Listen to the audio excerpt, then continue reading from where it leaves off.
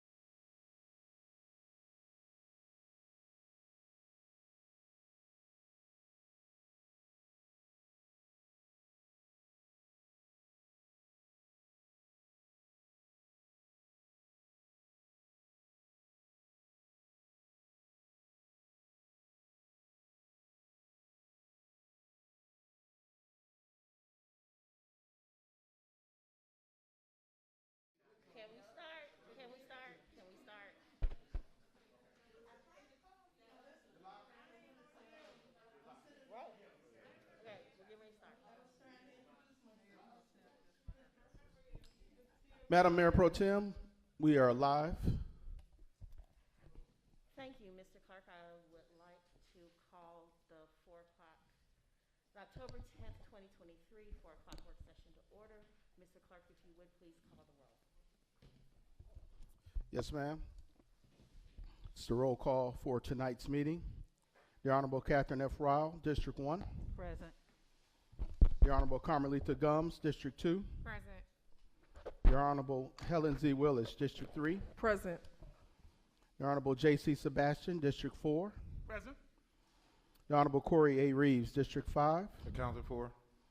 The Honorable Natasha Williams Brown, District 6. Present. And the Honorable Linda B. Pritchett, District 7. It's my understanding she's going to participate virtually this evening. And lastly, the Honorable Mayor Khalid is not present at this time. Madam Mayor Pro Tem, you have a quorum. Thank you, Mr. Clerk. If you would please sound the first item. First items listed under Roman numeral 3, City Manager item. Sharon Subadan, Interim City Manager, will provide staff reports. Good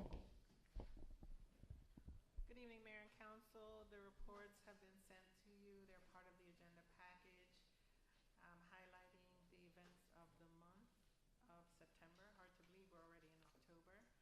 We've also included, for your information, as a separate file, the Public Works report, the status report of 60-plus transportation projects, and city contracts exceeding $25,000 that were awarded in the month of September. Additionally, in the city manager's reports, we have aligned initiatives with the strategic plan. And with that, I am subject to your questions. Yes.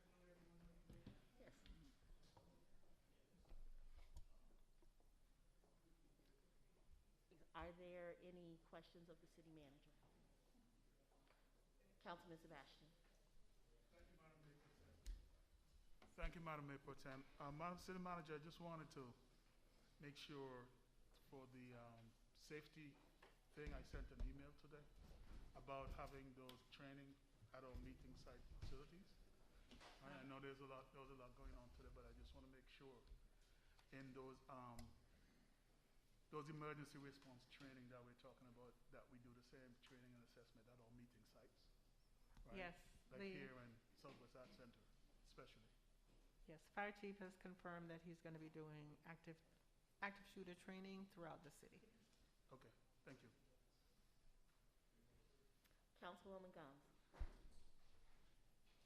Okay, good afternoon, and thank you for your report. I do have a few questions.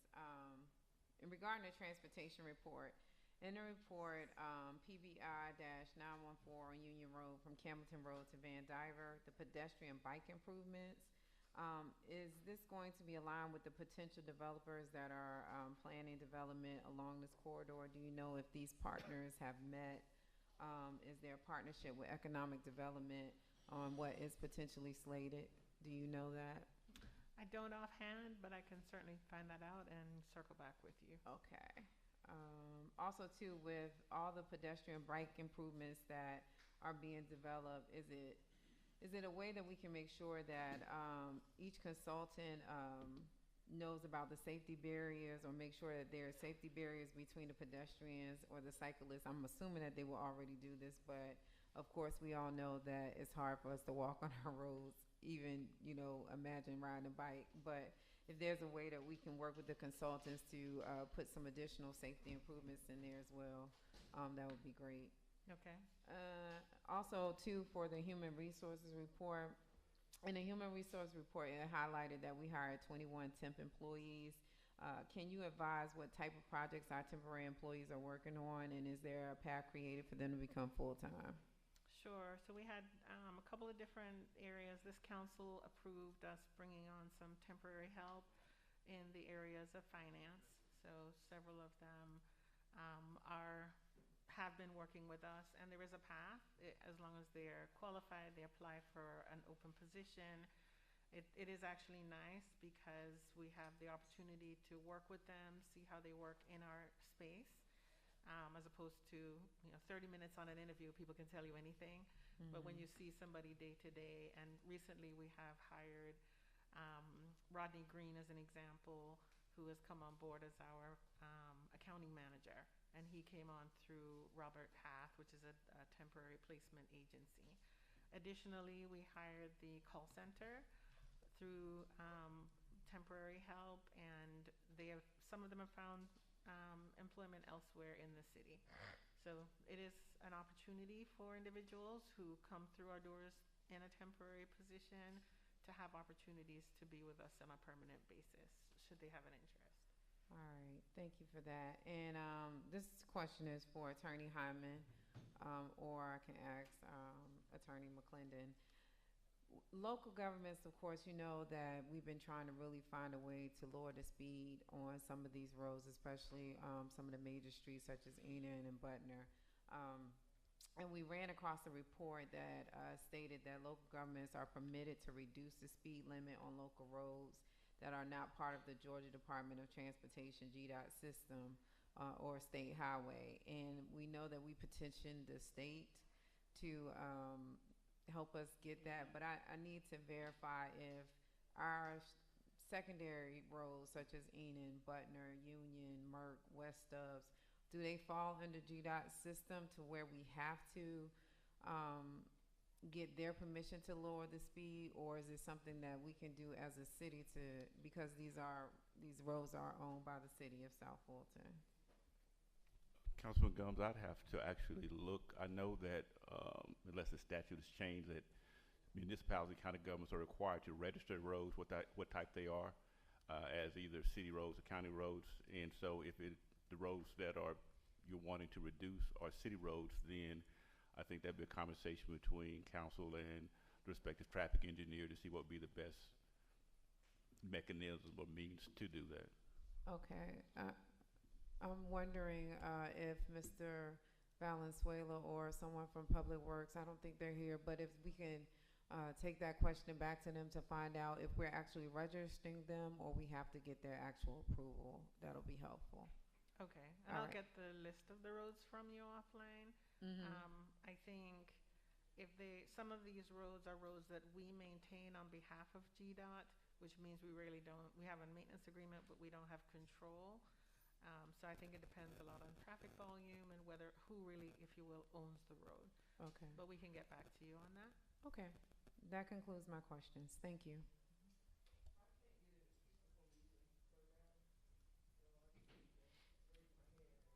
Councilwoman Willis.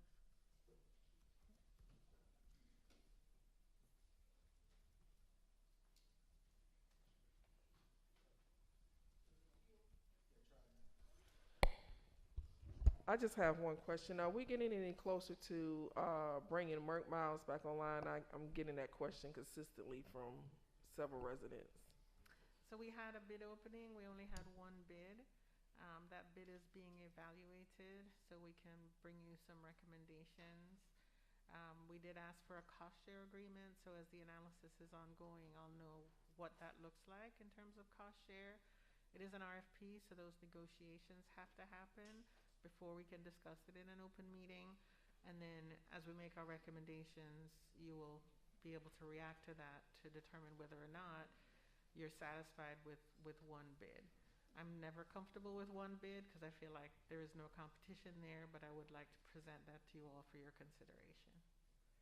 Will it come to us the next council meeting? That's our plan. Okay, and so when it comes to us the next council meeting, if we approve, when will Merck Miles potentially be open? I would need to see what staging time they need to get ready once the bid has been awarded. So potentially, if you're satisfied with it, you could approve it at that meeting.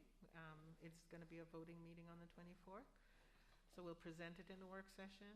If somebody wants to put it on for approval at that meeting, you can. And then it will be up to the vendor whether they need, 15, 30, 45 days, whatever it takes for them to get up and ready.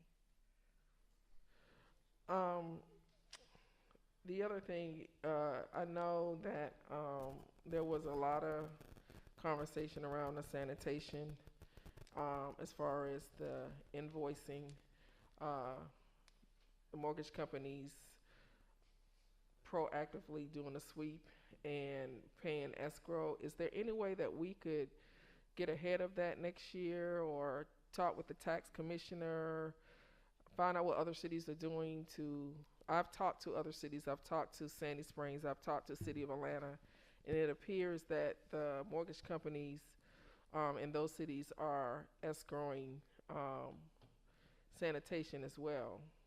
So I guess, can we devise a plan to kind of figure out how we can message that, or make sure that our residents don't get caught off guard like they did this year, next year? We got a whole year to figure that out. Yeah, we'll certainly do a better job with messaging. The tax commissioner did not send any bills to any mortgage companies. Some mortgage companies proactively went out and pulled that information. And so we'll send something out that's more generic that says this could happen. Yes.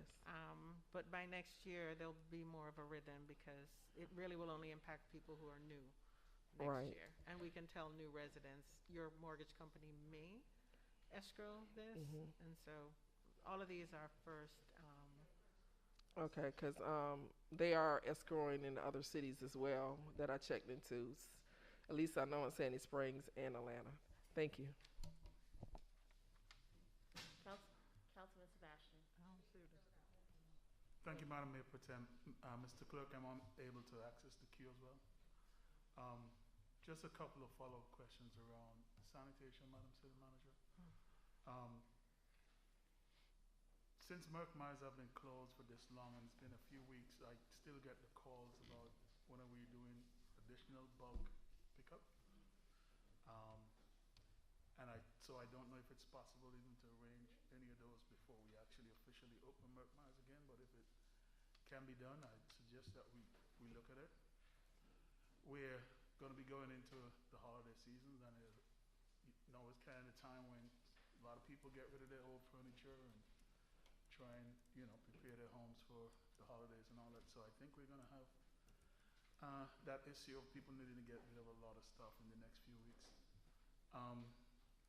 Also, the other question that I've been getting too is, with the people who have applied and have received assistance through the sanitation program, we haven't had any clear direction as to if those people apply, are they going to be getting that check from the tax commissioner, or is it going to come back to the city? That's it's important. Yeah, we have circled up with the tax commissioner. He refunds it to the owner of record, so it would go back to the owner. I would have preferred that it come back to the city, but he says it'll go back to the owner of record. Our recommendations for those owners is that they forward it on to their escrow company to reduce their monthly deficit.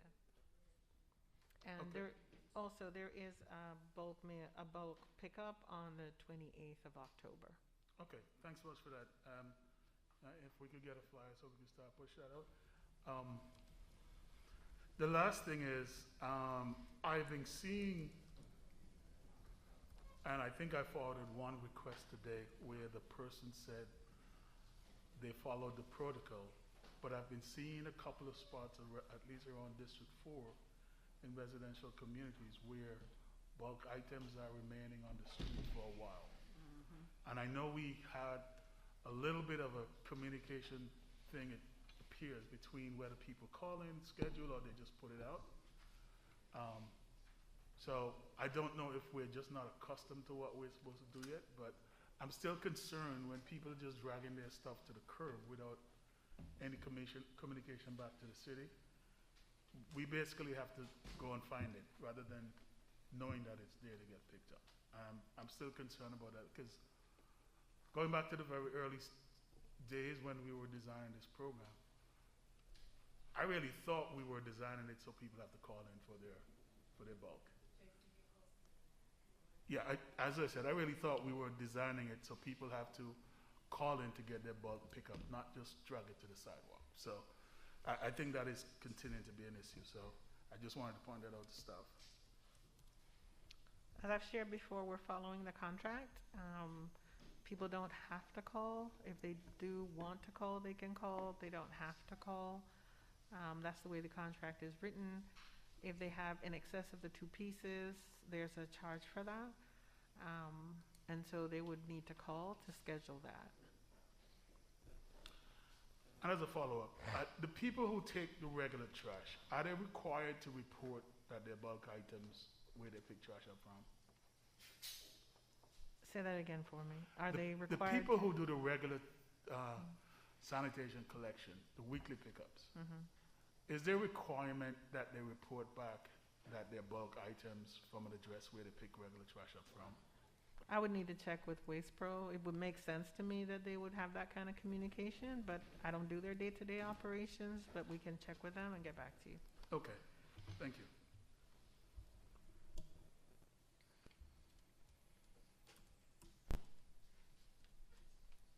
The chair recognizes District 1 Councilman Dr. Rao.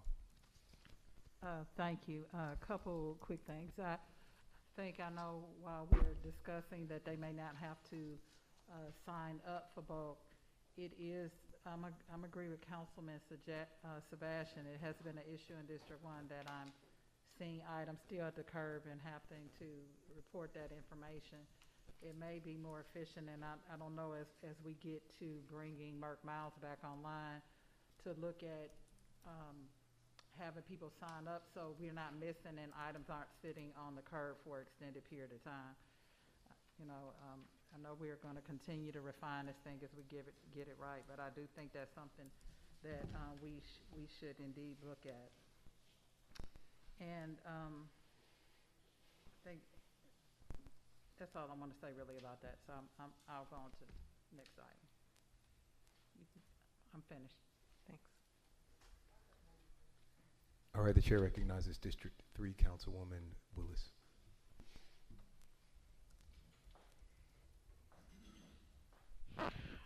Ms. Subadan, can you give us an update on when we're supposed to, are we going to get any paving done this year? Resurfacing? I'm sorry. Any what now? And resurfacing, are there going to be any resurfacing projects done this year? Because we're now approaching really November. Right. Well, the resurfacing contract was awarded last meeting, and so of course we're going through the process of getting them an actual contract in hand. We had to wait a period to ensure the contract isn't vetoed. So now we're ready to move forward, and so we'll get a schedule from them. My anticipation is that they're going to be able to start, take a break, and then restart. And we did give them an extended period to complete the roads that are on the list, recognizing that we started late. Thank you.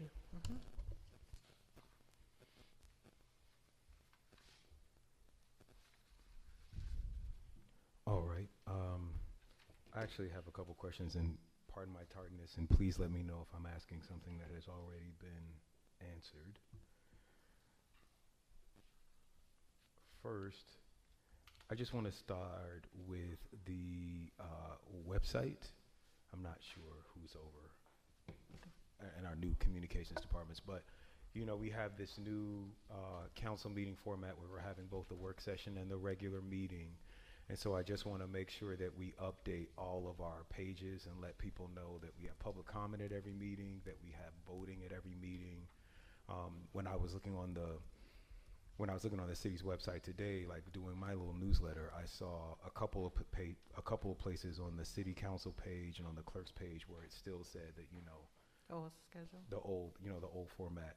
And to that point, and I've seen this particularly around sanitation, I send out these text blasts and I send out, these newsletters with links to pages on our website. If we have a page, we had like a sanitation landing page, and the address of that landing, this is like a small thing, right? It's like a nitpicky thing, but the address of that landing page has changed, or the address of like the bulk waste page has changed. So if you send someone a link out with that address and they go back a month later and they click on it, it says like no return found, which is a little alarming. And I'm wondering if there's a way that we can update existing pages without actually changing their URLs so that, you know, as information gets updated, the page is still valid. Next, did we talk at all about the changes that we've made in our healthcare offerings? Have we talked about it here or? Yes, here. Not here today, no. I just,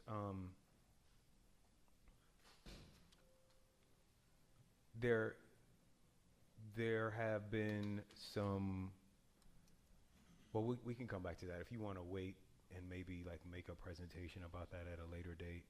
I can do that. Okay. I did respond to your question about short-term disability. The short-term has not changed in terms of the allowable offerings. They're exactly the same as they were before. But what I can do is kind of have at the next meeting a more formal report, kind of letting you know how the transition has occurred, how many employees are on what plan, and how the transition has gone. Right. And I think most people are aware of like the services they use every day, like the copay for their doctors or whatever. But you know, some of the services that people use maybe less frequently, like gym benefits or flex spending or the short-term disability, it's not until you go to actually access them that you realize that they might be different than what they were before, what you've heard about. And I think that's it. I do want to, I saw Councilwoman Pritchett enter the room, so I'm just going to be checking periodically to make sure that she doesn't have anything. Is she online at all? Yeah, she's online, but there's an issue with actually seeing the video feed on Zoom, so staff is working on that now so she can participate. All right. I've told her to text me if she has a question. All right. Well, thank you so much. And with that, please sound the next item. Brings us to Roman numeral 4, presentations. First presentation for tonight's meeting is Hospital Authority Initiative. Discussion with Senator Donzella James. This was placed on the agenda by Councilmember Gumbs, and the sponsoring department is CDRA. Do you need us to bring the mic to you? Or? Yeah. Okay. All right. Well, ladies and gentlemen, we are proud to have with us tonight the iconic Senator Donzella James from the 35th District.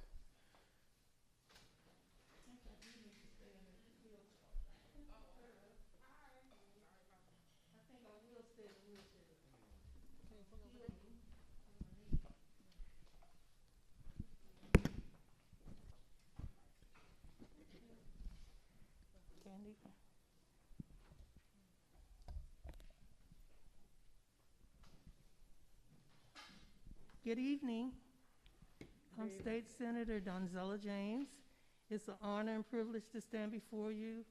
So to Mr. Mayor and all the honorable city council persons, I bring you information about a Senate resolution that was passed in the legislature this year and signed into law in May. It is Senate Resolution 250. And I want to know if the city manager or someone was able to receive the packet that my office sent. Do you have it in front of you?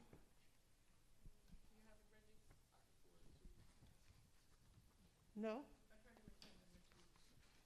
Attorney McClendon received it, so he can forward it to everyone. Did he already? Yes. You got it right? He did receive it. And he's already sent it? He's going to send it right now. Okay, thank you very much. And then, of course, I'm sorry, Clerk Adams, when you get it, is it a way to put it up on the screen so everyone can see it? Thank you. I have 2 copies if you wanted to scan it some other way. No?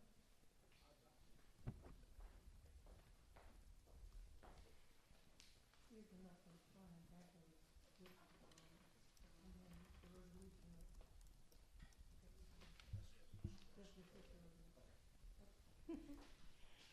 You know, during the session, we had many hearings about the hospitals that have been closed throughout the state of Georgia. We had hearings talking about trying to reopen the one in East Point. And also we talked about the one in Midtown Atlanta. Then we found out that 25 other hospitals had closed. So the governor, who I was working with, said that he was going to do a feasibility study to get as many, to see where we needed the hospitals the most. But that was not good enough for us. So, because we wanted to make sure that we didn't get left out. So consequently, I got with the city of East Point, and I have Joshua Butler here, who came to several hearings and had 2 hearings himself, correct? 2, that I did attend, and we talked about how can we make our residents safe and have a hospital in close proximity to them, and what would it cost? How could we do it? So I'm the chairperson of Urban Affairs in the Senate, and we talked about the information, I hope you already have it now, about how a municipal hospital authority is formed. And why did we look at hospital authorities? Well, you already know that our county, Fulton County, has a hospital authority with Atlanta. And it's about 90% of the hospitals that we have in the state of Georgia are under hospital authorities. And so why would we want to form a hospital authority? Because under code section 31-7-72, each county and municipality in the state has an opportunity to create their own hospital authority. And the Senate Research Office provided us with all the legal advice that we needed to see what we could do to have the city of South Fulton and the city of East Point, who were the only two cities in the 35th district. They contacted me that wanted a hospital and said that their surveys with the residents showed that hospital was the #1 issue, not transportation, not other things, but actually hospital. What would we do if we had an accident in our homes here in South Fulton and then have to go all the way to Great East or somewhere? Do we have enough time to get that patient there? And we found out no. I brought this to the attention of many of you, and we saw that it was easy to form a hospital authority. And we needed a hospital authority because then you, the city of South Fulton, if you decided to have a hospital, then you are not liable for any of the problems that come up. Yes, a hospital authority can be sued, but you'll be under the tort reform.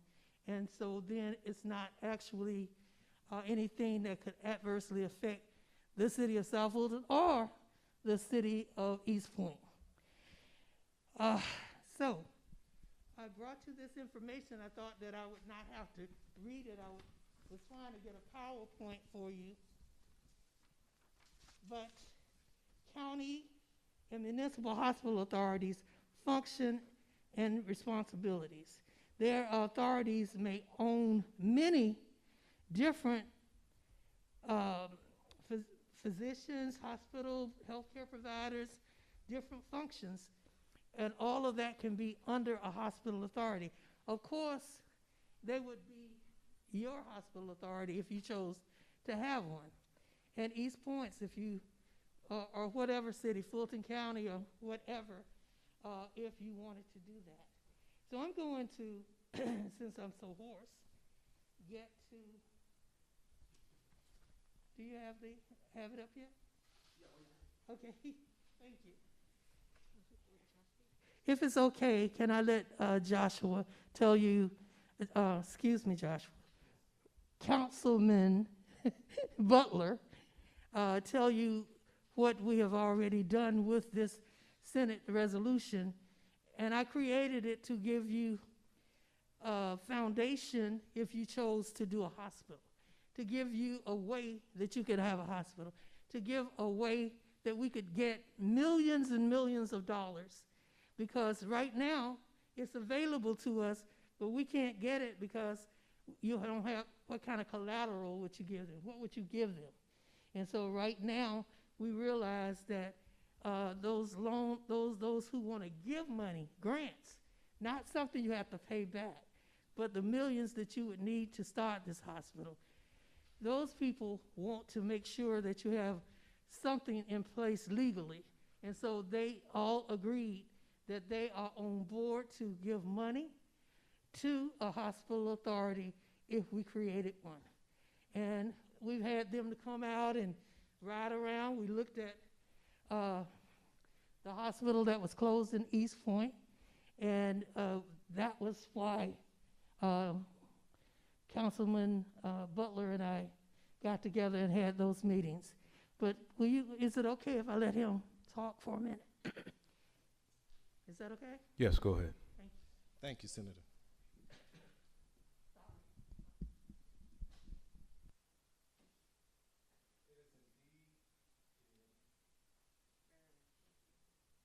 Might not be on.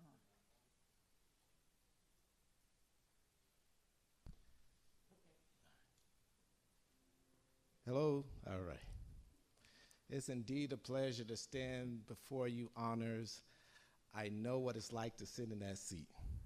It's not an easy job because you are tasked by your voters to do the best you can with the best information that you have to provide the best services for your constituents.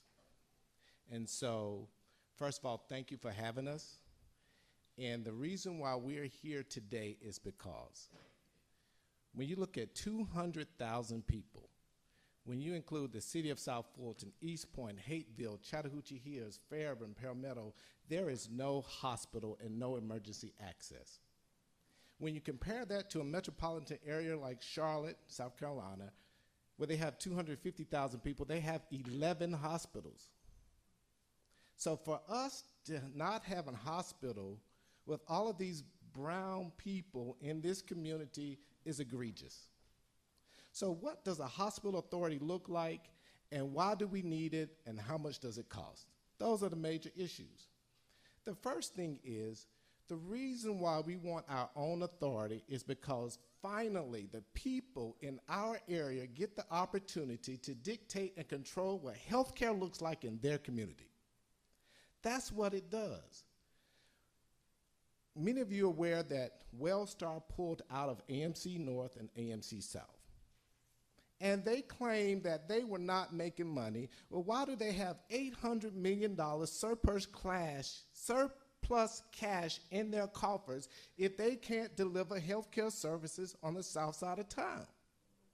And they left right after they got an infusion of cash from the Biden administration because of COVID.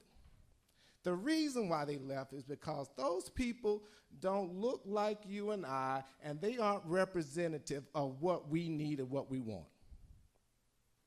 That's why we have to have a hospital authority, because you, as an elected officials, get to decide who sits on that board and determine the direction of health care in our community. So why is that important? In the early 2000s, Grady Hospital was in a financial crisis. But because it was a hospital authority and they put great people on that board like the late, great Tommy Dortch, they were able to change the dynamics of Grady Memorial Hospital and make it a vibrant, functioning hospital. And the reason why they did that, because they represent the community. They are from Atlanta, and they want people that look like them to have access to health care. So the first reason we need our own authority is we get to control and dictate how that health care looks like. So the next question is, how much does it cost? And I know people have been saying, oh, it's going to cost us too much money. Oh, the municipalities are going to be responsible. That is not true. I sit in your seat in your neighboring city, and we cannot, nor can you afford to finance a hospital on property taxes alone. It's unconscionable to think so. But when you have an authority, the second purpose of the authority is to be able to collect funds from outside so that you can fund your hospital. Fulton County, at one point in time, we have to go back and revisit with them, agreed to be a part of this newly formed authority so that we can dictate what healthcare looks like on the south side. We have to revisit those conversations. But in addition to that, an authority allows for us to solicit funding from the state and private money to do that. So let's really talk about what does that look like. According to our experts, we need between around $150 million. And that is to reopen the hospital on East Point and to look at building a new hospital in South Fulton will cost approximately $2 million per bed. So we're thinking about, oh, $150 million, oh, $2 million per bed. What does that look like? How many of you have the privilege of driving up 85 North, and on North Druid Hills, you see that beautiful new children's hospital, the Children's Hospital on North Druid Hills? Do you know what their budget is? $3 billion. So you're telling me 200,000 people with the resources we have cannot raise and finance $200 million when you have a hospital on the north side that has a budget of $3 billion? And let me tell you how much they raised, $800 million. With $800 million, we can reopen and build a new hospital. That's just what they raised. So when people use the red herring of how much does it cost, we have the capability to finance and raise that money and not use property taxes and not depend on the budget of the general fund of your city. So here's the ultimate goal of this authority: to get the south side cities to participate along with the county, to set up a structure so we can finance the construction of a new hospital in your area where you will choose where it goes, and to immediately reopen the hospital in East Point. And the final thing, why is that important? Because the state of Georgia says in order to have a hospital, you must have a certificate of need. And because you sit in the same seat I do, you know how political a certificate of need is. It's arduous to try to get a new certificate of need, and I doubt very seriously that they will issue us a certificate of need. By having a hospital authority, now we have an organization that can go and negotiate with Wellstar to get our certificate of need back. That is the most important fact about what we're trying to do. Because what they have done is not only taken away our hospital, but they have made it impossible for us to open up a new hospital. So we have been very strategic in the hard work that we have been doing. We have done the homework, and we know that this does not work if we don't have the partnership of the great city of South Fulton. As I was driving here, I saw so many blue and orange campaign signs. I didn't know if this was South Fulton or Helen Willis, you know? It was so many people elect us to bring good services to them. I have been working at the senator's permission to strategize, to come up with a way to save lives. And as I close, I'll leave you with this. If you're caught in a car accident, if you have a stroke or a heart attack at 5 o'clock at the airport and you're trying to get to Grady, you may not make it. In fact, one of my constituents husband died from a heart attack because she could not get an ambulance to go to Grady. One life lost is one too many. I dare say that if we don't do something about this urgently, more people will die. And we have the power to change that today. And we don't have to worry about how much it's going to cost, because your city is not on the hook for any money. And let me be clear, the only money that South Fulton will need is to help East Point and the other cities pay for legal fees as we really set this up. So you're talking about $50,000, $100,000 divided by 7 or 8 cities. That's it. By starting a hospital authority, in no way does it make you liable for any funding. And if you were required to put up any funding, you would have to bring it back to your council for a vote. So in no way does it put you on the hook or put you in jeopardy. The only thing that you do is tell your citizens when you form a hospital authority with East Point and the others that you are concerned about their health care. And with the new hospital in your area, it could be a $30 million impact to your community. Thank you for this time. Thank you, Senator, for letting me speak. And I do appreciate all that you do. All right, and with that, I am going to open it up to questions. The queue is open. I don't know, raise your hands if you can't get in the queue. Okay, we got 3 folks. All right, I'm just gonna go around then. That's like more than half the room. Dr. Rao, do you have anything? All right, Councilwoman Gumbs. Oh, you do? I did. Okay, go ahead. So I noticed it seems like it's the first time that our city mayor, I don't know that she's had a chance to analyze this. As it relates to the 7 cities and dividing those costs, have you got the commitments in terms of putting up the money to structure the hospital authority and defer the legal expenses associated with that? It would not be, the 7 cities would benefit from it if you wanted to include them. But everybody can make their own hospital authority, but they have to be functional and have a way to bring money in.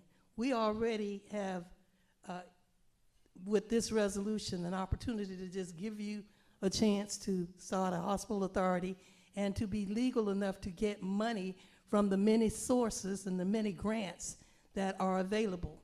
And we have talked to so many people. The Catholic Social Services owns the building at Butner Road and Camp Creek. The Village of St. Joseph's and the Blessed Sacrament Church, both of them have been closed, but they still have the senior citizen housing that's there. However, they do use that building, but they want, just like they gave us a million years ago, Holy Family Hospital, it was Southwest Hospital, that was on Fairburn Road, right near, what is that, where Benjamin Mays is? Mm-hmm. They still own that, but they're wanting to actually allow this hospital authority, if you do decide to do it, to have that property. And that property is right at Butner, where you see the brick wall that says that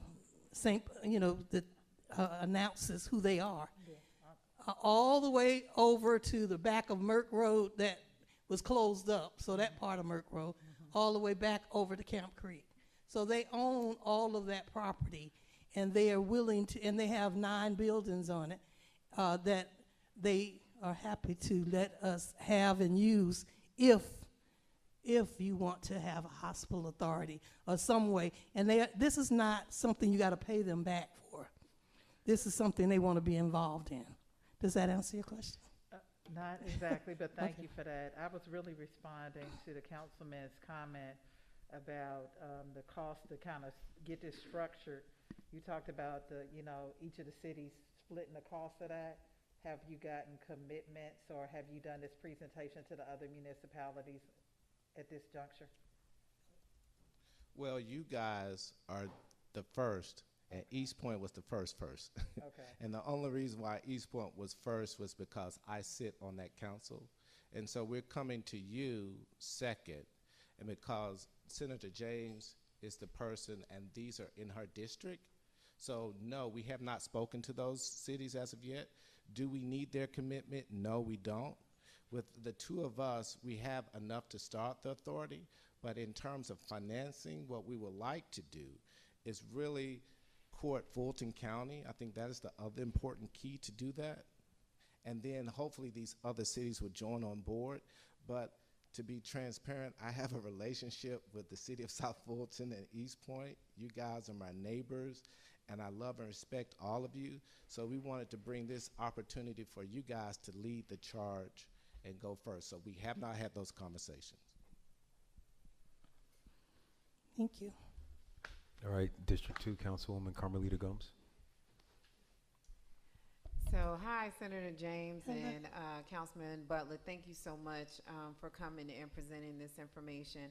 I know when you all initially rolled it out, there were a lot of questions, and I know my colleague, Councilman Sebastian, and I really wanted to, at least understand exactly what the hospital authority meant. I know we all are very passionate, each district, about bringing a hospital in the city of South Fulton to service our residents.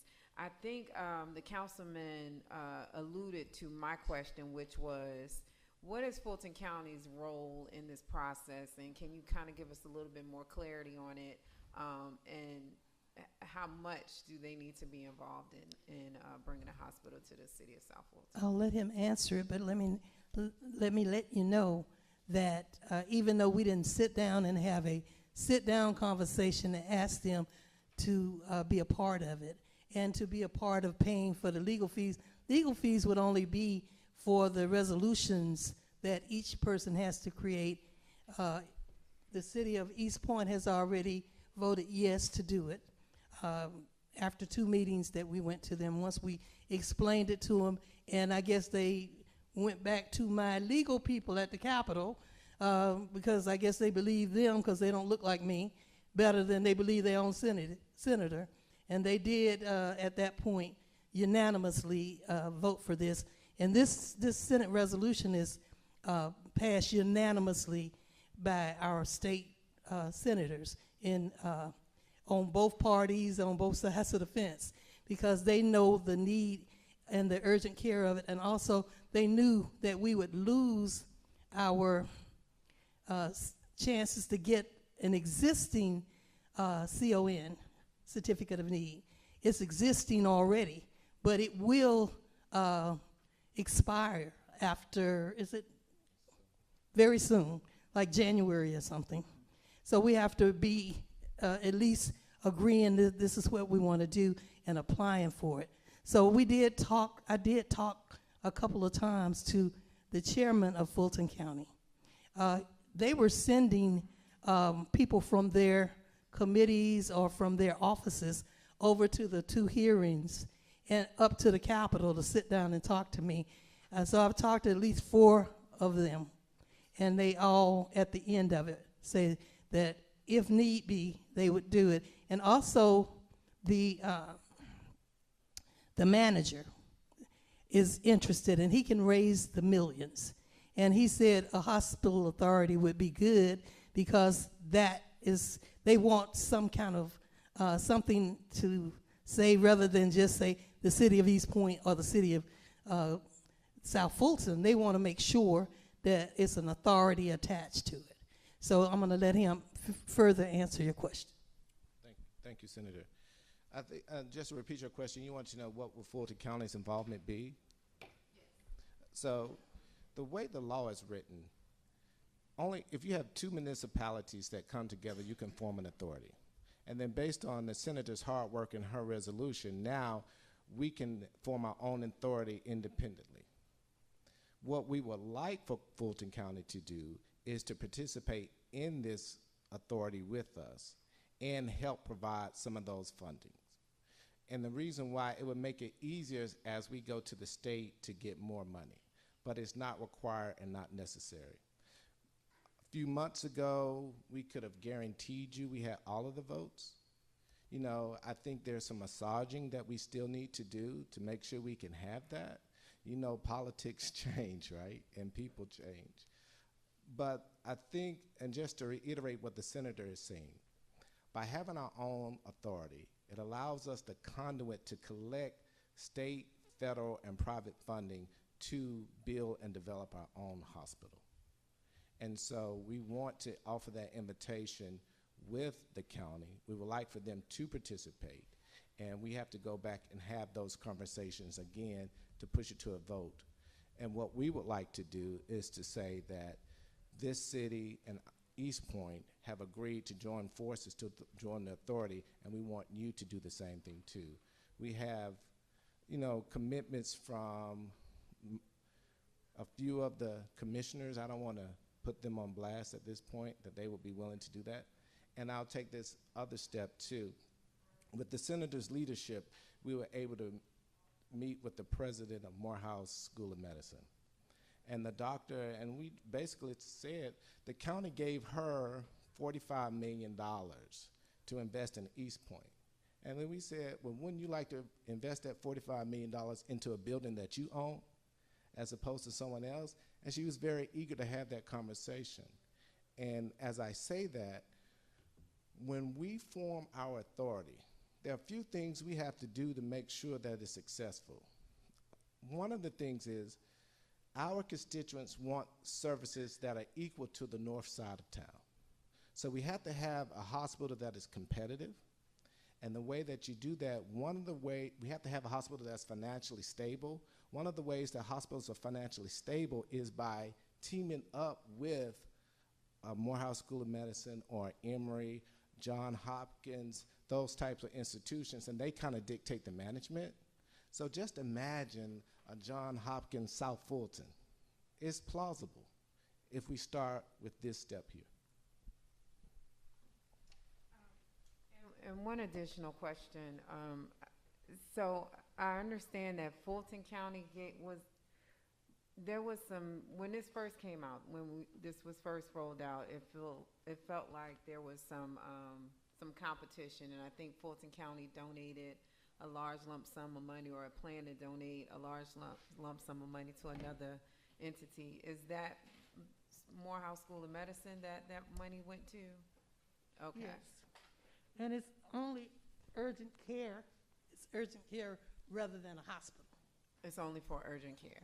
Okay. And they are trying to create it in the Buggy Works, which is in East Point. And they didn't come before the council the way I'm trying to come before and offer you something. Mm-hmm. And I get nothing from this except that I live on Pittman Road, and if something happened to me, I want a hospital close by. You know, that's the advantage only advantage that I would get from this. This is not a Donzella James thing. This is for the city of South Fulton, and East Point wants their hospital reopened so we can have two hospitals. I talked to doctors who were affected by the closing of both hospitals that we mentioned earlier, the Atlanta Medical Center and the East Point Hospital. And both of them are owned by Wellstar. And, excuse me, and they want to come together, especially the black doctors. And I'm saying that because many of them didn't even attend Morehouse School of Medicine, and they've been practicing for years. And they had been at different other hospitals. So they wanted to have something close to this area too. And they're willing to come, and especially if we have a hospital authority, because we can form different organizations and authority. I mean, the authority can, not us. But you're in charge of the authority if you're half part of it, half owner of it. You name the people that would be on there, and they're accountable to this council. Thank you. Did I answer it okay? I have no further questions. Thank you. Thank you. The chair recognizes District 3 Councilwoman Willis.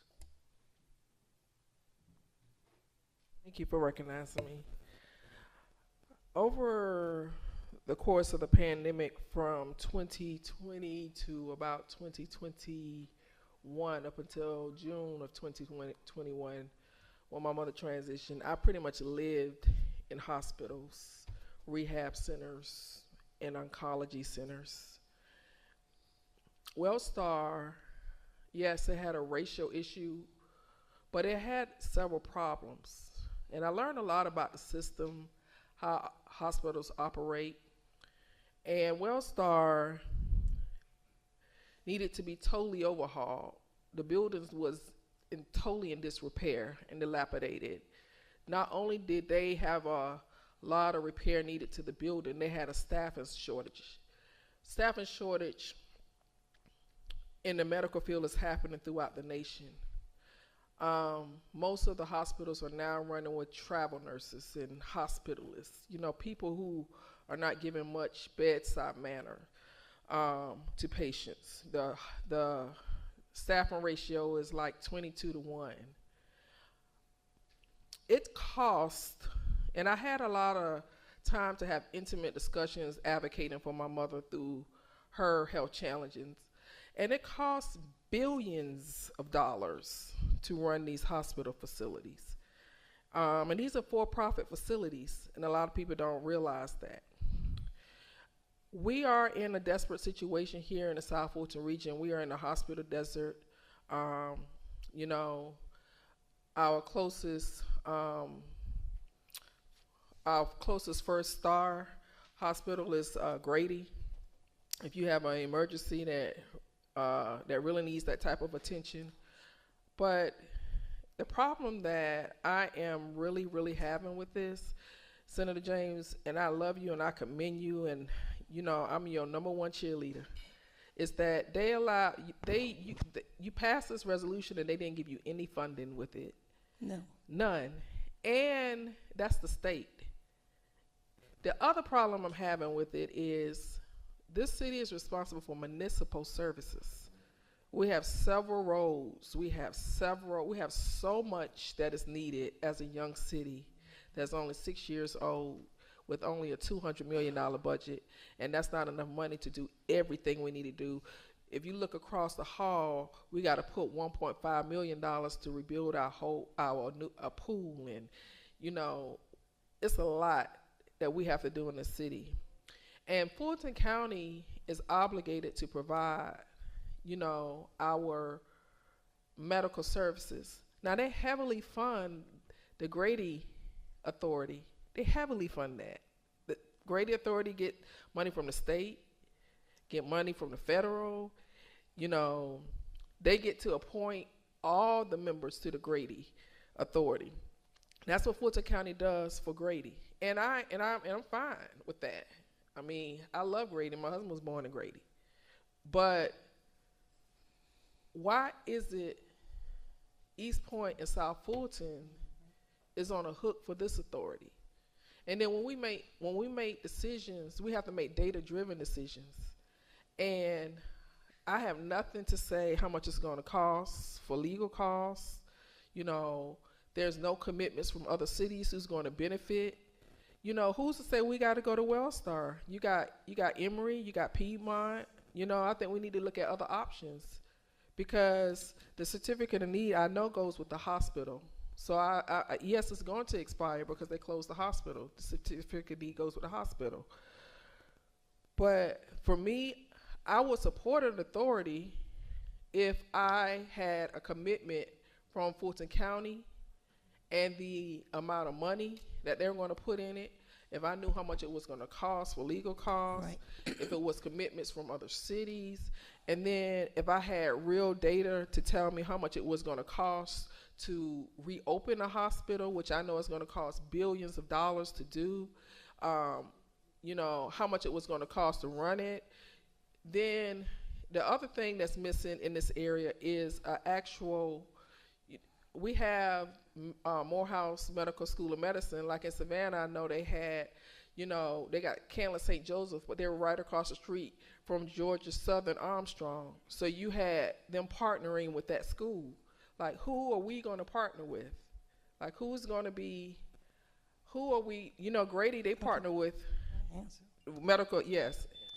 First of all, you have to have the hospital authority first before you can get any money from the state. I'm on the appropriations committee. I have not been out there asking for every little nickel and dime. You know, I ask for things that we need. All of the people that I spoke to in the Senate and in the House who serve on appropriations know that if we get our certificate of need, that we are going to need some millions from the state. We don't need some of the folk that you've been mentioning, and a couple of things a little different from what you think, what you just said. First of all, this is a hospital authority would give you an option to go and ask the surrounding counties and cities, municipalities and counties, if you wanted to. So this would give us an opportunity to, and you would be able to tell me who you want, and that's who we'll go and talk to and see if they would join and come aboard. We have a lot of people who think this is a really good idea and wanting to not have to go to Grady's or Fayette County or somewhere else to get a hospital if they need it. They want their own hospital. We deserve that. Our constituents deserve it. And so even before they Wellstar closed those two hospitals, people wanted a hospital in South Fulton. And I've been working on it not just this session, but about 4 years. And that's how I got in touch with Councilman Butler, because he was trying to strengthen their hospital. And you're right, a lot of the hospitals have a lot of problems. And some of the buildings are dilapidated. But most of those are down at the one on Boulevard in Atlanta. Most of the needs of the one in East Point that they want to reopen, and they can't reopen all of it because some of it has already been sold or given to another clinic. And so they can't they can only open, I say about 3/4 of what was already there. And there are other people who are also trying to buy it. Like at first the City of East Point mayor didn't want it, but she was working with TD Jakes to for him to purchase it, but not for a hospital, for apartments and lofts and all of that. And so the other council members voted unanimously to support this and to form a authority. What else did you say that it was something else you said that I needed to? My question was, and don't get me wrong, I want a hospital. Mm-hmm. We need a hospital. I'm not negating that. What I am saying is that, okay, before we wanted a city. We created a city, but we had to have a feasibility study. It's been one done. Okay, and that's what I don't have. I don't have any of that. Okay, I have to get it from Roger Bruce. And then also the Fulton County say that they did one. And, excuse me, and Morehouse School of Medicine had one. And I asked them for it. And they said, you know, I have to find out if I can give it to you. And so then that's when I went to the governor trying to get a feasibility study. And that's when I saw that he was trying to open up other hospitals just and leave us out. So that's when I left him and went to the people who would have an advantage of having a hospital in this area. So what was the feasibility study for? Was it for how much it was going to cost to? Yes. So I think you have a great question. And so what we did was, there's a young lady who has done 43 deals like this, where they've taken hospitals and they've reopened them. I can't think of Rada's new last name because she just got married, but Rada did the feasibility study for us, which said that to reopen AMC South, which is the East Point, it would only take $50 million per year to run. And so many of the problems that you're talking about regarding dilapidation is because the previous owner failed to do the mandatory maintenance that was necessary in order to maintain. And for whatever reason there was, they divested those funds and took them to Kennesaw. What happens when you have your own authority, now you guys get to decide and you get to hold people accountable with how they spend money at your hospital. And so to answer your question, the feasibility study was done for the AMC South location, approximately $50 million per year to run. And there is the deferred maintenance, those numbers are up for the debate, but all of that is included in that $200 million that we discussed. So that would be your budget. Okay, we don't have the feasibility study, and again, We can get it for you. Okay, We'll get it for okay. you. And cities are responsible for municipal services, so I would definitely have to see where Fulton County is committing to this, and they're putting forth some funding like they do for Grady. And then what is our financial commitment? Because City of South Fulton can't, you know, me being good stewards of our tax dollars, I cannot put our tax dollars on a hook for something without knowing how much it's going to cost, you know. Of course, I understand, and you're not being put on a hook. You're actually going to do something that will be great for the city of South Fulton. Right, I do agree. And also, I have at least 9 groups who claim to say that they're going to give us millions of dollars. There are grants available. Some of them, I would have to find out from the hospital authority if it starts. Do you want foreign money? Because some of them are foreign countries. Then, of course, I told you about the Catholic Social Services. And that's already in our area. And many of the churches are in our area. They won't, a lot of churches and things are closing up under the Catholicism banner, and they have all this property. So they want to work with us. So we're going to have offers like I already do. Dr. John Ross, I was going to bring him, but I didn't think that at the initial meeting here that I would have to bring him, but he could run down how much it would cost, where the money is coming from. He was one of the doctors that started the Holy Family Hospital. Was the name of it? The Southside Hospital on Fairburn Road? Yes, that's the one, Southwest Hospital. And he already keeps calling me once a week to see, do you want the money? The money is on the table. And I told him that I was waiting to talk to all of the cities to see if you really wanted to use this foundation that I'm trying to give you. That's all I'm doing. I knew that all of your questions would not be valid if you have a hospital authority, because you won't be liable for it. And again, your tort reform is here, and they would be under that as any other hospital. And so people can't even sue them for any and everything anyway.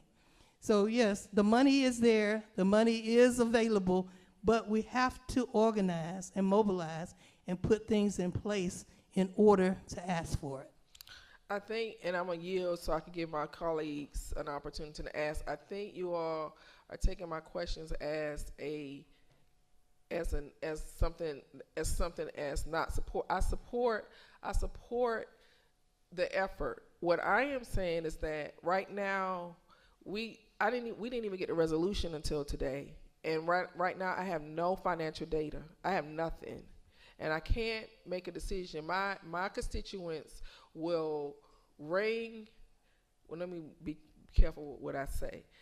I have to make financial decisions with tax dollars, with data.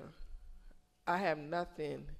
I understand. And we don't know how much the legal fees are going to cost, and nobody has committed. Like, why isn't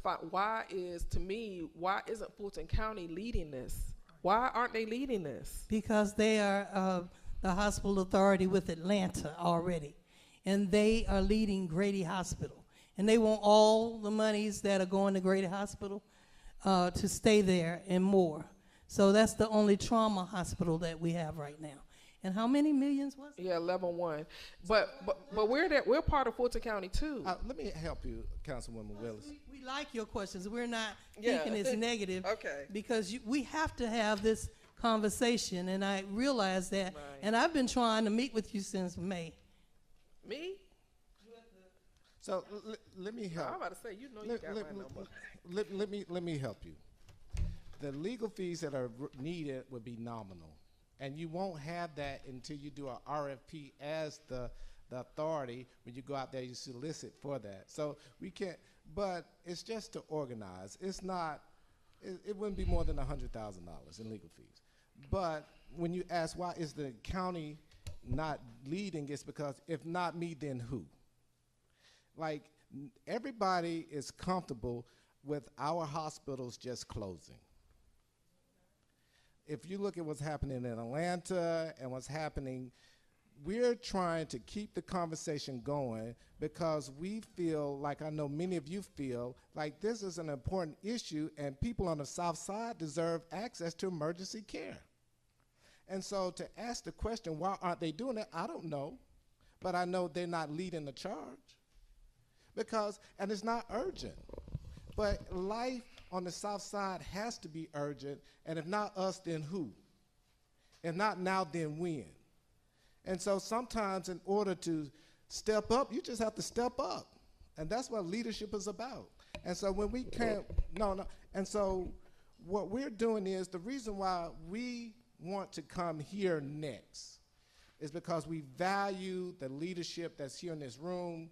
We know that you have 100,000 people in this city, and we also know that you guys wanted a hospital way before AMC South closed. All right, and I'm sorry, I do have to ask us to just maybe keep our answers a little bit more pithy. We got 4 more council members and about 300 pages of agenda items to get through tonight. Oh my goodness. I'm going to, if it's all right, I'm going to go ahead and go to Councilman Sebastian. If we could just have 1 round of questions and then 1 round of answers for each of the rest of the council people, because we really do need to talk about pedestrian safety tonight too. With all due respect, Mr. Mayor, you can't put the rules on the table now. You know, each council member here has as much right to take as much time as they want because that's what we've been doing. But having said that, I am not going to stay very long at all. Thank you for doing this, my senator. You're welcome. Councilman Butler, thank you for helping to lead the charge. And I hear the question about Fulton County. And I have commissioners on the county that I respect. But you all know why we formed the city of South Fulton? Because the people who sit on the Board of Commissioners, they don't live on this side of town. Even the current commissioner who represent us in this district lives closer to Atlanta than to District 4, than to Union City, than to Palmetto, than to Chat Hills. So if something happens, no disrespect to my commissioner, he's my commissioner too.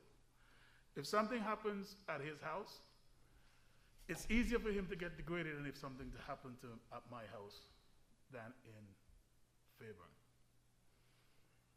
or in City Grove. Again, it's no disrespect to him at all. But that's the reality of what we're dealing with.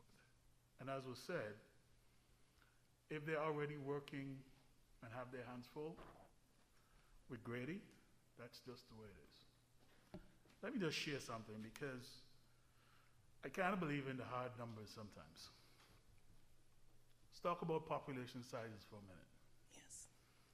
East Point, 38,000. Union City, 28,000. Fairburn, 17,000. Hapeville, 6,000. Chattahoochee Hills, a little over 3,000. Palmetto, a little over 5,000. For a total of a little over 97,000.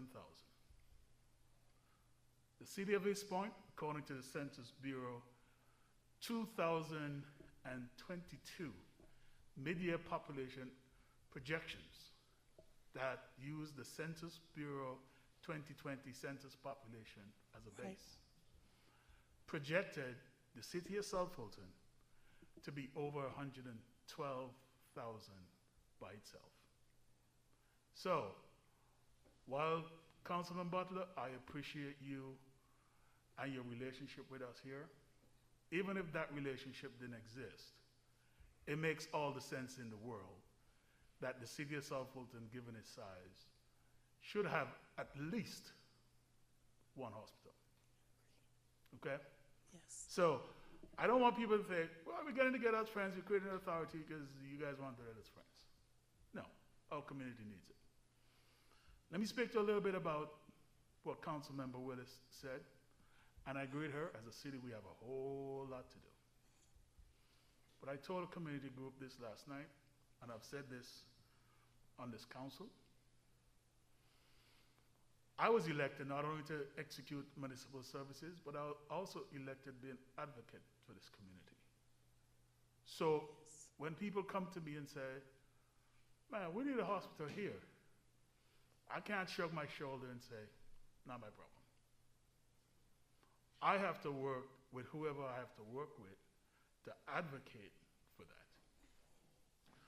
And if it means as a city that we have to step up and find that $100,000 or close to it, whatever our portion of that is, to see if we can explore this, I'm fully supportive of doing that. Okay? May not be our direct responsibility, but as a city, and there's some cities who not only have hospitals when they get to a certain size, there are some cities that own hospitals. And we're not saying that at all. We're saying create the authority as a vehicle to help us bring these services here. Because if it's not clear by now, if we don't fight for us, nobody's going to fight for us. And that is clear to me from the time I got to an understanding of what was happening in this footprint years ago when I virtually knew nobody in this footprint. And they say, you're living in this unincorporated area. I never heard of such thing before, where your tax dollars is moving out of here and we're not sure where it's going and we're not sure how much of it gets spent back here. So I want to thank you. You answered a couple of the questions before that I wanted to ask about Fulton County's role, which, by the way, if we all have to go down to Fulton County and have a word at that podium to say why you're not supporting South Fulton and East Point to get this authority and to help with some seed money as you've done for other things, let me know when. I'll put on my best suit and we'll go. Okay? So thank you again, Senator. Thank you. Mr. Fulton. And we do have 3 county commissioners who have been talking to me and advocating for this hospital. But they want to make sure that we have a hospital authority and they don't have to have a second one. They can support this without that, and the county manager. So, we, have to just go to them and say, you have to start somewhere. You can't just go and say, I want a hospital authority. It's a whole lot of people doing that. But we're trying to go the strongest and most legal way to do this, and the best way to do this, because we don't want to be liable if something happens. The authority would be. And they can't be sued on most things. And my final question would be, and this would be for staff, in terms of how can we request those feasibility studies? And also, for legal, can we, if we were to decide to move forward with this and there's some seed money that's required, are we legally allowed to use city funds? Back to Councilmember Willis's questions. Are we legally allowed city funds to use city funds for an initiative like this? So, I'll leave that to legal and Madam City Manager to explore. Okay, but they can talk to me or to the lawyers at the Capitol who have been at the hearings that we had. We invited everyone. So I'm sorry that the city of South Fulton, I don't know, I think Councilwoman Gumbs did come to one of the meetings. And so she knows that it was streaming too, so everybody could have seen it. But yes, The county has a responsibility to us as a city in Fulton County to help us.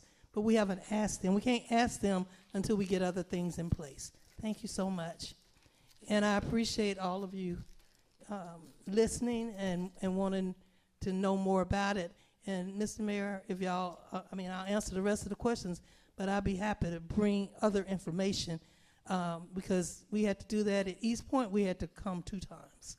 And then, but we, in between that time, gave all the information that we saw, not just that was required, but what was needed for the council persons who wanted to look at it and vote, and they voted yes. All right, thank you. Thank you. Councilman Reese. Thank you. In the sake of time, I'm just going to, I do agree with that hospital authority. I think there's some more things that be worked out, but also too in the mean in between time. Just a quick question. When you had said that they raised $800 million in capital, do you know how long that took, or the time frame of them raising the capital? I don't know the time frame, but I do know, when you have people like Arthur Blank that support the development, it probably was. They have a full-time fundraising arm at the hospital. So I don't know the time, but. Less than a year. Okay. It was more like 7 months. I did inquire because I saw what they were doing. And I even went to some of the people who gave that money, who raised that money. And so they said, well, do you have a hospital authority? I said, no, we hope to get one. So you're right. It took less than a year to raise that money. Correct. 800, we need that. Correct. And we could do both hospitals. And then also you don't have to you can do one. We'll work together and get one, if we need it. And at least we'll have one that's in close proximity to all of the cities that are in need. Correct. And with a $3 billion operating budget in our constant fundraising arm, we would have the same infrastructure, follow the same model. Correct. To do just the same, so that in the future we will be ensured the quality of service and for the hospital not to close in the future. Okay. And then also too, as looked at any other mechanism in the mean in between time, like emergency room pods or trauma pods, think of it like a MASH 2.0, because what we do lack is the emergency room access, and we know that minutes matter, and so that the closest mileage from here, if there was to be a trauma, that's what really some of our constituents would be in need of the most, particularly since we do have a high senior population. And so what is the in-between time mechanism for that? Because tragedies happen every day. I think that's a great idea, Councilmember Reeves, for us to consider that. That's something that I had not considered, but that's why, 2 heads are better than one, right? So I think that's a great idea. Yes, sir. Thank you. The chair recognizes Mayor Pro Tem Williams-Brown. Thank you, Mayor. And thank you, Senator James. You're welcome. For your tireless advocacy and leadership down through the decades. You've always been a joy to work with.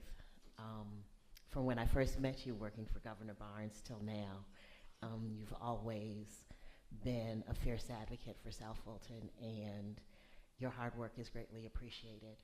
I think that this is an excellent first step. I know Councilman Butler and I had several conversations along the way about putting this hospital authority together. And so I'm excited that we are at this point and that things are starting to come to fruition. I do apologize that I was not able to come in person, but I did watch the live stream of the session that you had down at the Capitol. And so I think that where we are now really helps to set the stage for us to get to the goal of bringing hospitals back to the South Fulton area. And so I look forward to, completing this phase so that we can, take those next steps and begin to explore in a very concrete way, bringing our hospitals back. So thank you, Senator James. Thank you, Councilman Butler, for your leadership in this as well, and for really taking the bull by the horns and moving the conversation forward. I know in my household it's very much appreciated. It's one of the things that my husband mentions frequently, the lack of a hospital here in South Fulton, and obviously the residents are very, very concerned about being able to have access to a hospital. So I know that they will be happy to hear, if they're not online now watching, they will be happy to hear that we have moved forward, that we are moving forward and beginning to make some progress on addressing a very, very real and very critical need in South Fulton. So again, thank you very much for all that you do. Thank you very much.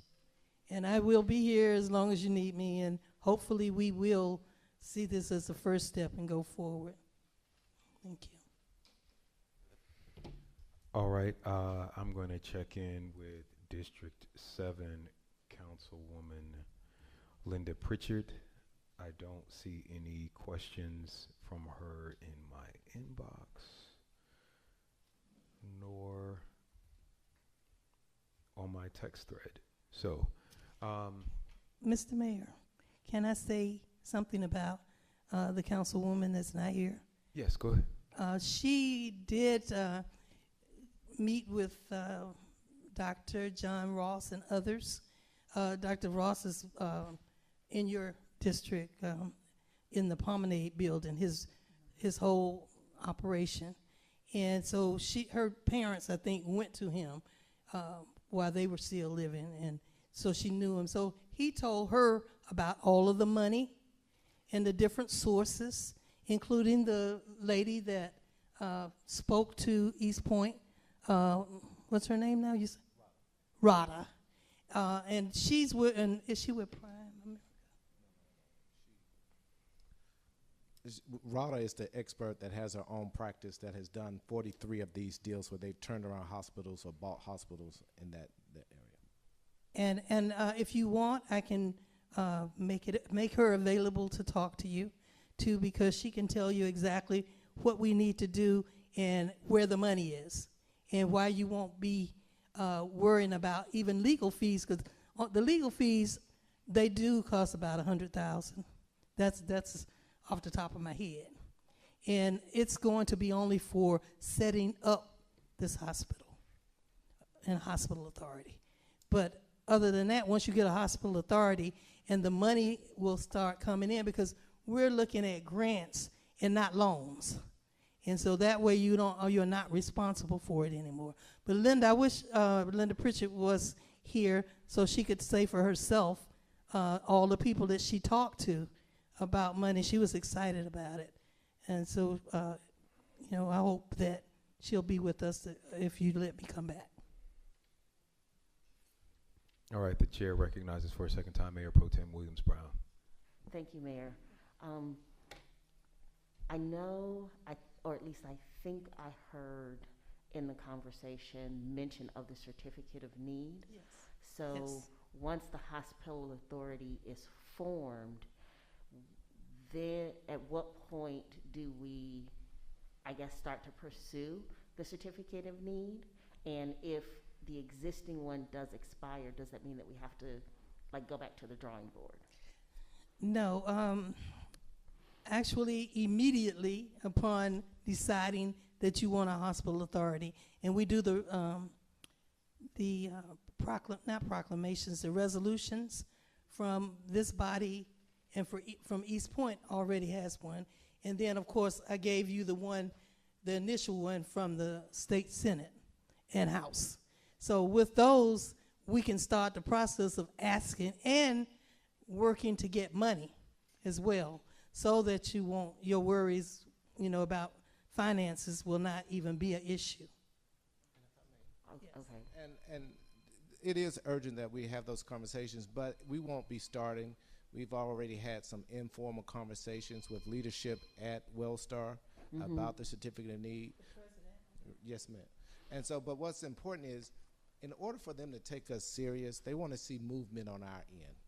They want to see that we are establishing a structure and that we can bring in the right partners to take over that certificate of need. Right. So basically, we have to do our due diligence for them to do theirs. Exactly. Thank you very much. That is true. Thank you. Thank you. You're welcome. Thank you. All right. I have a few closing comments. Our time is short, so I'm gonna skip over a lot of these, but I will say I along with some of my colleagues I'm frustrated with the response from the state and the county to this crisis. When Wellstar was letting AMC South Fulton fall apart, they were building a $77 million, 162,000 square foot facility, which they opened at South Atlanta Road in Smyrna. If you have a chance to visit, it's called Wellstar Health Park. Yeah. There is a fountain and a grand piano in the lobby. They have 3 or 4 levels of specialties for everything that you can imagine. I do think that no one is coming to save us, and it is going to be on us to save ourselves. However, we have a lot of financial stuff happening here in the city of South Fulton. We've got some next door forensic audits happening, and I just want to make sure that we have all the information, as actually Councilman Willis said, that we need to make this decision, and that we also have the buy-in from the cities. My mother, rest her soul, was a Grady Health Administrator. She graduated from the Grady Colored School of Nurses. They used to have a nursing school in 1961. And when she retired in the 2000s, she was an executive over the neighborhood health centers. So this is a topic that I'm not unfamiliar with. Fulton and DeKalb's Hospital Authority, Fulton and DeKalb together, Fulton I think does about $65 million. DeKalb does about $35 million a year, but it was still never enough to cover Grady's expenses because people through the entire 26 county metropolitan statistical area, right, Clayton, Gwinnett, all of these other counties were sending people to Grady, but they were not paying into Grady. So I do want to make sure that if we have a hospital authority, that it's not just East Point and South Fulton that are paying in while everyone is using it. We have a South Fulton Municipal Association. I didn't realize that you had been reaching out for so many months. It's the first time that I have heard about that, but I'm on the chat with all the mayors now. We have monthly meetings, and all of council is invited to those meetings. I think that this would be a great presentation to make there to all of the cities, so that we could all discuss it together. And again, agreeing with Councilwoman Willis that we're going to need that feasibility study. Sitting right behind you, I see Mr. Benny Crane. He knows a thing or two about feasibility studies. He got one to have this city set up. So we need to just have all the experts in the room and all of the data. If there are people that have pledged money, if we could have like letters of support or donors, we just need an entire packet so that we can do a thorough presentation to that South Fulton Municipal Association. And I will let you know. I am talking with some of the mayors now. I will let you know when we could have you all out to make that. We want to give you enough time, though, to pull together all of that data. But thank you so much for coming out tonight. Thank you. And I will also bring the doctor that started that hospital on Fulton, on Fairburn Road, who is still, he's the one that actually built that hospital. And he's still working right here in South Fulton in the Promenade and working with 250 other doctors. They still have that Black Doctor Association. I think that's not the name of it, but excuse me. I know they consider us the Black City, but this would serve everyone. And it is a lot of doctors who are wanting to come and be a part of it and invest in it. So I don't know to what extent they want to invest. I've been turning everyone down until I know that you want a hospital authority and East Point wants a hospital authority. Awesome. We'll be in touch. Thank you so much. We need to go ahead and sound the next item, Mr. Clerk. Thank you.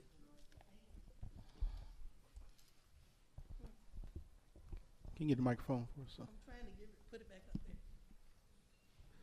Next item on this evening's agenda is the Reg'nia Majors Speed Camera Ordinance and Travon Wilkens Pedestrian Fund discussion. This is placed on the agenda by Mayor Khalid and Finance.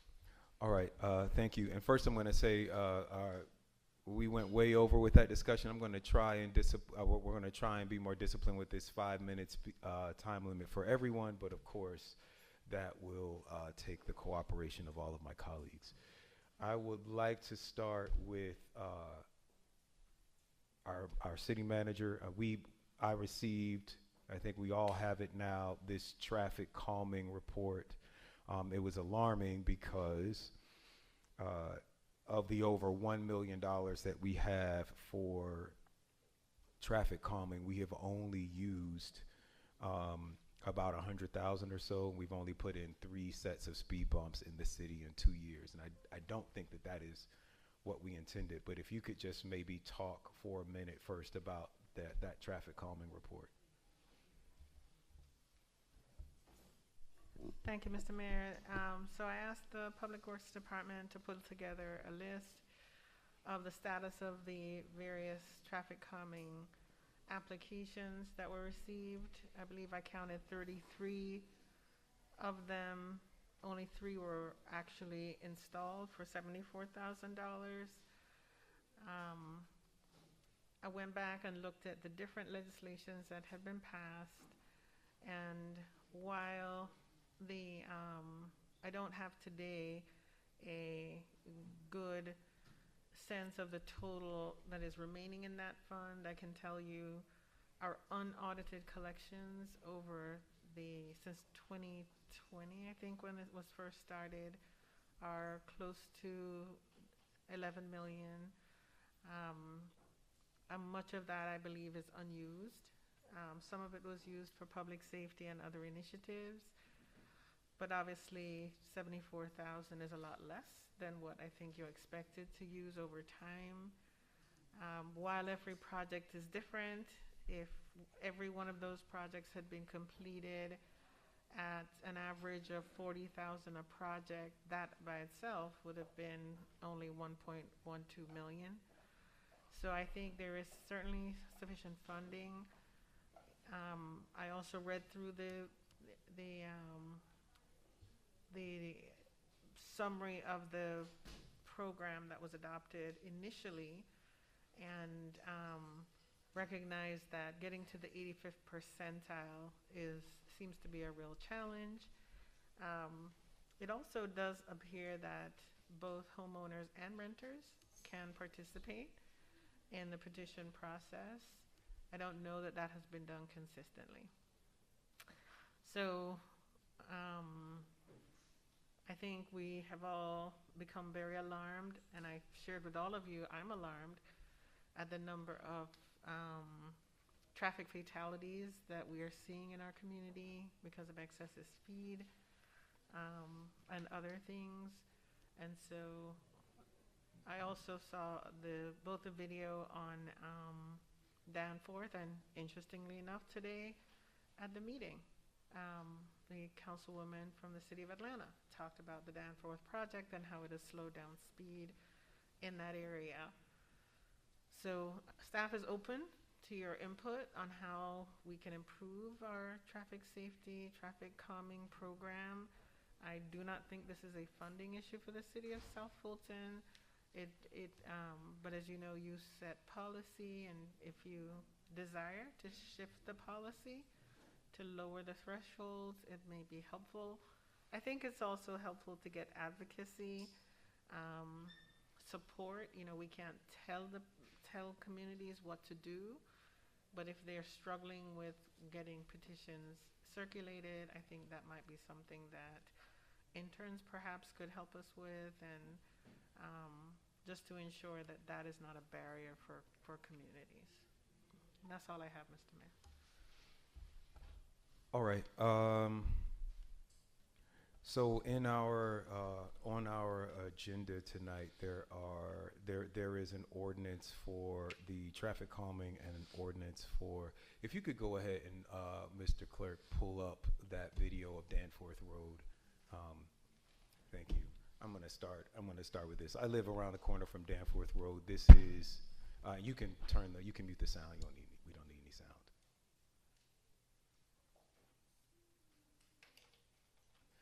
I live around the corner from this. We actually share this road with Atlanta. It's one of those weird roads where some sides of the street on some blocks are the city of South Fulton and some sides are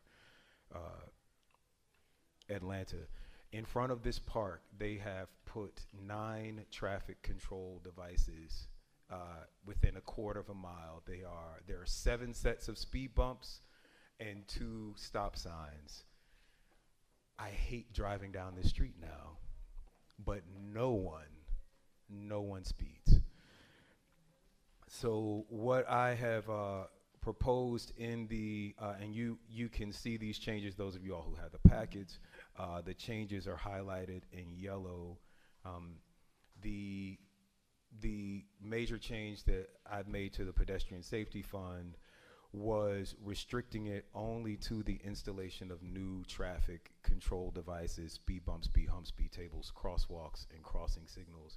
Right now, that more money may have been spent out of that fund for speed signs and other items than have actually been spent for traffic calming devices. So I want to make sure that the fund is just limited to installing new traffic calming devices across our city. It is one of the most requested items. It's probably the most requested call in our office. The second thing was raising the portion of the speed camera money that goes to the pedestrian safety fund up to 50%. I do hear you, Madam City Manager, that we would not necessarily need that, but we also know that the revenues from those speed cameras are declining drastically, or they're not declining.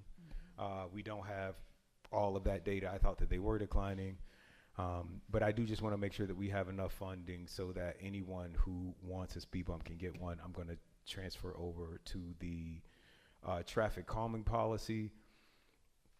One of the main issues in our traffic calming policy is that we spend a lot of time talking about why we won't give people traffic calming. There's 2 sets of petitions that people have to meet. The city will only talk to one person who's the initiator of the petition. And if something happens to that person, if they move away, if they just stop answering their phone, if they die, then we get rid of we throw out the entire traffic calming process. That is what the previous legislation states. So this new legislation creates one petition. If you do a petition to have a traffic study, we're going to assume that you also want a traffic calming device. So you don't have to go out and get a second petition. You don't have to go out and get a second petition to actually, after the study has been completed, to get the traffic calming devices. There is the second big change is, instead of having just one co-initiator, you can have up to 5 co-initiators that the city is responsible to try and contact before we throw out a petition for any reason. There is a lower standards. I'm going to just talk about one standard. You all can read through all of them. The standards are lines 175 through 180 of the ordinance. But under our current ordinance, 85%, if we want a traffic calming device, 85% of the people driving down the street have to be going over 11 miles over the speed limit. Under this proposal, only 20% of the drivers would have to go over 11 miles over the speed limit. That is because it only takes a few people it only takes a few people that are speeding constantly through a neighborhood to kill someone. And the last, and to me, one of the most important things is this notification section.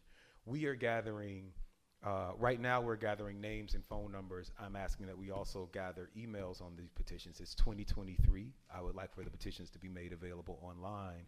And then once we have all of that data, there is no reason that we cannot, through a robocall or a text blast, let everyone know what's going on with the traffic calming policy and not just limit it to one initiator. And in fact, we should probably be inputting all of that data into our text messaging systems and our email systems so that we can keep in contact with these people who have signed up to find out about all of this. And so those are some of the changes.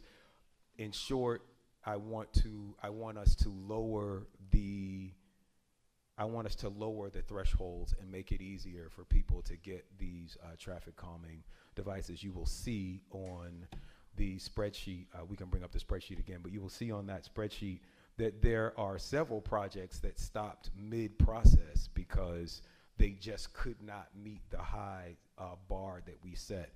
And it's worth noting that when these bars were originally set, it was because we had no funding mechanism in place. And so we set the bar so high, we asked for property owners, because if speed bumps needed to be installed or if other traffic calming devices needed to be installed, taxpayers would have to pay for them. We now have a funding mechanism. They've already paid their taxes, and we're going to use that money to get speed bumps. And with that, I will entertain any questions and conversations. I'll start with District 1, Councilwoman Dr. Rao.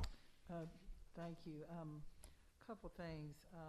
While I appreciate the effort to look at enhanced areas that we can spend, I think when we originally talked about that, one of my concerns was about sidewalks, because we really didn't know how much would be generated. We really didn't know what this would look like. And so I would hope we would look at that now, adding sidewalks based on amount of money, because it doesn't sound like we necessarily have to change the amount. We just need to spend what we have and streamline, like you said, the policy, clean it up so it's a little easier. I think the decreased threshold is something I definitely support. Having gone through, I mean, I feel like I spent the last year and a half trying to bring traffic calming all over District 1, and for some communities it was easy because they were well organized. Others may have got disconnected during the pandemic. They don't have good information. It was just challenging. So I do think it's some changes that need to be made. But I will say that just my experience, I was not aware that there were two separate application processes. I know there was one for if you wanted no parking signs, and then another application if you had wanted to do traffic calming and do a study. So whatever this process, I guess this is a question for the city manager and Public Works. Is this streamlined process such that this is something that Public Works feels like we can roll out, execute? Have we kind of looked at the mechanics of this? Because some of these things I just haven't, and I think I did 5 or 6 of them last year, within the last year and a half. So I guess that's the Public Works and the city manager question. So let me back up a little bit. So sidewalks, because of land acquisition, we're talking about $2 million a mile. Understood. Which is a lot different than street traffic calming, speed tables, or speed humps. In terms of streamlining the process, I think looking at opportunities to incorporate an electronic method. This is the way it was written, and so now it would be a good opportunity for us to look broader at how we may come back to you with recommendations to incorporate some of what you all are asking for.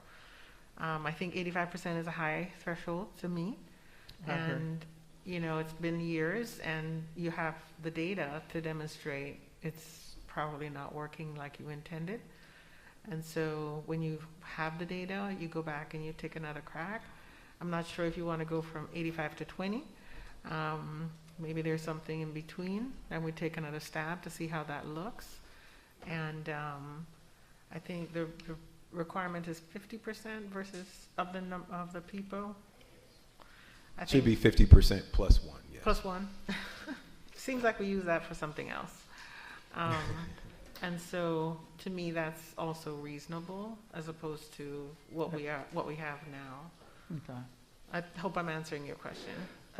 I think somewhat. I definitely like the reduced threshold. I would, again, you said that the revenue is not decreasing.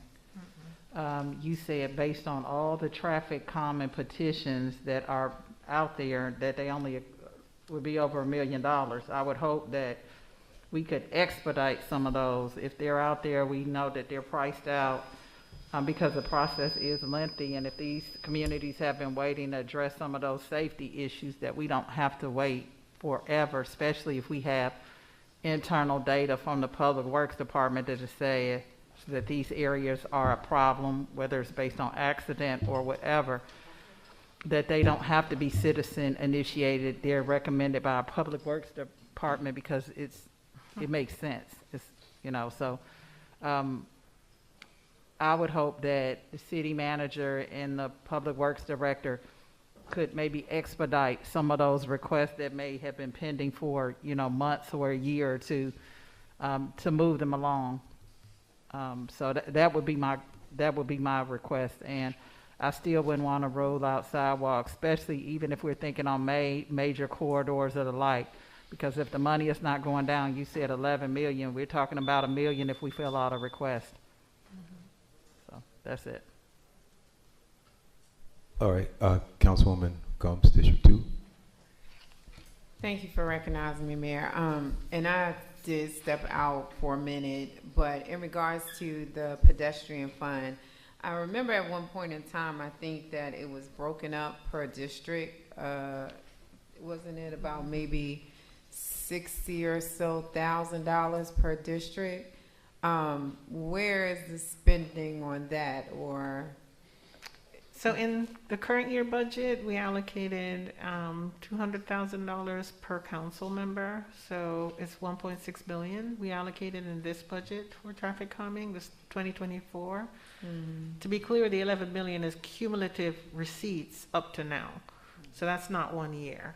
And what we have to do is just verify what we've actually spent that's not traffic calming. We know traffic calming is 74,000, but it was also used to pay police expenses. And there are several other categories that you all broadened and included. And I've read the background on that.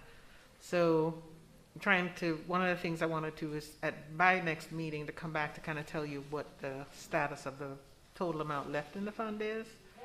And also try to get an idea of what these different projects will cost to figure out sort of what's left. And you do have several sidewalk projects that are in some level of design, planning, land acquisition. Land acquisition is horrendous on sidewalk projects. So if you want one sure way for the project to take really, really long, do a really, really long sidewalk that has 80 owners. We have projects right now that are pending for like 3 owners. Okay. So we can't. And I understand. I get where you're going. I'm just trying to figure out and wrap my brain around again. What happened to that fund? It's still available. So is rolled over? Yeah, because it's not separate funds. It's one traffic calming fund. The allocation is, and the intention is that every district and the mayor has the ability. If you see the report, we actually highlight what projects the I don't see the report. I'm sorry. Sorry, it's in your packet, but the okay. second column shows what district it's in, and that was to try to make sure that there wasn't disproportionate allocation of funds. At this point, that's not a problem. We So just that haven't been able to exercise do it. that we did prior is not going to be the same exercise moving forward, where it's split up equitably through each district, and then we get the projects to come in. Is that what? Well, that's how it's budgeted. It's been budgeted by district, but the projects have to make its way through the process. So every project needs to make its way through the process. I think the idea was to allocate it by district for equity, and also to make sure that all of the speed bumps weren't going into one area. But in reality, that's not been what has happened. We're way below what you ever, I think, anticipated would happen. Okay. So the money is allocated, but the projects are not getting approved and done. So, one other thing, I could have missed this. So is that because of staffing? Is it because, like, the process, like, It's why? the process. The process. You stepped out, but the thresholds to get to 85% of those speeding 11 miles an hour or more is very difficult to achieve when you do the traffic studies. And then the other part that's a challenge is getting the 75% threshold on the petitions. So the proposal is to do 50% plus one, which I think will probably get more projects moving. Okay. All right, thank you. The chair recognizes District 3 Councilwoman Willis.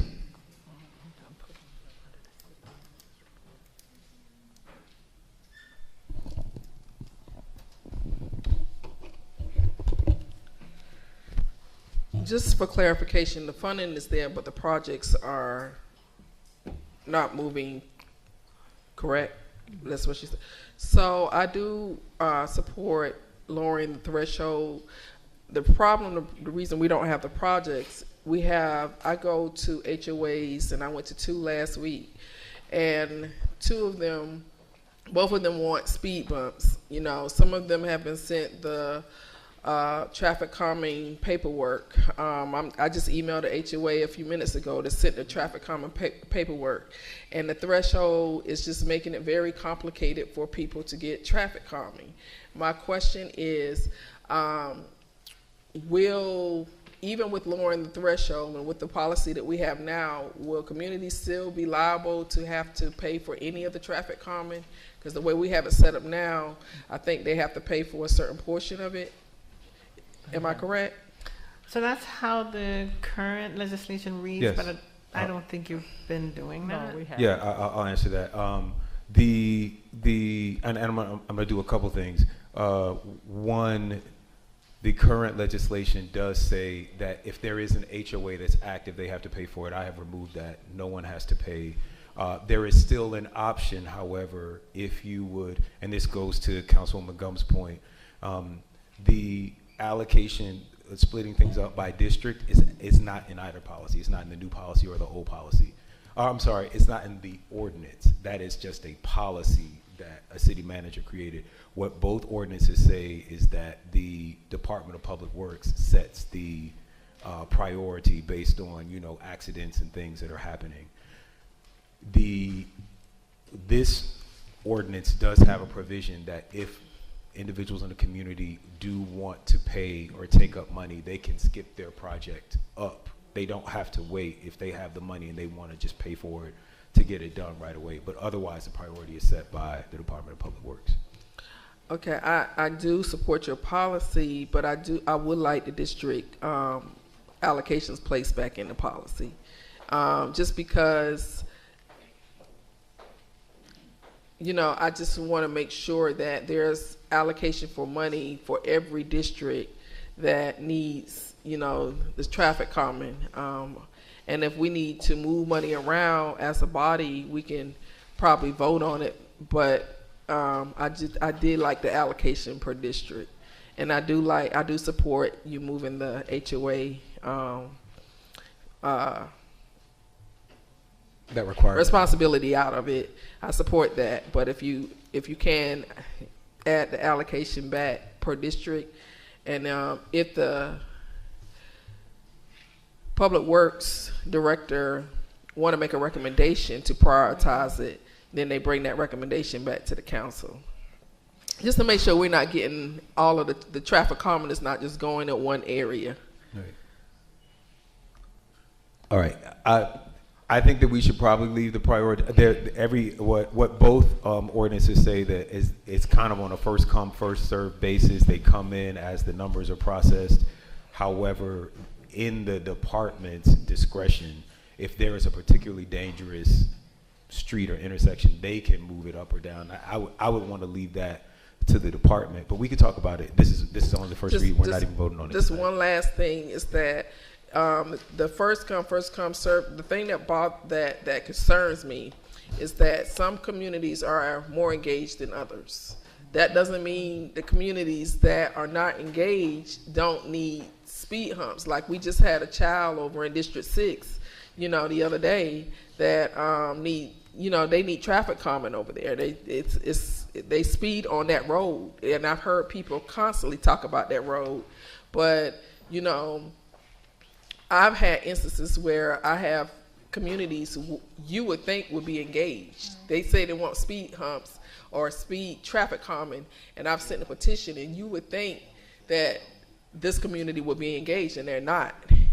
But they desperately need speed humps. So that's what I'm saying. I don't like the first come, first serve. I like the allocation based on district, and lowering the threshold so that communities that need speed humps, it can be easier executed. All right, thank you. District 4, Councilman Sebastian.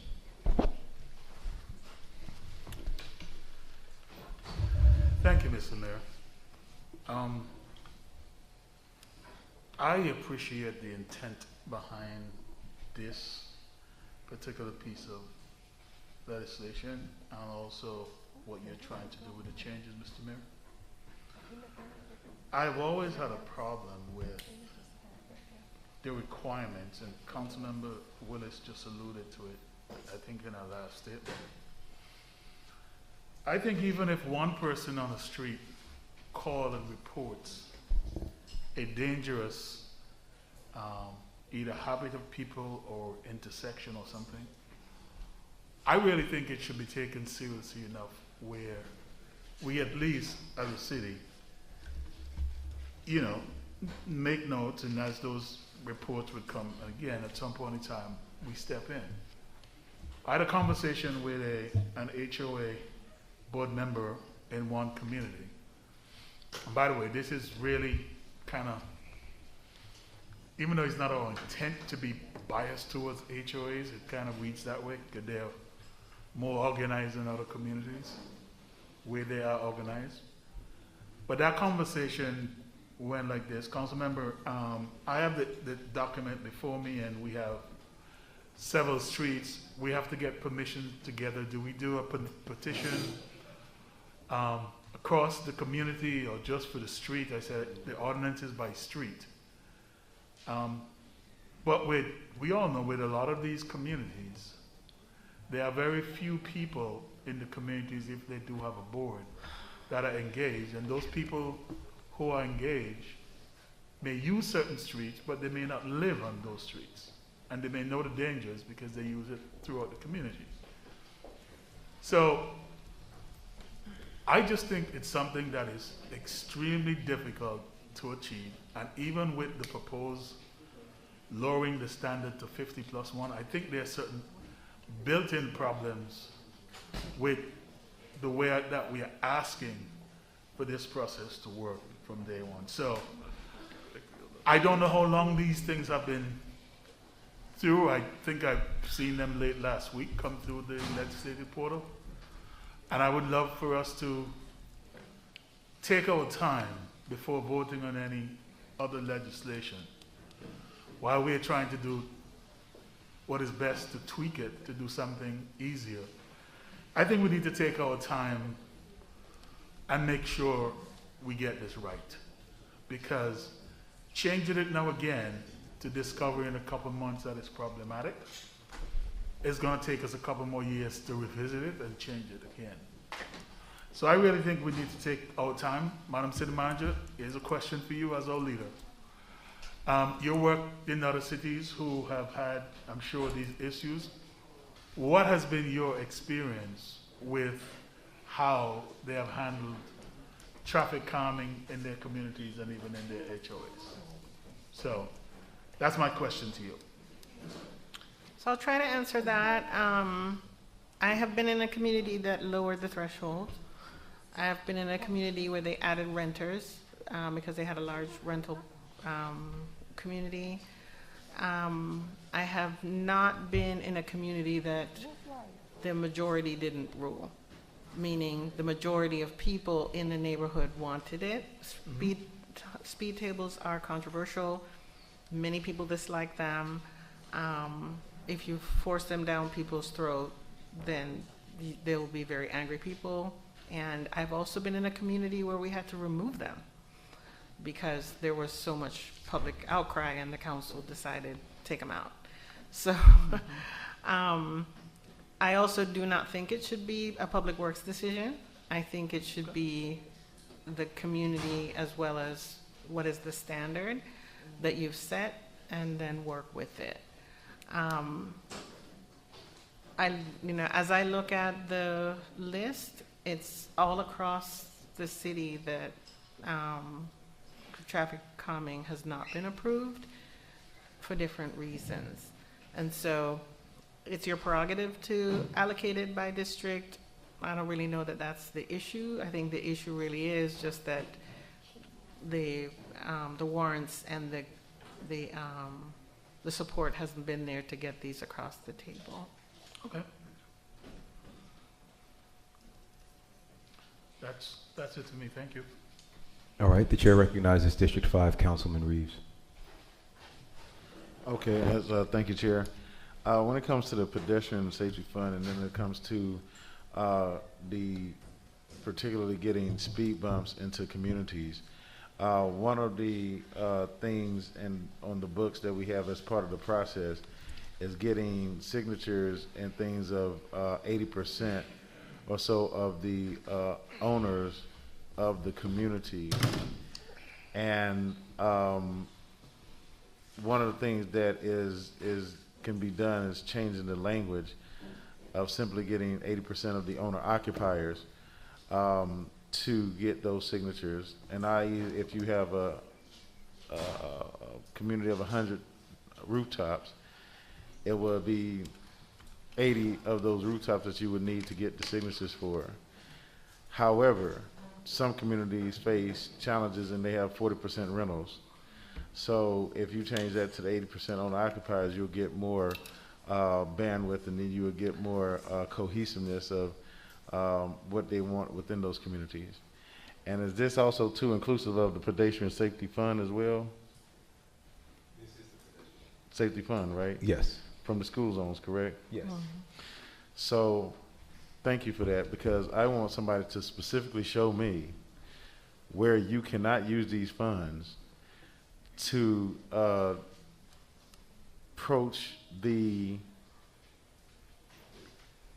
solution of how do you deal with abandoned houses around those schools. That is a big safety issue as well, and I have not read the language, I have not seen the language. If somebody can show me the language where you cannot use the funds to go after and tear the abandoned homes that's directly across the street from schools, elementary schools, where they do have the crime. If somebody could show me that, I would greatly appreciate it. I have not seen it. But I would like that, and when we redirect and include the bandwidth, I would like to see that included on what these pedestrian safety funds can be used for as well, because that's a big, if we're talking about safety, and that's a big safety issue as well. So that's what I would like to see in there. Thank you. All right, thank you. The chair recognizes Mayor Pro Tem Williams Brown.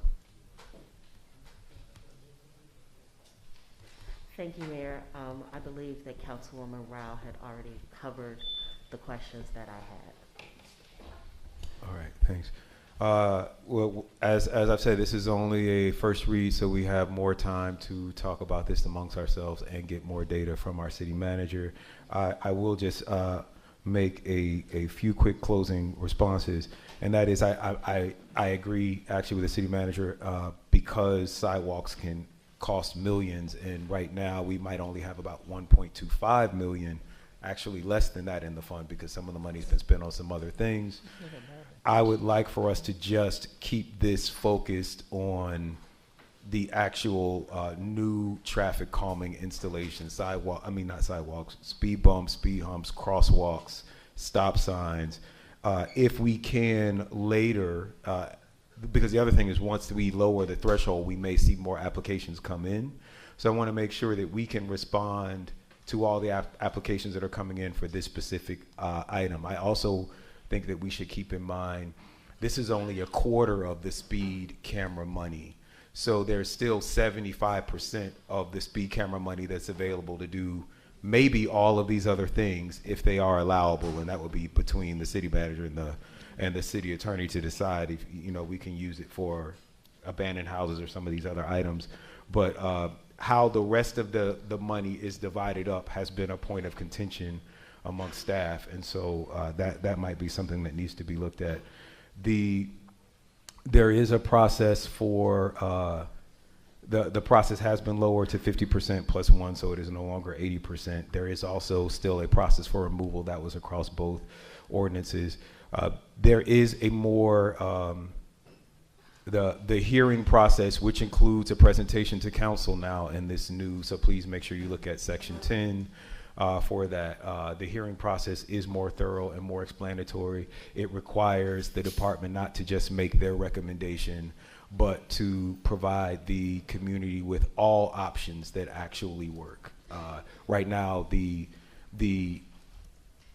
if a traffic calming device is allowed under the current legislation, the Department of Public Works makes the recommendation, and that's the only option that citizens may hear about. But under this new one, citizens will hear about all of the options, including the most cost-effective option. And then lastly, there was some concern about citizen engagement. There is a section in here, section 3D, that specifies that community organizations, as well as our paid interns, we now have this paid intern program, and community groups, people from outside of the area, anyone can come in and help collect those signatures for communities that may not have that level of civic engagement, or just may have many seniors who are not going to get out and go door to door. So those are some of the considerations that are in there. Thank y'all for hearing this. We are a little bit over. So I'm going to go ahead and close this section out, and Mr. Clerk, I will have you sign the next item. Well, I think that those were our two. We had an executive session that we were possibly going to have. We are now into our zoning hearings. So if there's no exigent real estate or litigation items, we'll probably go ahead. But go ahead. We need to go into a brief one. All right. Thank you. And then the chair recognizes Councilwoman Rao. Yes, I just wanted to clarify that my understanding was the city manager said all the requests that we had are approximately 1 million, but it's 11 million available, which is why. No, I didn't say 11 million available. 11 million cumulative. Cumulative to date. What we don't have is what has been spent on things other than traffic calming. Okay. And I want to be clear. There is 11 million would mean that the speed camera the speed cameras have captured 4 times that. So you're saying we've made. No, so that's the total. The total is 11 million. So right now, a quarter of that is all that is available for the pedestrian safety fund. The other 75% have been budgeted somewhere else. Right. Can I finish my Yes, question? go ahead. Thank you. So, and again, I remember when we passed it, we did it to some other things like police and other categories. How soon do you think that information would be available to break down to see what that number really looks like? So I've asked them to bring that information, ask finance to have that information available for our next work session. Okay, thank you. And if it's available sooner, I will email it out to you. Thank you. Okay. All right. Mr. Clerk, go ahead and please sound the next item. I think the next item is executive session. All right. The chair will entertain a motion to go into a brief executive session.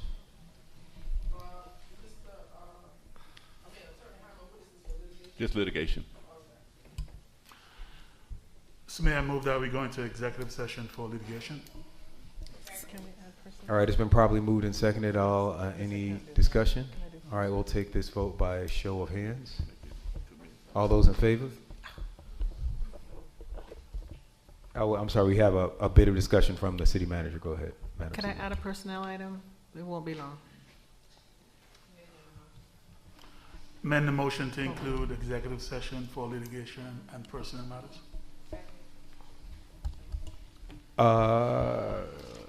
Okay, I'm sorry, I'm gonna ask that we just add real estate. I thought that was the item that we're gonna go into executive session for. Can we just go into executive session for all three? Could we have another amendment, please? It won't be long. You know, I'm asking that we add real estate, because we will not be able to talk about real estate if we don't add it. Yes, yes. Mr. Clerk, I'm amending my motion to include executive session for real estate, personnel, litigation, and just in case it comes up, cybersecurity. Second. It's been properly moved and seconded. All those in favor? Court, that is unanimous. We are recessed at 6:19 p.m. We'll be back as soon as possible. Thank you all for your patience.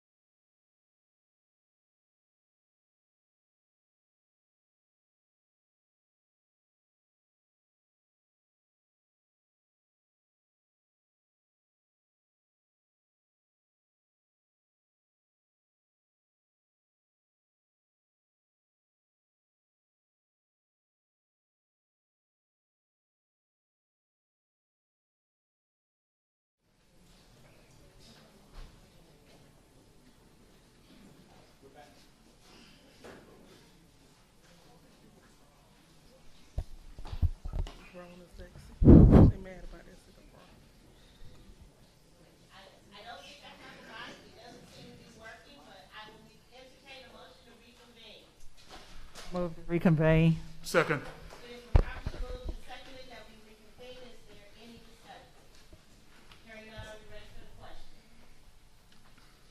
Do this by a show of hands.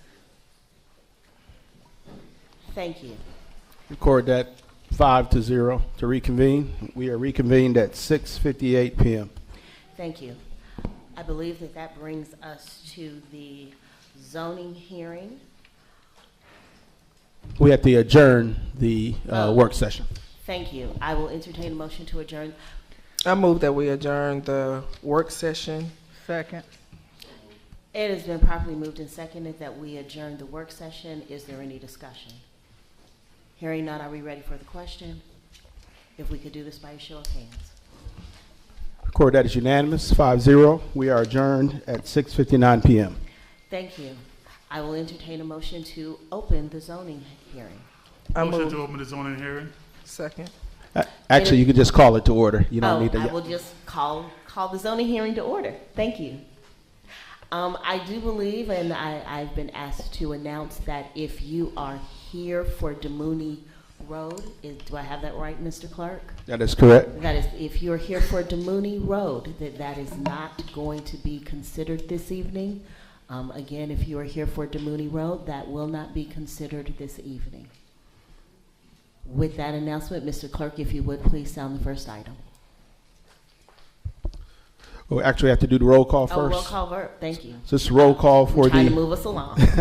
roll call for the alcohol zoning public hearing, October 10th, 6 p.m. The Honorable Catherine F. Ryle, District 1. Present. The Honorable Carmelita Gumbs, District 2, is not present. The Honorable Helen Z. Willis, District 3. Present. The Honorable J.C. Sebastian, District 4. Present. The Honorable Corey A. Reeves, District 5. Count for. The Honorable Natasha Williams Brown, District 6. Present. And the Honorable Linda Pritchett, I believe, are you online, Councilmember Pritchett? Yes, yes, I'm online and I'm present. Thank you. Thank you. And the Honorable Mayor Khalid is not present. Oh, is present. Madam Mayor Pro Tem, we do have a quorum. Thank you. Mr. Clerk, if you would please sound the first item. First item is under alcohol licenses, rezoning, variance, and special use permit cases for public hearing only. The first case is a rezoning case, case Z23-012. It's an application by DRB Group Homes, care of Battle Law PC, to rezone from AG1 to CUP. Property located at 4700 Welcome All Road. This is located in District 3. Staff. All right, the applicant has withdrawn this item. I'm sorry. The Planning Commission has recommended deferral for this item, and so we won't. And so I will entertain a motion to defer, which means that we would not have a public hearing tonight.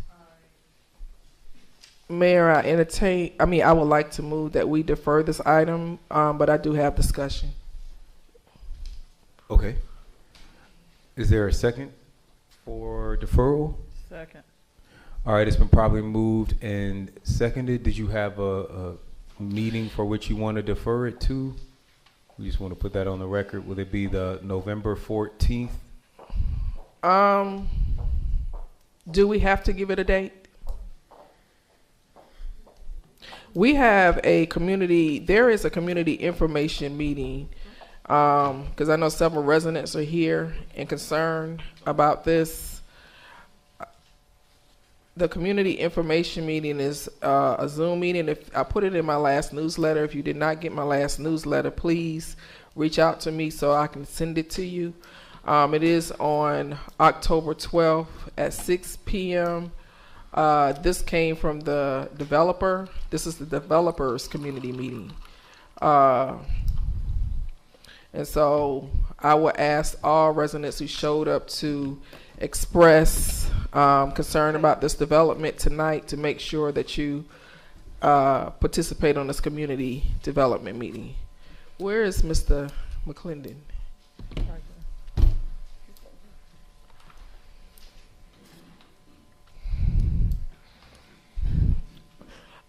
My question to you, we had a pre-application meeting about this development. Your staff had a pre-application meeting, I think it was in the summertime. Were you aware? I was. Okay. And at that time, they had not filed the application? No, all of the pre-application meetings occur prior to the filing of applications. Okay, I'm just asking for you to, I'm asking these questions for you to educate the community. So the pre-application meeting happened. There were some residents on that call that expressed concerns about this development. Are you aware? Not that I recall Yes. specifically. I think it was a previous planner on that meeting. His name was Sunday. And one of the questions that one of the residents asked me is, how can we get more notification before they file an application? Because I was kind of blindsided when I saw it on the planning commission meeting that an application had been filed for rezoning. And they had not, this is the first community meeting. They had not sent out any community, I mean, I'm pretty sure this is why it was deferred. But the question is, how can the community and the council people be made more aware before these applications, when these applications are filed? Thank you for that question. We can work with council to figure out ways to do earlier notifications. The pre-application meetings are not, do not exist for the purpose of citizen feedback. They are not public meetings. They are meetings that are designed for the applicant to meet with city staff to be educated about the rezoning or special use process. So those meetings are typically reserved for just the applicants and for staff. Once we get into the public meeting process, that's when we notify citizens. We have the applicant to notify citizens within a certain distance of the requested development or special use. And then at the public hearings that we hold is generally when we reserve time for citizens to give feedback about these projects. But in addition to that, we also require that applicants have their own public participation process in which they should be having at least one additional meeting that they host where citizens will appear and give their feedback at that time as well. Okay. So when and allow me to add, I'm sorry. In addition to all of those meetings, we also have the community zoning information meeting, which is another meeting that the city staff will host, and we advertise that meeting, and citizens can appear at that meeting as well. We have that meeting prior to the Planning Commission public hearing and the City Council public hearing. Okay, and so I'm appreciative of everything that you do, Attorney McClendon. I just would ask that we look at the process to alert council members. I would like, me personally, would like to be alerted when someone comes in my district and files a pre-application.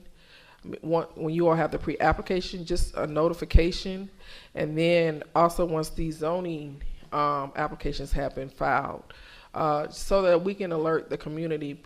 By the time they file the application, the process has already started. There's timing, associated with every step of the zoning process. And this is a lot of density that's being proposed to be brought into the area. And that road Welcomar Road is very narrow and needs infrastructure improvement. And I stand with the community with the concerns, and the quality of housing that they're trying to bring in that area is really of concern. And I know we can address all of that at the community information, but as much notice that you can give us, go back and look at the process, at least let the council members know so we can get this information out to our community before we get to this place. It will be greatly appreciated, because you have a lot of people here tonight that are very concerned about this project. And I'm with them. I was blindsided just like they were.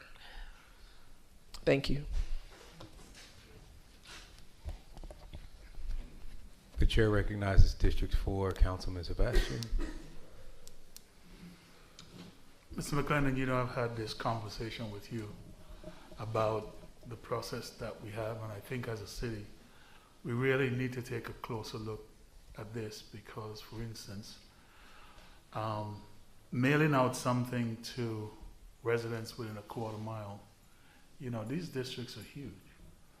And council members do not get these public notices sent to them whenever the notices go out, whether it's from the developers or from the city. And so a lot of times when these things happen, we are learning from citizens that something is happening, and then we have to go back and come to you and try to figure out. And a lot of times it presents very awkwardly because while we should know a lot of things, we don't know everything that staff does on a daily basis. But when it comes to our communities, the first thing that the citizens do, they turn to their council member and said such and such and such a thing.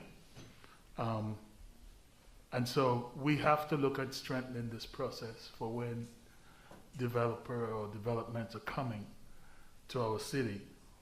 What does that notification look like for council members so that we can be prepared to deal with the public? Not all developers have good intentions, unfortunately. And some do have good intentions and want to work with us as a city to do what is right. But I hope that we can take a look at this process, almost immediately to figure out how we can have greater awareness as council members so we can work with our citizens accordingly. And, sometimes it's trying to prevent something untoward, and then other times it's trying to explain why something might be good for the community.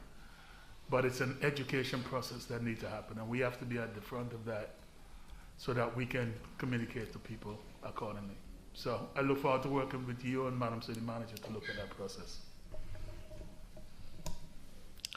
Okay, Mayor. All right. You have another comment? No, just want to know our motion for it to be deferred. Okay, if you hold 1 second, because I do have one. Okay. I do want to follow up on one thing. While we're talking about public notice, I'm not sure, Madam City Manager, who manages our YouTube page. But at one point, there was a separate YouTube page for all of the Planning Commission and zoning meetings, and it looks like it has now been pulled into the City of South Fulton playlist, the City of South Fulton page, but there is a distinct playlist just for the Planning Commission. I think what would be helpful is if there are, if we made playlists for the Planning Commission, for the CZIMs, all of these things that fall under planning, so that we could direct people to those. And then I will also say to Mr. Hammond that is in the back, we used to, on these YouTube pages, we would, in the past, the entire agenda would appear in the description, and there would be time markers. So if you were looking for Welcome All Road, 4700 Welcome All Road, you could go to the Planning Commission page, you could find that meeting, and then you could just skip right to that particular case. I don't know what happened with that. Indexing is the word that I'm looking for, but if we could just maybe get some guidance around that and clarity about where things are going to be located. And with that, go ahead.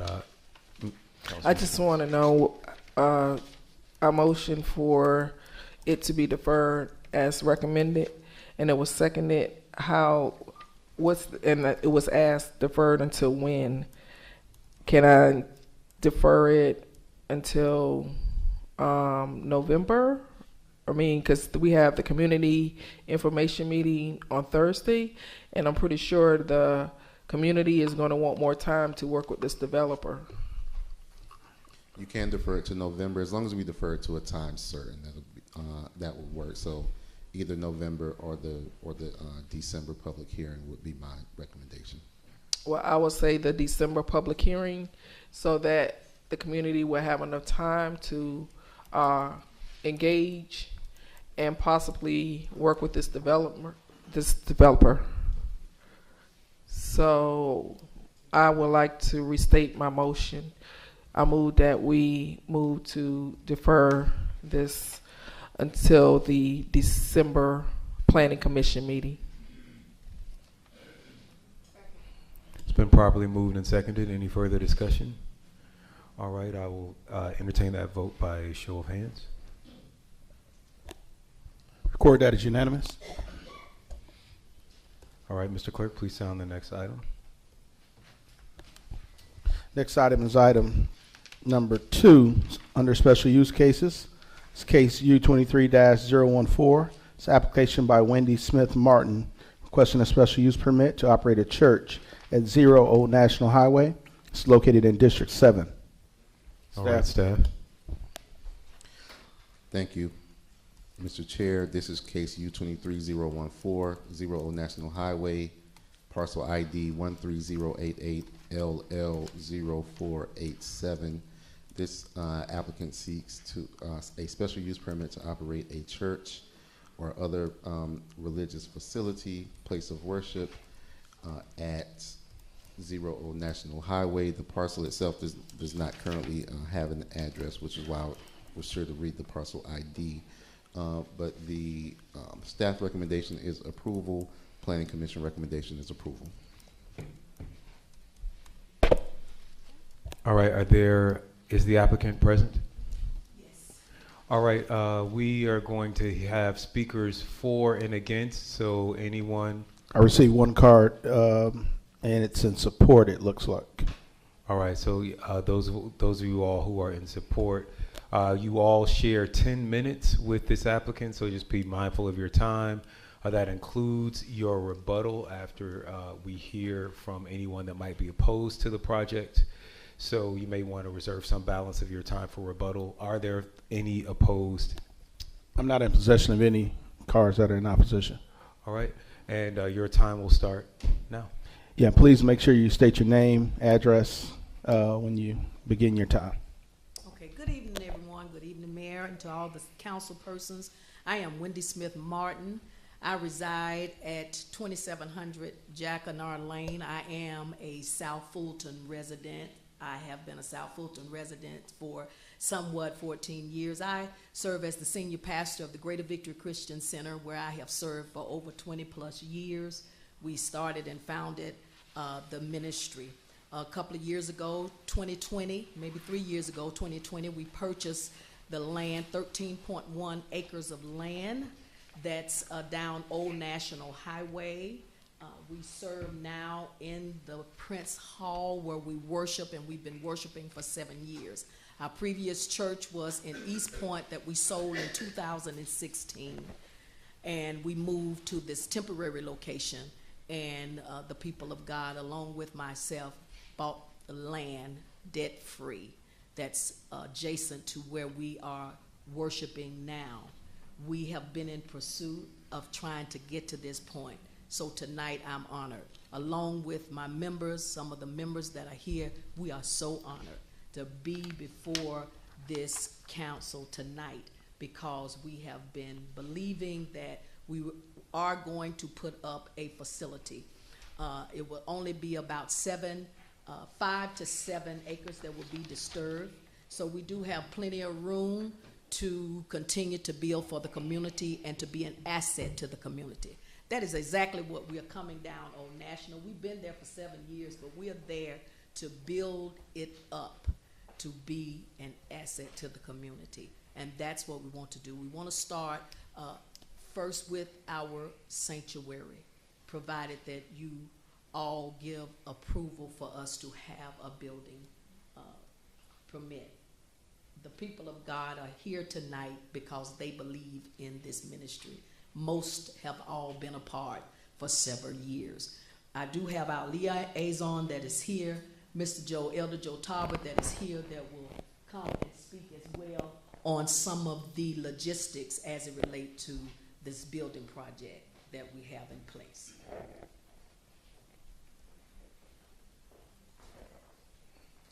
Good evening, Mr. Mayor, members of council. What we have been attempting to do for the last 2.5, 3 years, and we've been working diligently with the city of South Fulton to get this accomplished, is to build a structure of approximately 9,000 square feet with a sanctuary seating of about 300 seats, including the pulpit, the choir area, and that.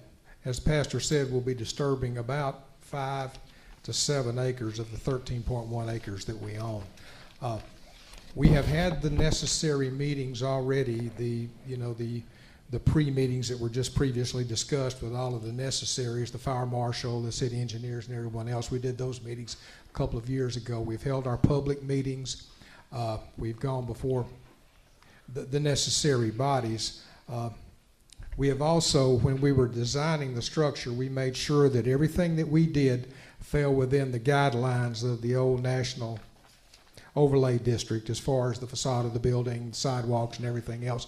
All of that was taken into consideration when we laid out the plans and the process. We have exceeded the number of parking spaces required, and we also have a reciprocal agreement with the hall to use their parking lot, and they can use ours if we have overflow. So we're trying to be good neighbors and work with everyone in the community.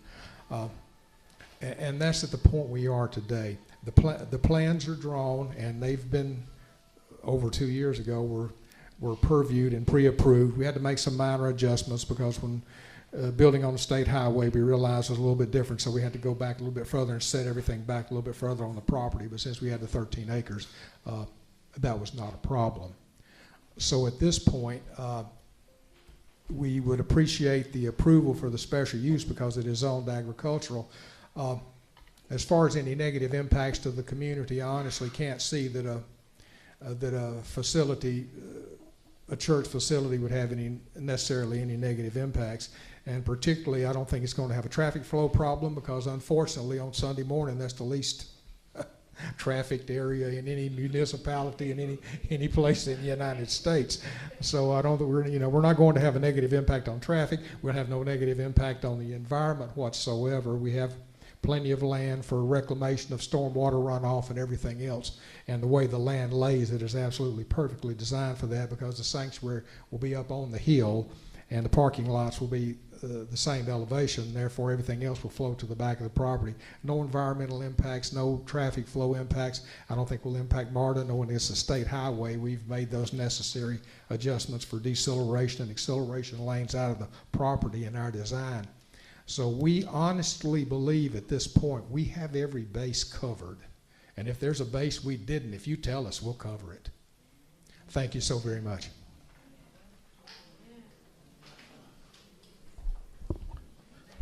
All right, seeing and hearing no other speakers, are there any in opposition? Well, we had one person who wanted to Mark Timon. Was that Mark Timon? Oh, I'm sorry. I thought that was the person. Yeah. Twyman, I'm sorry. Apologize. Good evening, everyone. My name is Mark Twyman, and I serve as executive pastor with Greater Victory Christian Center, and I'm also a resident of South Fulton. Just want to support, I'm here to support the pastor, support the ministry, support the vision, and also to let you all know that we're here to make a difference on Old National Highway. I think it's no secret here to anybody under the sound of my voice that Old National needs as much help as possible. And so we are looking for your yays so we can move forward to make a positive impact in the community. Thank you so much.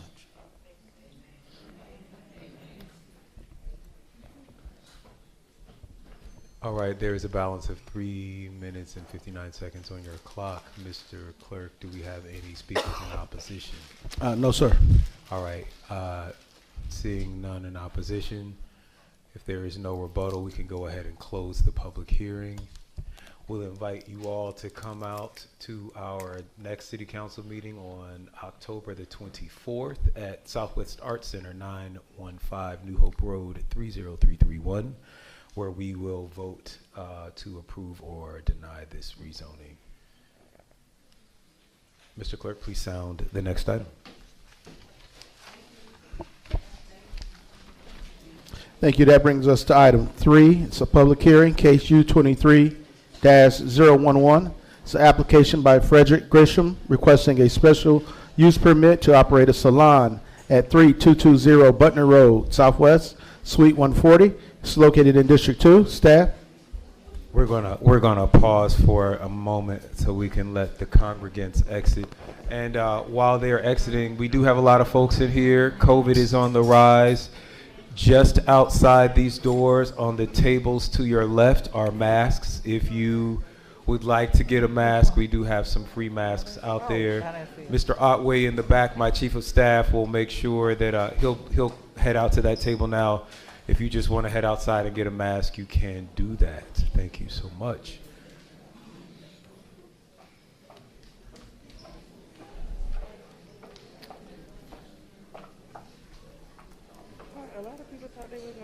And all right, Mr. Clerk, do we have, we're going to hear from staff, but while we're waiting, do we have speakers in support or opposition? Yeah, it looks like we have at least 3 speakers in support. Okay, any in opposition? None in opposition. And the applicant is here. Yes, he said yes. All right. Go ahead, Mr. McClendon, Attorney McClendon. Thank you, Mr. Mayor. This is case U23014. I'm sorry. This is case U23011. 3220 Butner Road, Suite 140, Atlanta, Georgia 30331. This is a request for a special use permit to operate salon studios located at 3220 Butner Road, Suite 140 in the mixed use zoning district. This is in Council District 2. Staff recommendation is approval conditional. Planning Commission recommendation is approval conditional. The recommended conditions are as follows. That the special use permit is not transferable to any other user, and that the permittee is required to maintain a valid South Fulton business license to operate the hair salon. The applicant, Mr. Gresham, is present. All right, Mr. Gresham. As stated before, you have 10 minutes on the clock. You may want to reserve some balance of your time if you want to make rebuttal to any people in opposition, but I don't think that there are any. You also want to share that 10 minutes with the other 3 speakers in support. And your time starts as soon as you give us your name and address. My name is Frederick Gresham, and my address is 3300 Renaissance Circle, Atlanta, Georgia, 30349. I also reside in the city of South Fulton, and again, hello everyone. I want to provide a salon suite experience for the citizens of South Fulton. I want to bring jobs to the city of South Fulton so that we don't have to go outside of our community to be a part of something that is on the rise. And when I say that, I mean that we have the resources, we have the means, we have the people, and I want to provide jobs to our citizens. I want to give them the opportunity to experience what it's like to own their own business without having to go to different attributes or assets or jump hoops. And I mean, it's someone that looks like me, and I'm giving them that opportunity. I also have a daughter, and I'm showing her that she can become an entrepreneur, and that she can also become a direct impact in the city of South Fulton. So my job is just to kind of just spruce up what was already a hair salon, because this was already a hair salon. What I did was just I took it, repackaged it, redesigned it, and presented it to the public. I also want to become a direct impact with the city of South Fulton, providing, let's say, book bag giveaways. I also own daycares. I also, own a touring company, so I know about the service and also serving the people. So I just want to just bring something different to the city of South Fulton.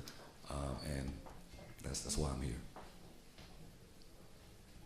All right, thank you. Want to stop that clock at 8:27. Will you go ahead and announce those in support that are coming to speak? Yes, I'll call your name. Please approach the center microphone. State your name and address. I have comment cards from Frederick Gresham. That's the applicant. Erica Jones Thompson. Opal Hadley. Number 4. Okay. Erica Jones-Thompson. I don't think they're present. Mr. Mayor, I don't think they're present. All right. With no applicants present, is there anyone in opposition present?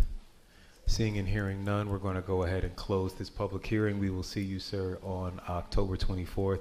And just to be clear, you're in Renaissance Walk. That is in the city of South Fulton, 30349. You can put city of South Fulton, or just South Fulton, Georgia on your address. I'm sorry, yes, we can. I didn't mean to, we've closed the public hearing, but I'm going to take questions and comments from council. I'll start with District 2, Councilwoman Gumbs.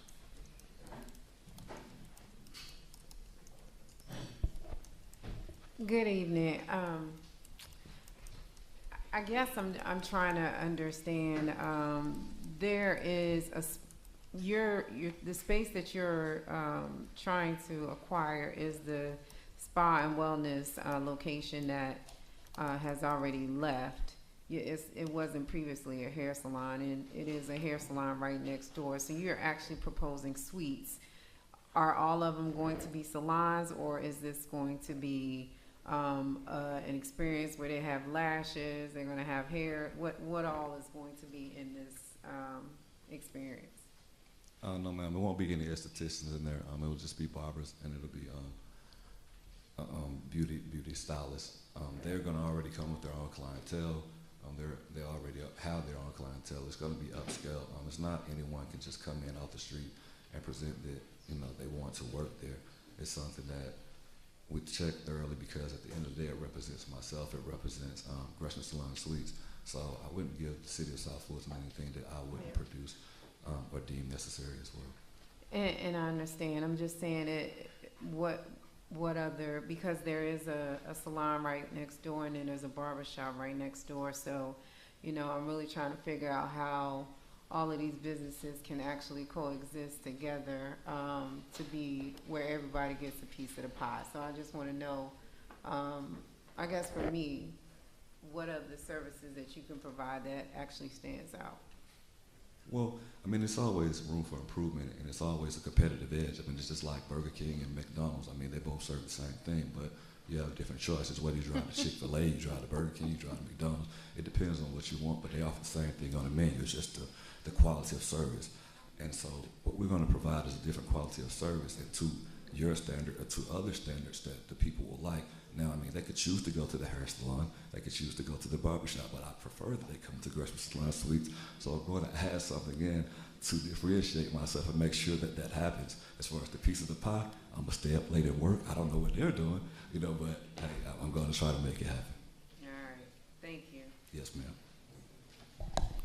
All right, wait. Don't go anywhere, sir. We got a couple more questions. The chair recognizes District 3, Councilwoman Helen Willis. No, this is a question more so for the attorney. Thank you, sir. Is this a special use permit because there's already a like service already in that area within a mile radius?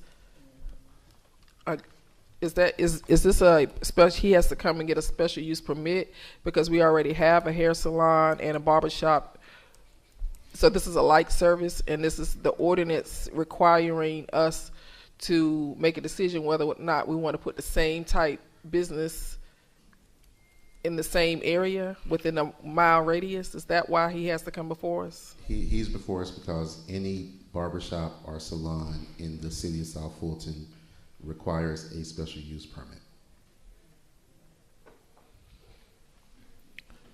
I'm going to ask a follow-up question, if that's all right. Do you mind if I and then I'll yield to you? Because I think I know where you're going. Go ahead, you got it.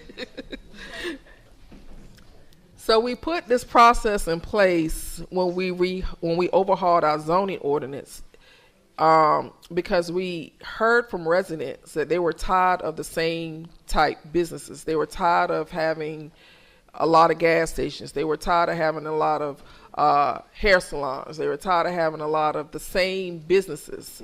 So we put this in process because if someone wants to put another hair salon or barbershop, and there's already one in close proximity of the area, then we have a decision, the council, on whether or not we want to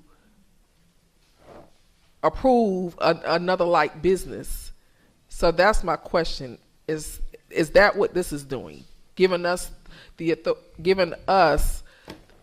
the council an opportunity to say, okay, there's already a business there that have these type services. Do we want to saturate the area with the same type business, or do we want to? I wouldn't characterize it in quite that fashion, but I will say that any new request for a barbershop or a hair salon in the city of South Fulton requires a special use permit. So regardless of whether or not it's in the vicinity of other like uses, or if it is, or regardless of any other circumstances, all of them require this special use permit in order to operate legally. So light uses require a special permit? Just barbershops and salons require special use permits. There are other specific uses that require special use permits, but not every use will require a special use permit. Well, barbershops and salons are one of the uses. That's correct. Okay. Thank you, Mayor. I yield. So as I've said a couple times, as the person who wrote the original ordinance, this is not what this process that we have is not what I wrote. It was not my legislative intent, and we probably need to revisit it when we do our comprehensive plan, and we'll talk more about that offline. Mayor, do you mind explaining what was your intent?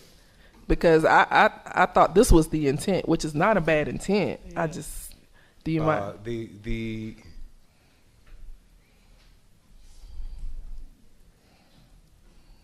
There were two categories of businesses, and it was based on a mile radius. So more heavy industrial uses had a fewer number that were allowed in a certain mile radius, and other uses had a larger number that were allowed in a certain mile radius. There was never an intent to have this be a special permits process, right? Because that one of the reasons we have all of these cases is because everything that we had written into all of the requests that we had made of the previous CDRA director around zoning were written in as special use cases. So now we have to individually hear all of these cases, which presents their own set of legal challenges that we will talk about offline. So, so in other words, what you're saying is that if your intent was to put the zoning and the distance requirement in place, and then if it's something there that was in a certain distance and it was a light use, they don't have to come before it just wouldn't be allowed. Correct. It would be allowed or wouldn't be allowed, and okay. no one would come before us. There may also be some issues of certain businesses being so saturated and there's just no space left in South Fulton for them. Right. But I think that we should probably continue these conversations offline and get through the rest of our zoning cases and our meeting. We will definitely let you know when we are doing that comprehensive plan and zoning revision. There'll be many, many meetings and hearings, and we'll make sure and do things all over the city. You will know all about it. Mr. Clerk, please sound the next item. Mr. Mayor and Council, that brings us to item 4 on the agenda, short-term rentals.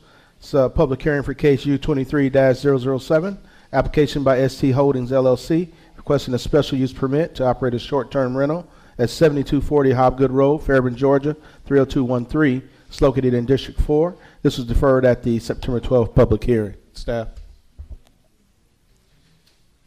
Thank you, Mr. Clerk. This is case U23-007, 7240 Hobgood Road, 30213.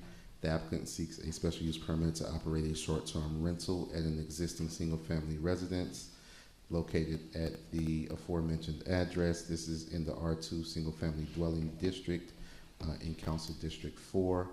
Staff and Planning Commission recommend approval condition, with the conditions being that the special use permit is not transferable and that the permittee is required to maintain a valid South Fulton business license to operate a short-term rental.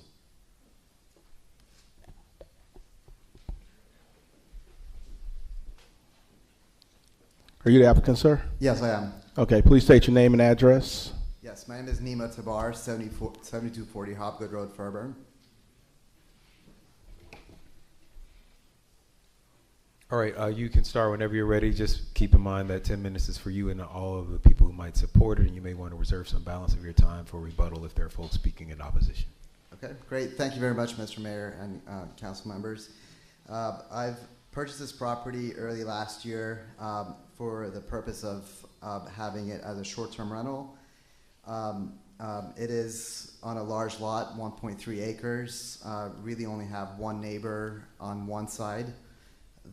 Behind the property is a large lake property. I'm not sure exactly what the use is for. And to the other side of it, my neighbor is just an empty lot, which is in a floodplain. And then in the front of the property is Hopgood Road, which is a wide road, and the neighbors across the street are set back pretty far away. We obtained a business license for this property and went through the process successfully and obtained a business license to have it as a short-term rental. I've operated for the last about 16 months. Have had no incidents with the neighbors or really any issues at the property, mainly because I do have professional management on the property. I have cameras all over the exterior of the property. There's noise sensors inside and outside the property that would alert my team and the guests if the noise goes over a certain threshold that we set based on the quiet hours of the city. And also we go through a lot of screening initially before we accept any reservations at this property. Our guests are usually affluent type clients. The property is fairly expensive to book. It's between about $450 to $700 per night. So we've had pilots, flight attendants, we've had people in the movie industry book this home, short-term, also midterm bookings on this property so far. And here we're going through the special use permit to hopefully obtain the final approval to be able to offer this property as a short-term rental.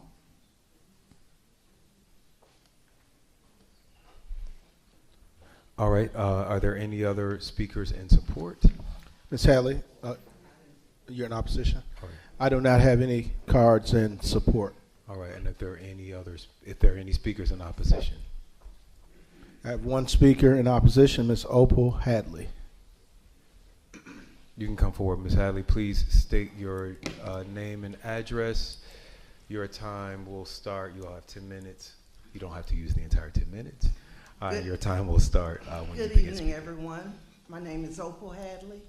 My address is 7030 Hopgood Road, Fairburn, Georgia. The opposition that I have, number one, with the application for the special use permit, as the gentleman just spoke, he gave his address as 7240. In the same stance, he did also say he's been using this for the last 16 months, and it has not been licensed for special use at that point. One of the things on special use permits, you must notify your neighbors. You're supposed to send out cards. The neighbors are supposed to know in case of contact, who to contact. There have been parties there on weekends. I have emailed several people with this information. The last time he did not show up. I know everyone has a business, but there are also guidelines to it. And with the guidelines that are supposed to follow, and I asked several times on questions, such as, did he send out the postcard notices that South Fulton says they should do? When they put the sign out for the planning and zoning, the sign was out maybe 3 or 4 days and then it disappeared. We were here on September the 12th. At that time, we were told that planning did go with pre-approval. Since then, I have spoken to someone, Ms. Howard, who said that on last week, on the 27th, they gave another pre-approval, and we were not notified of any of these dates. So all of the information, as you spoke earlier, with these special use permits, they have not been done, as what he is saying. And it also says that the applicant hosts meet with the community. It has not happened. And I was told about it by other neighbors. Thank you. I am opposed. All right, sir, you have 7 minutes and 56 seconds to rebut. Sure. I believe, was your address 7030 Hopgood Road? Okay. So my address is 7240 Hopgood Road. Looks like we're about 11 miles apart. We have gone through the special use permit when the requirement was announced, and we did mail all of our neighbors by certified mail a copy of an invitation to meet at the property and go over any questions. And we did have maybe about 6 or 7 neighbors within our, close to the property show up, and we had a good meeting with them. And we have also provided the list of all the attendees of this meeting, and here's a picture of the meeting that we held at the property to answer any questions. Fortunately, none of the neighbors had any concerns. The neighbor directly to our right, when facing the property, we're on a text message basis. We're in constant communication. He lets us know if he has any questions. He's not here at the meeting. He would be the first person to show up if there was any issues with the property. He's our direct neighbor next door. And again, we had the neighbors close by show up to the property, and they're not here now, but we have gone through the special use permit process since it was announced. And here's the long list of all the neighbors within a mile radius of the property that we sent certified letter to, inviting them to the property, and a sign notifying the community of the special planning meeting, which was held last month, was actually at the property till after that meeting finished. That meeting was, I think, 2 or 3 weeks ago, and we had the sign in the front yard until then. All right. Thank you. If there's nothing else, I'm going to go ahead and close the public hearing and open the floor for questions from council. All right. The chair recognizes District 4 Councilman Sebastian.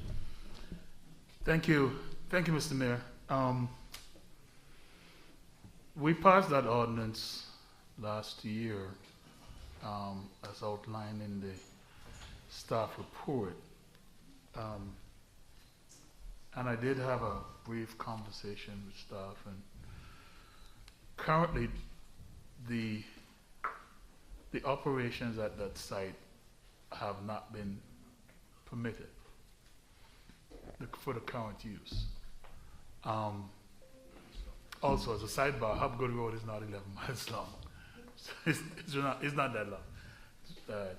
It's probably less than 2 miles. But anyhow, that's aside. I am struggling with this because I haven't heard from a lot of the neighbors, but the few that I did hear from have expressed not only recent activities but other things. However, the zoning that you have now allows the particular use for which you're using the property for. So, Mr. McLennan, I guess if you can answer this question for me and the audience is, if this property had a business license and was operating under that business license, and then when we passed the ordinance last year, if that brought them out of compliance because now there's the need for the special use permit. So in other words, they had a license, they were operating, it was fine under the law, but the creation of another law caused them to be out of compliance. That is correct. And what we did was we allowed business owners a certain time period to come into compliance with the new law, in which we would allow them to continue to operate their business uninterrupted. But we did cut that off at a certain point in time. And at that point, the business license division, is my understanding, rescinded all of the licenses for people who had not began the SUP permit process. Okay. And have there been any reports of any activity by the police having to visit that site? Because again, I went through the report and I didn't see any report in there from police or fire. From my no recollection, issues. From my recollection on this particular property, there have not been any reports. Okay.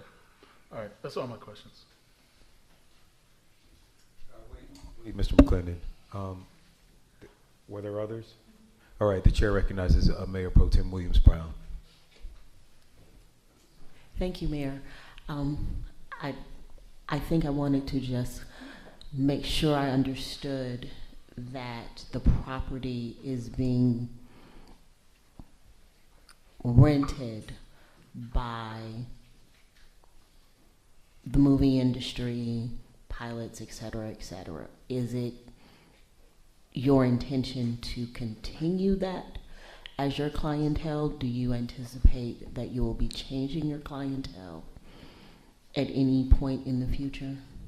The movie clientele, the airport personnel are part of the clientele. A lot of our clients are families that rent the property for reunions, for coming together, celebrating a birthday.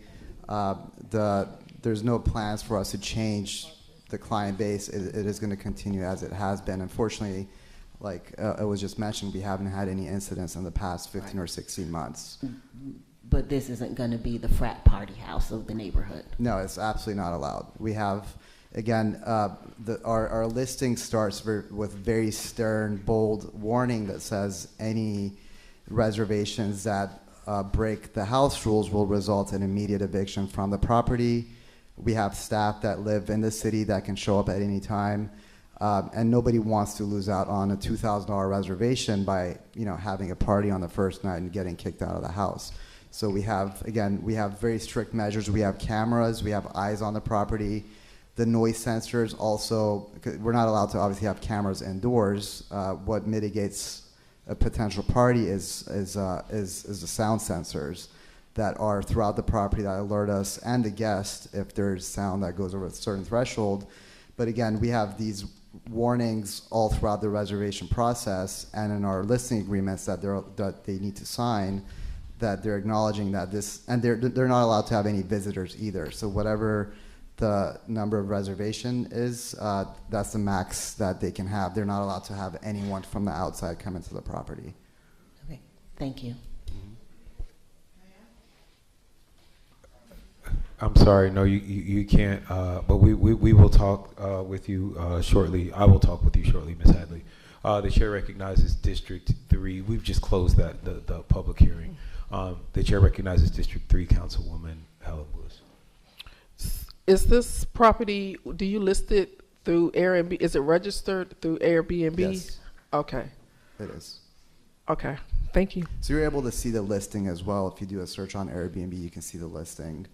And again, as I mentioned, it's not cheap. It runs anywhere from $450 to $700 a night. So that keeps the the client base affluent type people typically. Thank you. That's it. Two questions. This conversation has brought up two things for me. One is you were saying you rent this out. You have clients from the movie industry. Are they filming on the property? No, or they're just staying there? They're just staying. If they're working at the studios, they can book the property to stay there for however long they need it for. Awesome, thank you. We had a really interesting municipal association meeting about strengthening or creating some ordinances around movie filming. And then my second question is actually for Mr. McClendon. Councilman Sebastian brought up, the point that our legislation overrode some other legislation. If people are seeing that there is an Airbnb or some other short-term rental in their neighborhood, is there an email or a tel line or something that people can call? C-Click Fix. Okay. And code enforcement will come out and cite that property. And there is a C-Click Fix. There's a short-term rental option to select on the C-Click Fix app? That I'm not 100% sure if there's that particular option, but they can report it through C-Click Fix. All right. So we don't have that option, is what I'm hearing. I do just want to make sure that that's added, because a lot of times people only think that they can do what their menu of options offers. So if we could go ahead and update that, and everyone under the sound of my voice, whether you're watching online or here, make sure that you download that app, C-Click Fix, the words S-E-E, Click Fix, from your iTunes or Android App Store. It allows you to take a picture of anything going on in our city and send that to the appropriate departments. It geolocates in the picture, so you don't have to know the address. You just snap a picture and you say whatever the issue is. Pothole will get Airbnb added, all of these other things. And that way we can not only get the item immediately, but we can track it because we track everything that comes through C-Click Fix, and you can track it. You'll get updates about the resolution of that issue as it happens. And if there are no further questions, I think we'll close the public hearing. And one thing I wanted to add is also this property, one other benefit of a short-term rental is a significant tax that, generates for the city. There's about 8% accommodation tax to the city of South Fulton from every reservation. There's 7% to Fulton County. There's 2.75 sales tax. About a 7% combined sales tax for Fulton County and the state. So there's a significant amount of tax as well that's being generated from this property for the good of the city. All right, thank you. It will probably be helpful, Madam Subadan, in our next year's budget report to just see how much we're collecting from those items. And with that, we're going to go ahead and sound the next item, Mr. Clerk. Thank you, sir. Next item is item 5, public hearing, U23-008. It's application by Sean McKinney requesting a special use permit to operate a short-term rental at 5775 Dotson Road, Fairburn, Georgia, 30213. This is located in District 4, and this was deferred at the September 12th public hearing as well. Staff?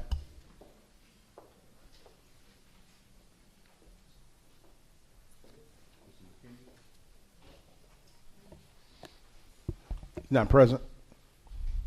He's not present. Not present. Mr. McKinney?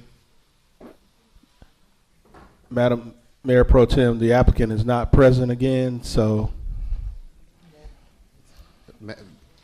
Madam Mayor Pro Tem, we would request that at this time the application be withdrawn.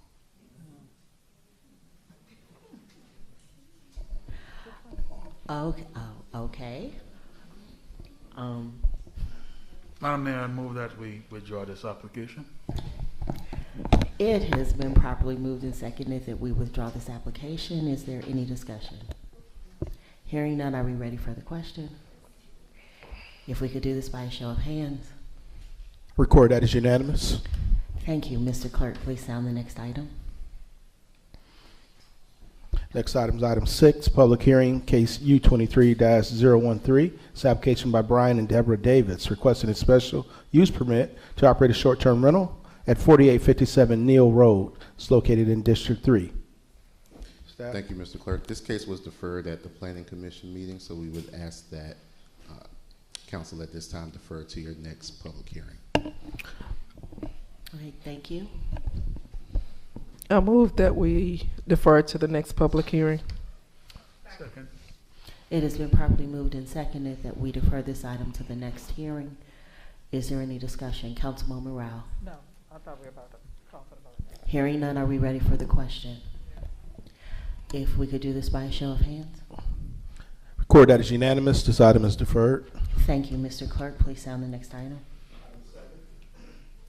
That brings us to item 7, public hearing, case U23-012, application by Beverly Allen, requesting a special use permit to operate a short-term rental at 4144 Butternut Place. This is located in District 3.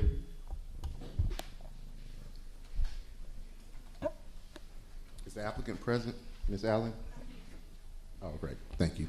This is case U-23012, 4144 Butternut Place, 30349. The applicant seeks a special use permit to operate a short-term rental at an existing single-family residence located at the aforementioned address in the CUP Community Unit Plan District. This is in Council District 4. Staff recommendation is approval conditional. Planning recommendation is approval conditional with the conditions that the special use permit is not transferable and that the permit is required to maintain a valid South Fulton business license. Point of order. Councilwoman Willis. We went through a redistricting as of January, so this is now in District 3. This is now. So I just wanted him to correct his document. Thank you, Councilwoman Riley. Thank you. If we could let the record reflect the right district.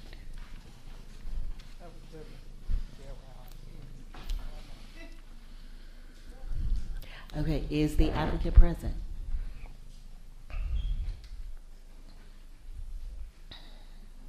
So Allen, please state your name and address. And your Beverly Allen, address is 4144 Butternut Place, Atlanta, Georgia, 30349. Thank you, Ms. Allen. I believe this is the part where I get to tell you that you have 10 minutes on the clock, that to cover both you and the people who will be speaking in support. So if you do have people with you, please reserve some time for the others. Okay, I just submitted an application for short-term rental license, and I was told that a special use permit is now a requirement, so I submitted the application for that, and I'm just basically, it's a property that I own. I'm not an investor, I am a homeowner, and when my property is not in use, I would like to rent it out on a short-term basis. Thank you, Ms. Allen. Mr. Clerk, do we have anybody in support? Did not receive any cards in support. Do we have anybody in opposition? I did not receive any cards in opposition. I do have an email in opposition, but I'll submit that to the clerk's office. Thank you, Councilwoman Willis. Thank you. Mr. Clerk, if you'll note that you will be receiving an email from Councilwoman Willis in opposition. Thank you. Ms. Allen, does that conclude your comments? Thank you, Ms. Allen. In that case, I will close the public hearing and move to council comments. Are there any questions from council? Hearing none, I believe the mayor is back and can take over from here. All right. Hearing none, Mr. Clerk, please sound the next item. That brings us to the adjournment of the zoning public hearing. All right, I'll entertain a motion to adjourn this hearing, and we're going to go right into our voting meeting. Move to adjourn. It's been properly moved and seconded. I'll take a vote by show of hands. Court, that is unanimous. We are adjourned at 8:01 p.m. All right, I'm going to call to order the next meeting, which is our final meeting of the night, the regular voting meeting. Mr. Clerk, please sound. We don't need to do a roll call, do we? Actually, we do. All right, well, let's go ahead and do that. It's a roll call for the October 10th regular meeting of the City of South Fulton City Council. Roll call, the Honorable Catherine F. Rao, District 1. Present. The Honorable Carmelita Gumbs, District 2. Present. The Honorable Helen Z. Willis, District 3. Present. The Honorable J.C. Sebastian, District 4. Present. The Honorable Corey A. Reeves, District 5. Accounted for. The Honorable Natasha Williams Brown, District 6. Present. The Honorable Linda B. Pritchett, District 7, is available online. Present. Thank you. And the Honorable Mayor Khalid. Present. Mr. Mayor, we have a quorum and believe that Lieutenant Neesmith, we do have a chaplain here for the invocation. All right, Mr. Neesmith, Chaplain Neesmith.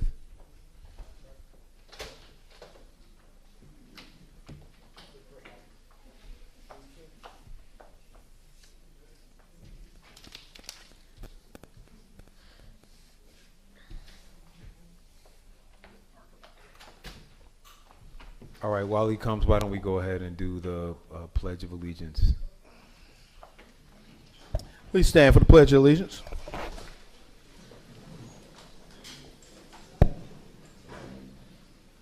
Pledge allegiance to the flag of the United States of America and to the republic for which it stands, one nation, under God, indivisible, with liberty and justice for all.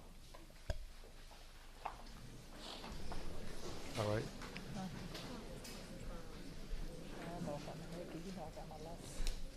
I got my lunch. Some stuff start Friday, I think. I haven't seen no detail.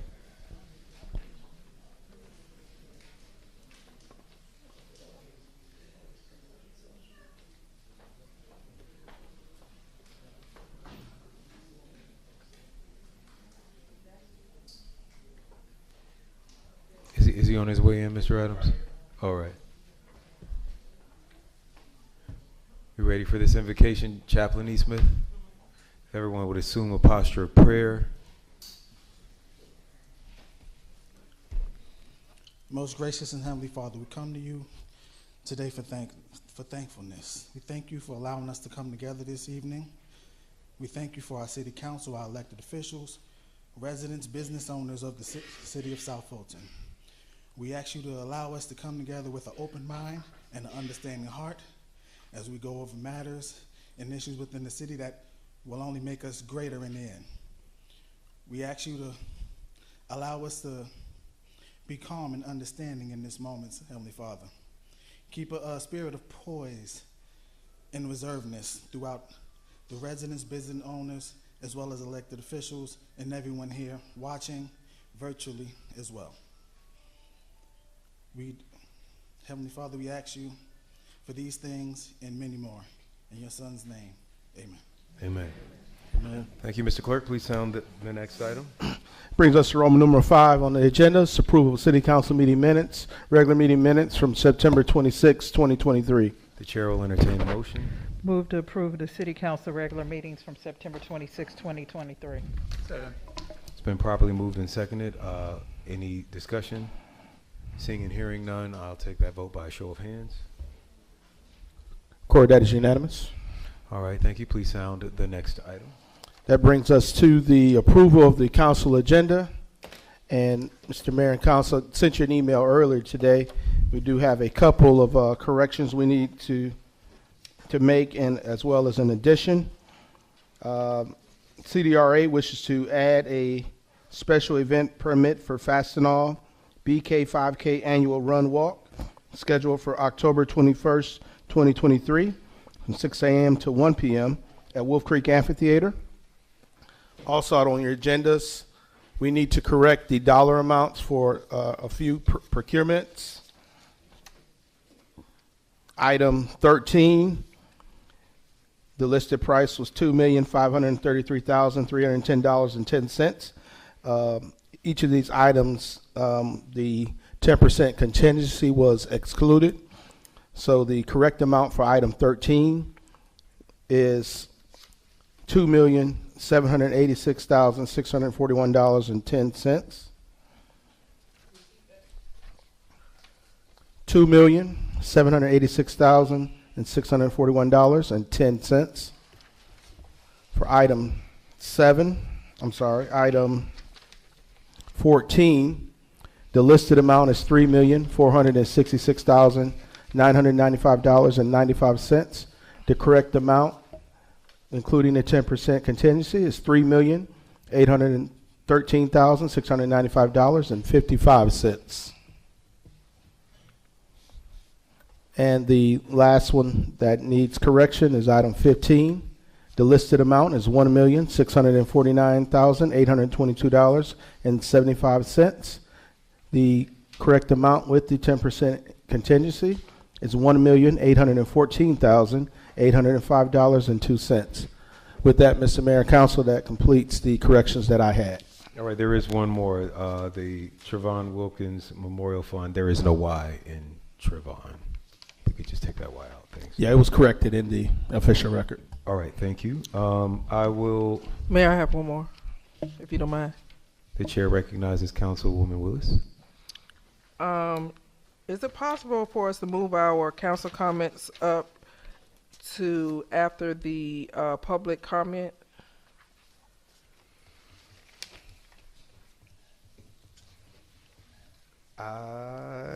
We can. That's just about 25 minutes of talking. I would prefer we save our comments till the end. Okay, that's fine. I'm All okay. right. Can I make one more request? Yes. All right.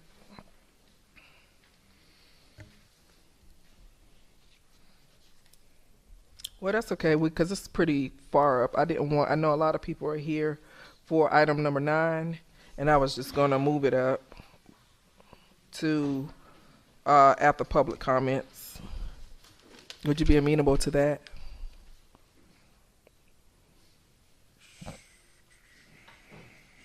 Before the zoning, before we vote on these zoning cases? Okay, so the 5 through 8 are zoning cases? Yes. Okay, I'm good. All right. I appreciate it. Thank you. All right. I do wanna offer this comment. I don't know why this race is just coming to us now. We spent so much time on this calendar. We did like 3 or 4 meetings, and we're still at every meeting adding, at least the last 2, we continue to add events. It troubles me. Madam City Manager, you have a response? I am also troubled, but these are not city-sponsored events. These are events that are taking place in our city that have to go through a special event process. Apparently, this same event was late last year too and had to be walked on. I've instructed staff that if the deadline isn't met, the events are going to have to be denied because we're constantly put in this position. And unfortunately, sometimes we just don't get the kind of cooperation that we need, both internally and externally. All right. Well, I would like for this comment to serve as notice. I have been getting a lot of concerns, both from colleagues and constituents, that we are very late getting these agendas out and that people are not having time to review things. One of the reasons is because so many things are getting submitted late, and we're always on Friday still putting together an agenda that we set earlier in the week.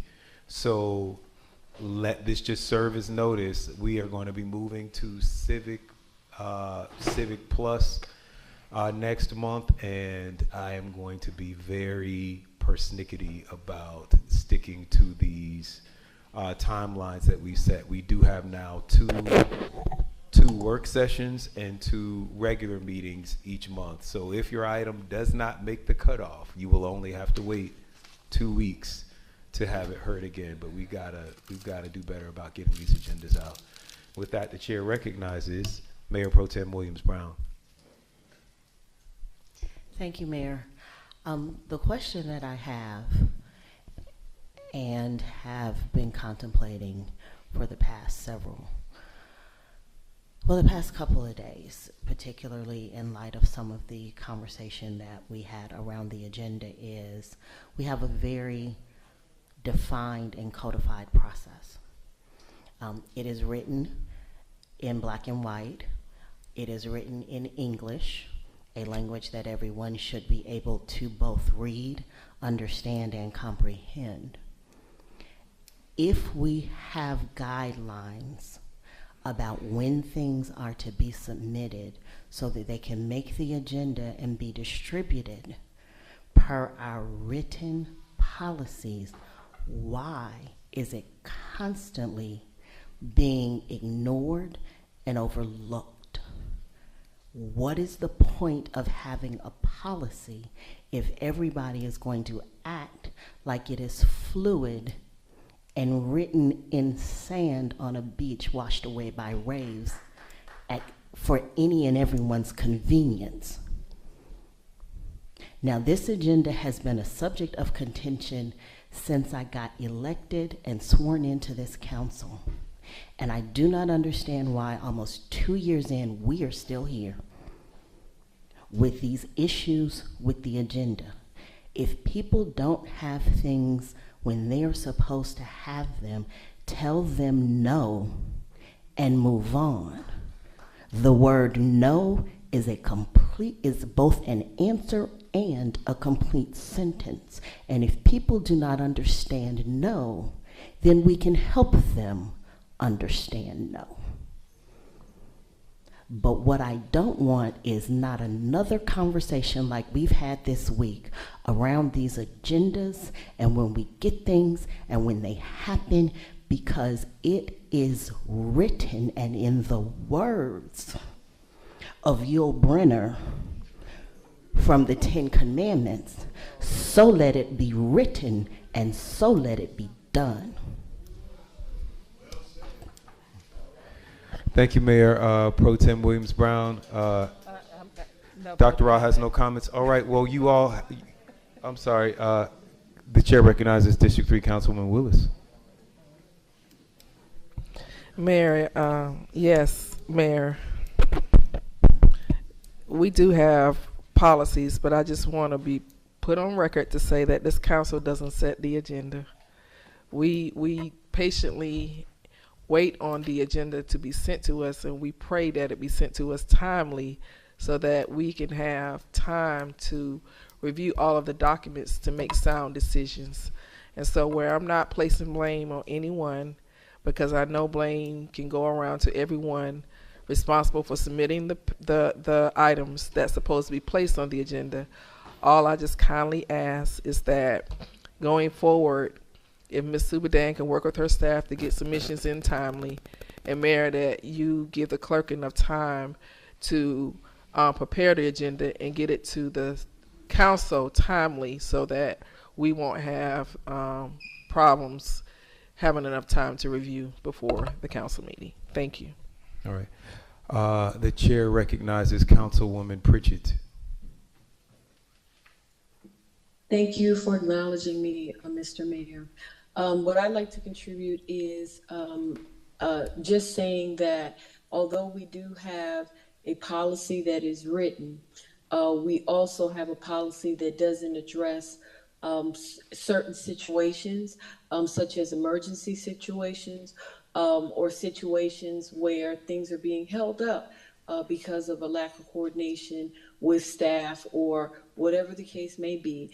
And I think that we do need to look at revising that that language to factor in those type of things, because what I'm hearing, the feedback that I'm receiving from residents is residents actually do like events. They do like when there are events and different things that are sponsored by the city. And we really just have to have a better line of communication internally so that everyone's aware of things that are happening. I've talked about many times the calendar that I have no idea where it is, where it exists, how to tap into it. We really need to be looking at having a calendar of events somewhere and to be manned by someone so that at all times, although there's a spreadsheet, we really have to look at what's really going on throughout the city to get a holistic view, to be realistic about this, because we are a very big city, and I think that we can have several events at a particular time or in different areas of the city, but the communication is the essential component to all of this. And I yield. All right, thank you. I'm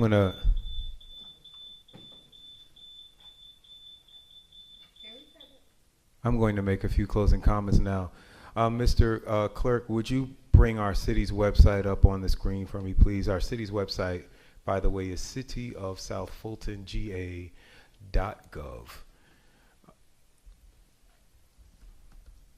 So first I want to say one of the reasons that we have been having these issues, we just heard, and this is no knock against you, Councilman Pritchett, but we just heard a possible change or amendment or explication of exigent situations that we might make for future meetings. One of the reasons we keep ending up here is because we keep changing our policies, and we keep changing our processes, and we keep changing what is allowed and how many items are allowed and who gets to add things to the agenda and not. So if we stop changing things, it will be easier to track the success of any given system. Next, speaking about special events, this is our city's website. You can see it on the screens here, cityofsouthfultonga.gov. If you scroll to the bottom of the screen, you will see a brief week at a glance calendar. These are all of our official events in the city. We may have some conversation about adding other events that are not necessarily city events, like this Fast and All race, should it be approved. If you scroll down a little bit further, thank you, and where it says view all events, view all events. So this is the calendar that has all of the events. If you want to know if something is an official city event or if it has been approved or it is happening, this calendar is the place to go. And we are going to make sure that we do everything that we can to have it updated. I appreciate everyone's comments and the fervor for which they are made. I will assume that going forward, henceforth and forevermore, I won't have anyone walking anything else on the agenda, because at the end of the day, this council approves the agenda. And now you have a chance to make your no heard right now. There has not been a motion made to approve this agenda, but I will happily entertain a motion to approve this agenda without any amendment. I move we approve the agenda as stated. Approve the agenda as amended or without amendment? As stated, as without amendment, sir. All right. There is a motion to approve this agenda without amendment. Is there a second? Hearing none, I'll entertain a motion to approve this agenda as amended with the walked on items. I approve the agenda with the permit as well as the item to recognize Hispanic Heritage Month. All right, it's been properly moved and seconded. I'll take a vote by, is there any further discussion? Seeing and hearing none. I just want to state for the record that the historic heritage, Hispanic Heritage Month is actually already listed on the agenda under the consent.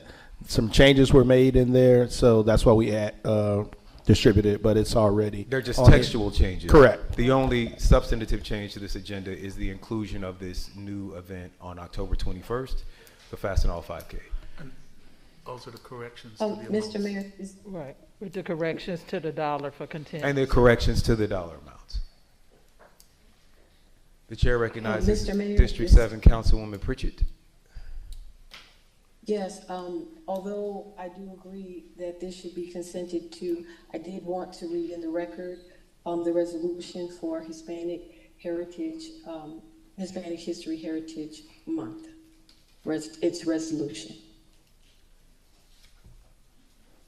I'm going to just check with our city clerk because time is short. Do we need to read the entire resolution into to the record? I'm sorry, Mr. Attorney. Mayor, I think Councilman Pritchett was just asking for privilege because there's some items in there I think that she wants to. All right, if you would be amenable, Councilman Pritchett, if you could maybe just read the one or two lines that you think are important to highlight. Yes, I'll read it quickly. I won't read the entire thing. All right. Have we gotten Thank to you. that part of the agenda? What are we doing? We're not there. Call for the vote. Yeah, we're just approving the agenda at this point. Okay. Yeah. All right, I'll entertain a motion to approve the agenda as amended by a show of hands.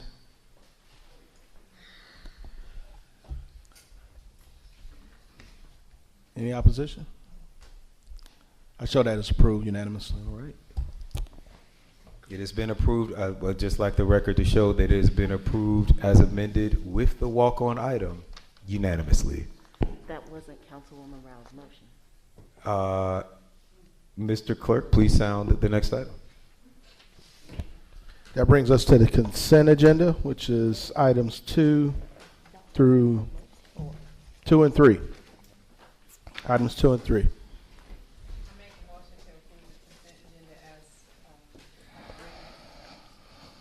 Second.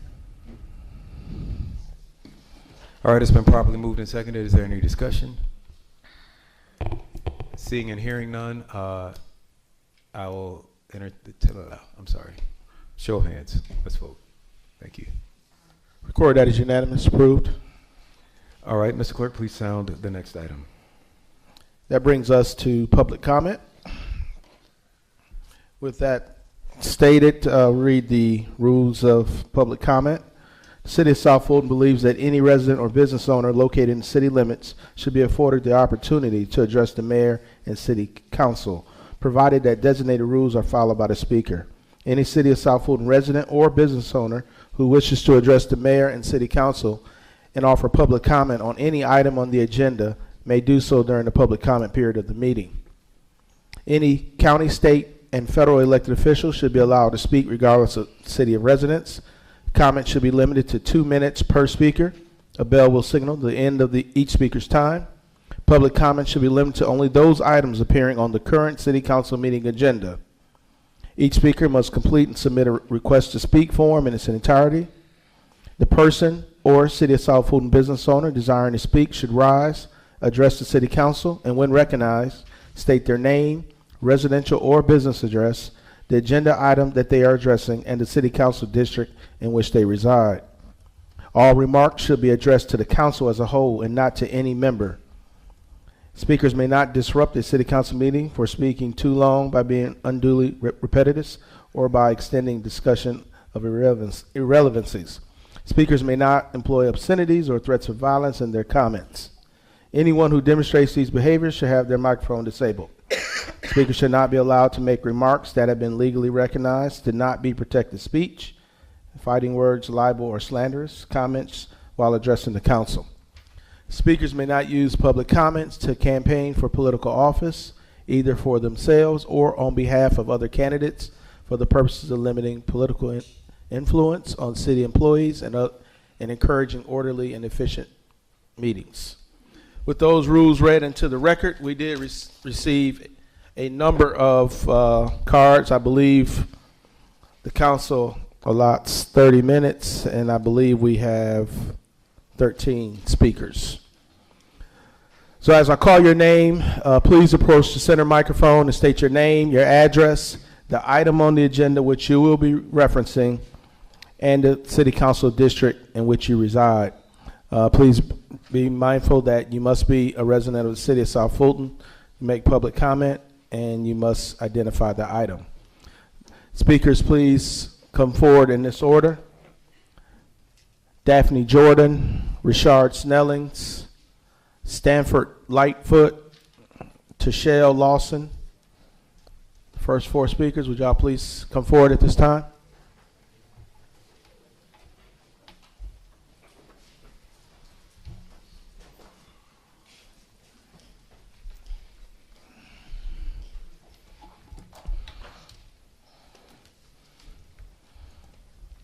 Right. Please state your name and address, district, and the item you're referencing. My name is Daphne Jordan. I reside at 4387 Old Fairburn Road in the awesome District 3. And I am here to speak on behalf of the grown and sexy item. I think is item number 9. So the first comment that I want to make is ignorance of the law is no defense. So here we have a business that was allowed to submit plans for a business that included a cigar lounge. They were approved by the city. They were approved to open, and they have spent over $500,000+ for this business. And we are here, myself and some of my other friends who live in the city, to ask you to rethink whatever this policy was that you all made an attempt to create in an effort for a smoke-free air ordinance. I can tell you that really is a good ordinance if it could have been used at Wolf Creek for some of the concerts, being that some of us could have gotten high off contact. If we're really gonna enforce an ordinance, that would be a good place to start. However, as it relates to Grown and Sexy, this is not a good way to do business. So I'm hoping that each of you, who I actually know personally, most of you, will take a good look at this ordinance or at a permit that potentially should have been issued and make a concession and exemption for this business that put a lot of their own blood, sweat, tears, time, money, and effort to bring a very nice business to not only our district, but to our city. It's very heartbreaking that we have to come here to ask for this, because I was kind of hoping you all would have already done the right thing. So on behalf of this business that is in our district and city, let's create policies that are not so difficult for businesses to do business in our city. I'm hoping that you do understand, if there's no concessions or exemptions made, that legal ramifications for the city are not what we want to face at the back of the residents. And I yield. Thank you.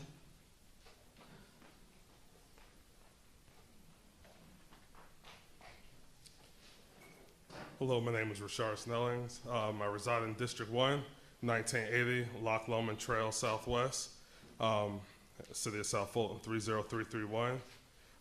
We should not be exempting one business from adhering to an ordinance that every other business must follow. Just like Club Wax was denied, no exception should be made for Grown and Sexy Tavern. The next item I wanted to talk about was in response to the minutes on the published agenda from the September 26th meeting. We the people still have unfinished business from that meeting, where on September 26th, Councilwoman Helen Zenobia Willis violated the decorum ordinance and the civility pledge when she said into the microphone, "Ain't nobody stunting his BS," referring to Councilman Reeves as he was speaking into the microphone. She said the entire curse word out, and this was not the first time. At the same September 26th meeting, I appreciate Councilwoman Williams for calling it out, that the meeting should be conducted in a professional manner. I don't think she should have had to ask for it to be enforced. Refusing to enforce it does not make the meetings more peaceful. It actually does the opposite. I also agree with Councilwoman Williams' comments tonight. Why have a policy such as the decorum ordinance when no one will enforce such an ordinance? If nothing is going to happen regarding what occurred on September 26th, then you are sending the message to the public that it is acceptable for us to start using profanity when addressing this body with our public comments. If this is the new standard that we are setting, I will be more than happy to comply. Everyone should be held accountable, those who break the law and also those who refuse to enforce it. If we see this kind of behavior publicly from the councilwoman, it just leads me to wonder how employees are being treated behind closed doors. Their mental health and safety matter too. In closing, accountability feels like an attack when you are not willing to acknowledge your behavior. When you are not willing to acknowledge how your behavior harms others. Thank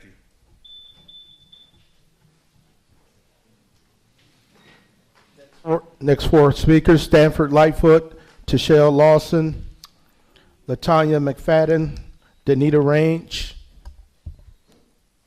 All right.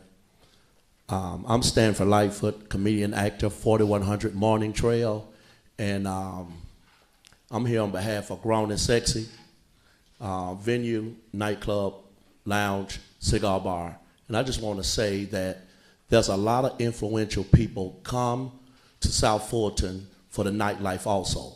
So I'm just trying to figure out how is it that is a reneging that you all want to shut them down when there's other places that's in South Fulton has the same stuff, same cigar bars, same everything. So my thing is, how will you allow them to come in and spend $500,000 on this establishment and all of a sudden, hey, you can't open, when it was clearly cleared by you guys?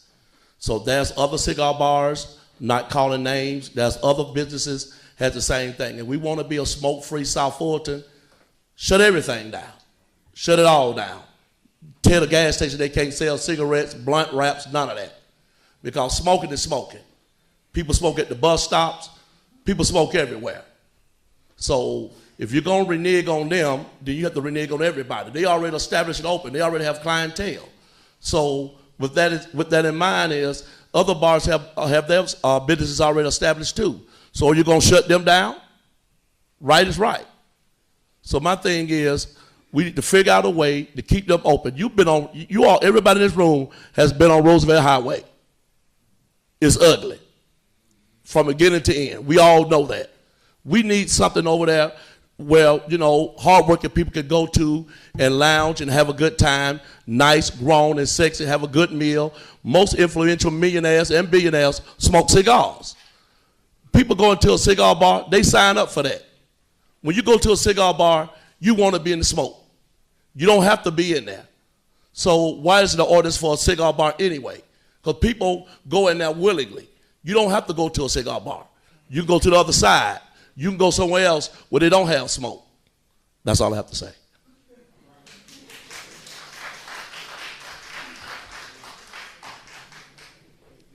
Good evening. My name is Tashelle Lawson, 3461 Roosevelt Highway, and I'm coming to you on behalf of Grown and Sexy.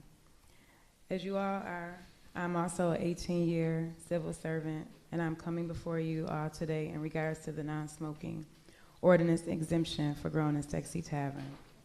The owner, David Range, the manager, Roger Cook, Nikita Walton, and myself eat, sleep, and breathe Grown and Sexy Tavern. And we work tirelessly day and night to bring the peaceful ambiance created in the tavern.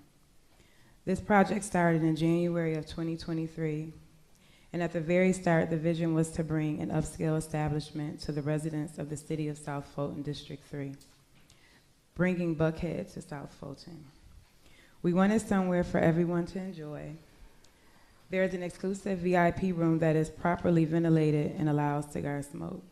The main side of the tavern does not allow smoke for those that do not want to be around smoke or those that may have respiratory issues. When the discussions started with the city, it was a very unclear process. The person I spoke with, which I was advised is no longer with the county, advised that a lease must be obtained before the issuance of a zoning certificate or a business license. Therefore, we had to commit to over $15,000 a month in overhead for 3 years before we were even sure if we had the business license or a zoning approval. Because we were passionate about wanting to do business in the city of South Fulton, we moved forward. I was told verbally that it would be approved, therefore the lease and guarantee was signed, and we moved forward to applying for the business license and zoning. Once that was approved, the build-out began. Once we were in over 150K, we were advised that there is a moratorium that was placed on the space, and we were not supposed to be approved for the business license or a zoning certificate, and they were revoked. We were devastated that we had committed to this establishment, and the city neglected to tell us about a moratorium before we committed to such a hefty financial obligation. We were later advised that once the moratorium is lifted, we could get back the license and move forward in the process. We had to pass. Oh.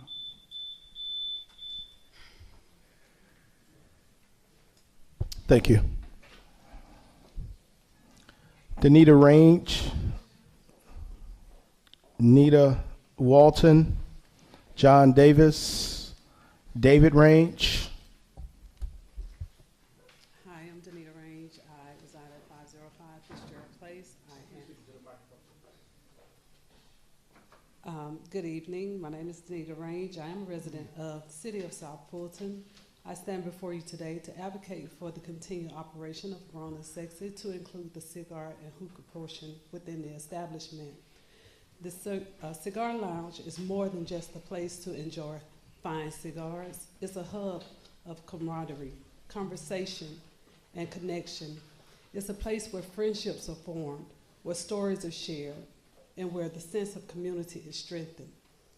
In a world that moves at an ever-increasing pace, Grown and Sexy has been a haven where time slows down, allowing us to savor the finer things in life. Not only does the lounge provide a space for relaxation and enjoyment, It also contributes to the local economy by creating jobs and supporting small businesses, which allows individuals to support the needs of their families.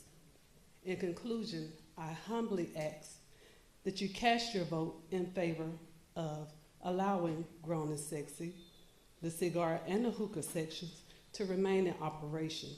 Again, thank you for your valued time and your consideration.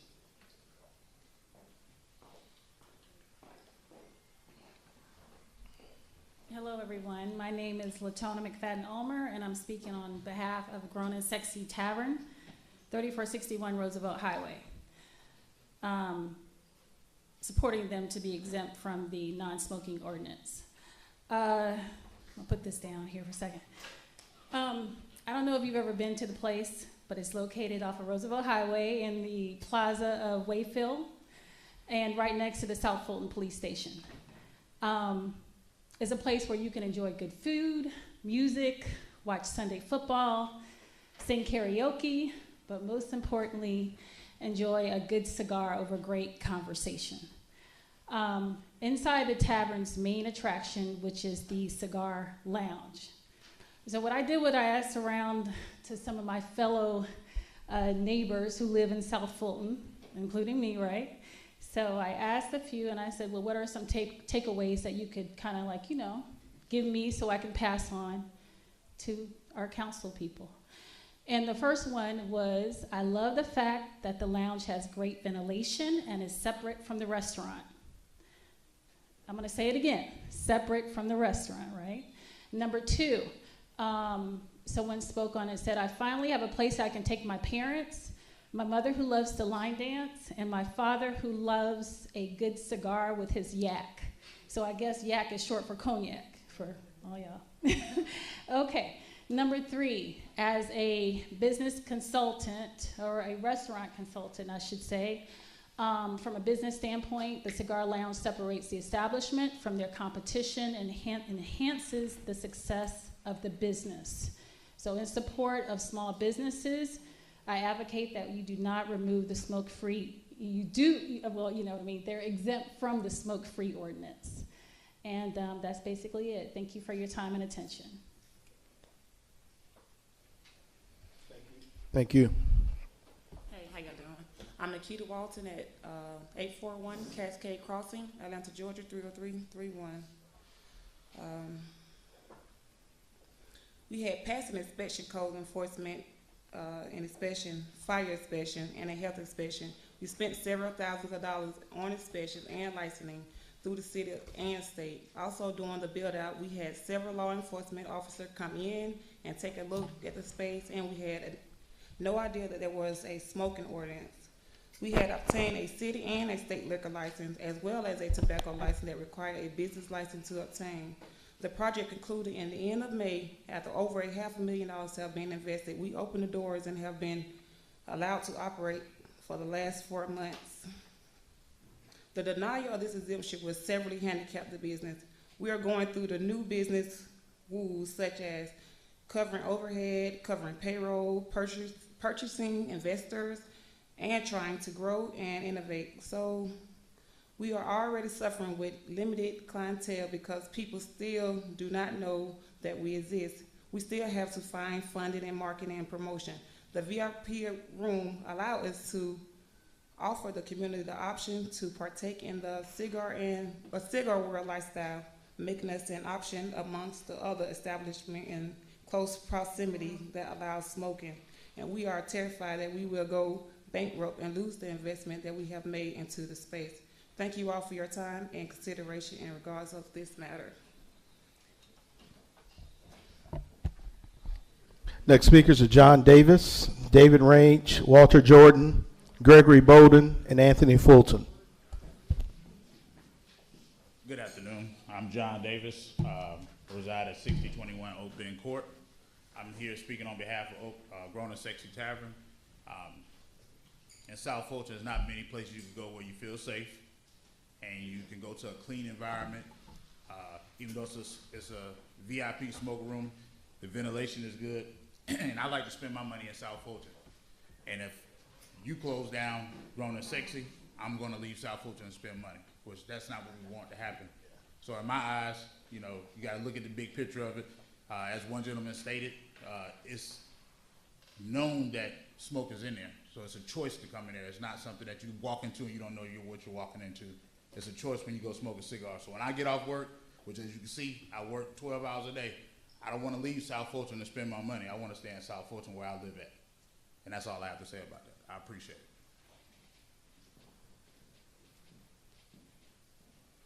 Good evening. I'm Walter Jordan. I reside at 4387 Old Fathom Road in the Great District 3. Being a restaurant consultant, opening numerous restaurants in the city of Atlanta, in the city of South Fulton, DeKalb, and other municipalities. After reading this ordinance, after I was sent the ordinance, I'll just be honest, and I hope I don't offend anyone. Whoever wrote this ordinance should be ashamed. It's absolutely horrible.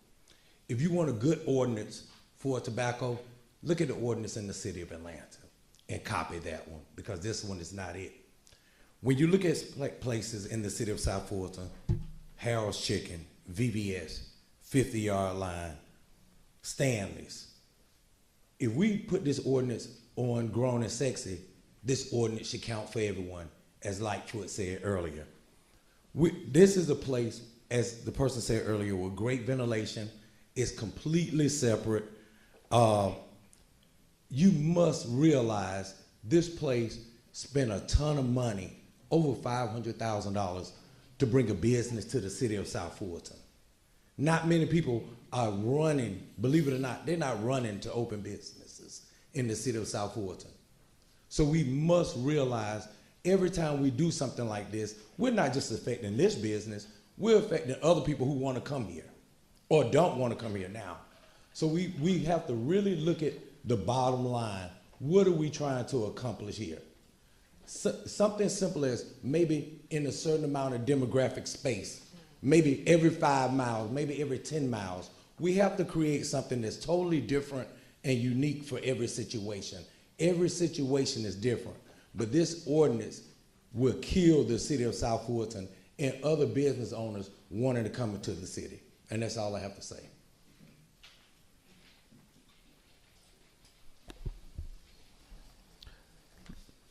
Last speakers, and again, you have to be a city resident. Please state your address. David Range, Gregory Bolden, Anthony Fulton. Yes, my name is Anthony Fulton, and I'm from the fabulous district of District 1. I'm here this evening to support Grown and Sexy. No, I'm not a big smoker. I'm not a big drinker. But I've closed 4 deals at Grown and Sexy because my future customers wanted to go smoke a cigar. It's like the golf course. We go hit 18 and we work a deal. He goes smoke a cigar, he signed my contract. So at this point, what I'm concerned about, if this ordinance was put in place prior to them trying to open up a business or go into business, why was they granted a license for liquor? Why was they granted a business license to operate a restaurant and cigar lounge if this had already been established? We have, and I say we because I'm a part of the city of South Fulton, we have dropped the ball. It should have never been granted.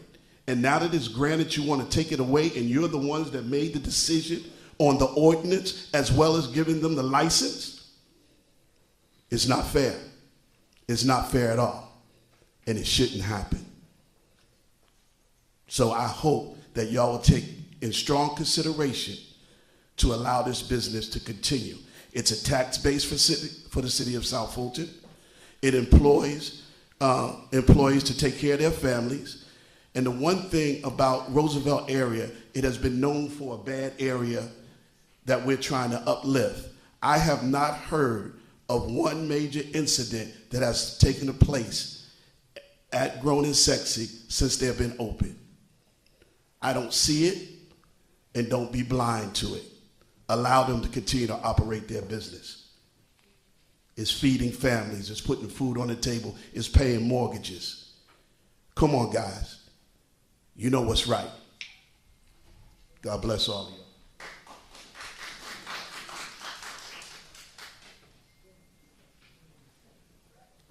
Good evening. I'm Dr. Greg Bolden. I reside at 6543 Yarborough Drive in the 4th District. I'm here in opposition of you granting this exemption. Every year, 45,000 African Americans die from tobacco-related diseases. When we passed this ordinance, when you passed this ordinance, there were exemptions that were made for the cigar bars that were already operating in the city. That was an exemption that you made. There was they're right. This should have never been approved. The restaurant, yes. The liquor license, yes. But you said you were going to protect the workers in this city from secondhand smoke.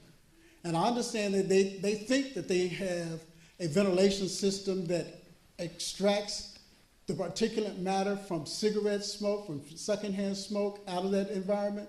It really doesn't. If you look at the OSHA's documentation, they will show you. You have to have an entire separate building in order to protect those folks. And then you still have to protect the folks that work in there. That's number one. Number two, you have to understand that even when you're outside, the particulate matter from secondhand smoke affects each and every one of you. We stand here to protect. I'm sorry they spent so much money. They're right. You should have never approved this, but you did. And I can't understand why you would want to exempt one organization, one business, because if you do, you open Pandora's box. And in the words of Councilmember Williams-Brown, no is a complete sentence. You have the things in front of you.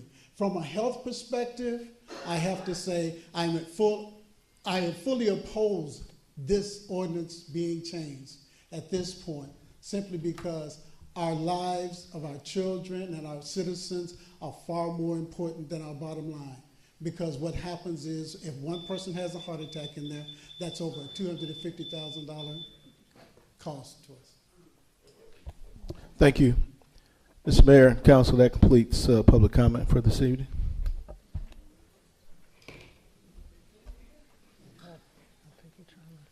Did everyone who filled out a public comment card speak? The only person that didn't come up was David Range. That's all I had that was turned into me. Is there people that signed up online? What was your name? What time did you sign up online?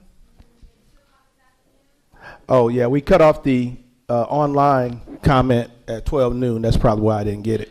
All right. Do we actually Mayor? take it off the screen, or do people still fill it out? Well, we've been trying to keep it open, so that people still can submit their public comment. But it states on there that all comments, online comments, are cut off at 12 noon. But you're free to come to the meeting and fill out a card.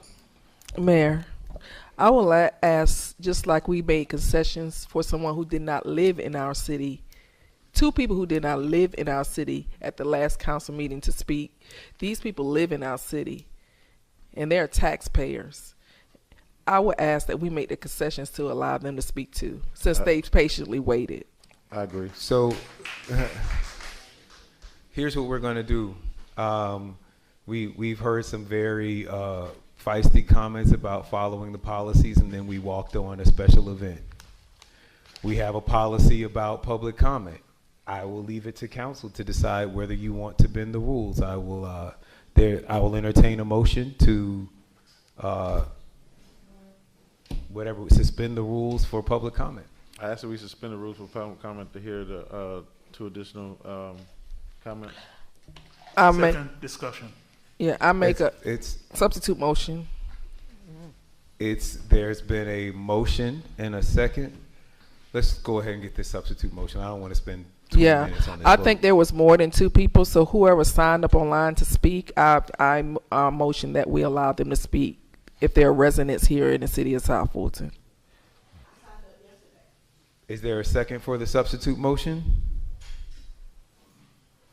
Repeat that again. Okay, there is a second for the substitute motion. We're going to allow everybody who signed up to speak. Any other discussion? The chair recognizes Councilman Sebastian. Thank you, Mayor. I am concerned, and technology is what it is. But I am concerned that even though there's a note that the form remain live after the deadline, because it simply means if you don't see that note for whatever the reason, then you are filling in the thing and you're making the effort to come here. So while I agree that the rules are the rules and we should enforce them, but I also agree that when citizens, who a lot of times we complain that citizens are not engaged enough, when citizens make the effort to fill out a form and come here, especially if the form doesn't shut down afternoon, and I would love to see us find a way to shut the form down. If the deadline is 12 o'clock, the form goes away, for some reason. But if they make the effort to come here after filling out that form, even if it's after 12, and it's documented as such, I think they should be allowed to speak without problems. Thank you. All right, we have a substitute motion on the floor, seconded, that will suspend the rules and allow everyone wishing to speak. I'll entertain. Mr. Mayor, I'd like to. The chair recognizes Councilwoman Pritchett. I agree with Councilman Sebastian that when citizens make the effort to come, that they should be allowed to speak. However, the issue that I have today is that there was an item on the agenda, and it was an item that was singled out, and I was not allowed to speak to that item, recognizing Hispanic History Heritage Month. And the concern I have here is just about being respectful of each other, being fair, and I don't think that I see that. When some people have a particular point of interest, they're going to fight so that what they want to happen happens. And then when other people have a point that they would like to make or just want to be recognized or acknowledged, you have to sit here and fight through just trying to be acknowledged. Now, I am in favor of the people speaking, but I'm not in favor of this rudeness that I'm seeing this evening. And I yield. We have more discussion? The chair recognizes Councilman Reeves. Well, I'll just say this, and so I've just been holding this for some time, and to be actually honest with you, public comment is just that the public should be able to come in and comment, whether it's on the agenda, whether it's not. It is y'all right to comment. We do have a time limit, and that's just the bottom line. And the chair recognizes Mayor Pro Tem Williams Brown. Thank you, Mayor. If I may ask a question of the clerk. Mr. Clerk, how much time do we have left in the public comment period? 30 minutes. No, I mean, how much time is left? Because we've heard a lot of comments. Yeah. How much time is on the clock out of the 30 minutes? We've had 13 speakers at 2 minutes apiece, so that's 4 minutes left, and the 30 minutes allotted procedurally. We have 4 minutes left out of the 30 minutes. Correct. And how many people want to come advocate for Grown and Sexy? Or speak, or if you feel speak out against or whatever. it. How many people do we have left? So if each person speaks, we can hear from 2 more people. I just want to make sure that my math is mathing. We should have enough time. 2 people. Come on. All right. It's only 2. So we have a motion, and we have a substitute motion and second on the floor to have the rules suspended to allow these public comments. I will entertain a vote by a show of hands. I show 4 yays, so that is approved. All right, council has approved to suspend its own rules. Go ahead. My name is Chanel. Mr. Mayor, I make a point of order, Mr. Mayor. Point of order. What is your point of order, Councilwoman Pritchett? Yes, the point of order is because I'm at home listening to this online, I'm hearing a lot of hot mic chatter. I would like to ask everyone to mute their mic, and not even that, just stop speaking when someone else is speaking. I think it's rude, and I think that it's leading to things that it doesn't need to lead to. I would like to see some respect when people are talking. I'm hearing the feedback on the hot mic, and I'm tired of it. And I'm asking people to stop. Thank you, Councilwoman Pritchett. I yield. Go ahead, ma'am. I'm Chanel Gassaway. I reside at 7614 Crawford Court, Fairburn, Georgia, District 7. I come to you tonight on behalf of Grown and Sexy Tavern at 3461 Roosevelt Highway. I walked into those doors a couple of months ago, and I was overwhelmed because I was one of the people that went over there to try to acquire that space, and I was told I couldn't. But that's neither here nor there. But they got the space. They put their money into it, over $500,000. I stand with them. I'm just asking that the council go ahead, grant this, let them go on with their business, let people have a good time. The city of South Fulton needs something new and nice. And that's all I have to say.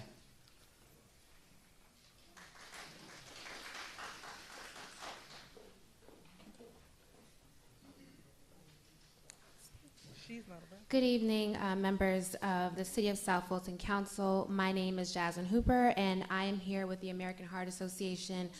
We are the organization that helped to write the smoke-free ordinance that's in reference today, so that's why I'm here providing public comment.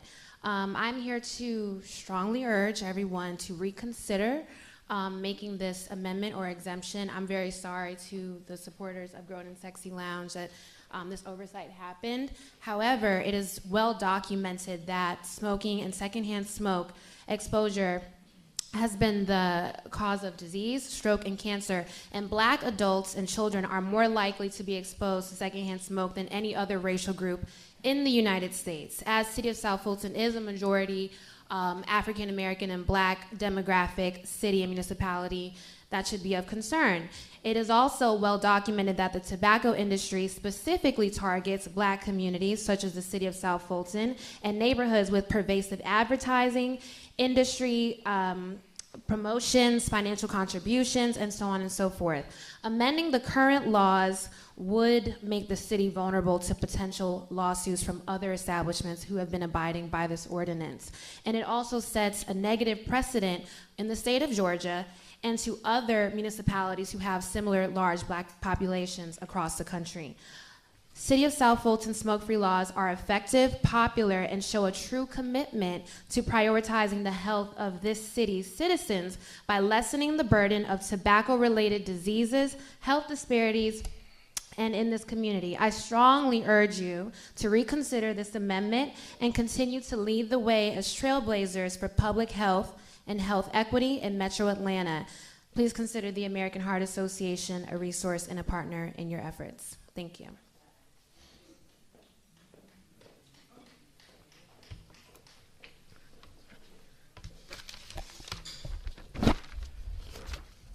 All right. Mr. Clerk, please sound the next item. That brings us to Roman numeral 9, number 5 under Roman numeral 9, agenda items. These are alcohol license rezoning, variance, and modification cases for motion and vote. The first one is Z23-007 and CV23-002. Second read and request council approval of a rezoning ordinance for an application by PVJ Re Holdings, LLC, requesting a rezoning from AG1 to C1 and concurrent variances to reduce the north zoning buffer from 25 feet to 10 feet, reduce the north improvement setback from 10 feet to 0 feet, to reduce the east zoning buffer from 50 feet to 25 feet, and to reduce the parking space requirement from 47 spaces to 29 spaces at the parcel located at Old National Highway and Carabet Terrace. It's located in District 6. The chair will entertain a motion. I'm And I'm sorry, just a point of information for the record, it is legally acceptable to move to approve the item as sounded. You don't have to read the whole thing out. The chair recognizes Mayor Pro Tem Williams Brown.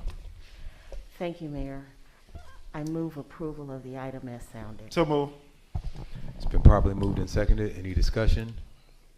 Seeing and hearing none, I'll take that vote by a show of hands. Record that as unanimous. Please sound the next item. Brings us to item 6, case Z23-009, second reading, request council approval of a rezoning ordinance for an application by Kenneth Wilson to rezone from AG1 to M1, property located at 2888 Sullivan Road, College Park, Georgia, 30337. It's located in District 5. The chair will entertain a motion. I'll move the agenda item as sounded. Second. It's been properly moved and seconded. Any further discussion?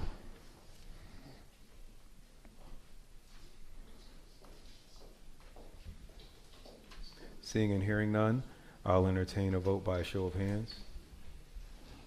Record that is unanimous. All right, please sound the next item. Brings us to item 7, page 3, case Z23-010, second reading, request council approval of a rezoning ordinance for an application by Randy Arnold Jr. requested to rezone from AG1 and Sub A to MIX on a property located at 5425 and 5445 Buffington Road, South Fulton, Georgia, 30349. It's located in District 5. The chair will entertain a motion. I move to approve the agenda item as sounded. Second. It's been properly moved and seconded. Any discussion? Seeing and hearing none, I will entertain a vote by a show of hands. Record that as unanimous. Approved. All right, please sound the next item. Next item is item 8, case Z23-011, second reading, request approval of an ordinance to rezone from R3 to R5A and property located at 0 Estes Road. It's located in District 5. The chair will entertain a motion. I move to defer that to the next council meeting. Second. It's been properly moved and seconded. Is that Mayor, can we defer this for 30 days? Yes, I thought that I was going to say that. For 30 days. All right. So, Second. all right, that would be the November 14th council meeting. Yes, sir. All right, it's been properly moved and seconded. Any further discussion? Seeing and hearing none, we'll take that vote by a show of hands. Record that as unanimous, deferred for 30 days. And incredibly, we are right on schedule, Mr. Clerk. Please sound the next item. It brings us to item 9 under Public Works, Health and Safety. Number 9, second reading, request approval of an ordinance to amend Title VI Health and Sanitation, Chapter 1, Smoke-Free Air of the City of South Fulton Code of Ordinances so as to provide an exemption from the smoking regulations identified in Section 6-1005 through 6-1008 for one cigar bar located at 3461 Roosevelt Highway, Suite 15, and for the lawful purposes. This is sponsored by Councilmember Willis. I move that we approve this measure, and I have discussion. Second. Discussion as well. I'm sure we will have lots of discussion. The chair entertained a motion. Y'all have made the motion. All right, motion's been made and seconded. Is there any discussion? We're just going to go right around, starting with, we're going to district courtesy. We're going to start with the district councilwoman. Thank you.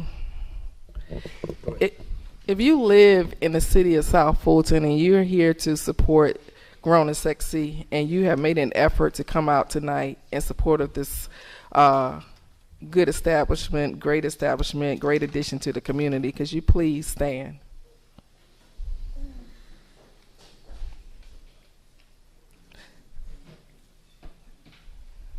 Thank you, our voters.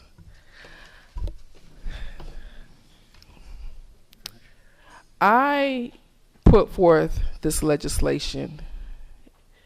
Not only was this legislation to exempt this business from this smoke-free ordinance, it's because from day one that this business decided to do business in the city, they have faced challenges. Not only is this business not supposed to be a cigar lounge? This business isn't supposed to exist, period.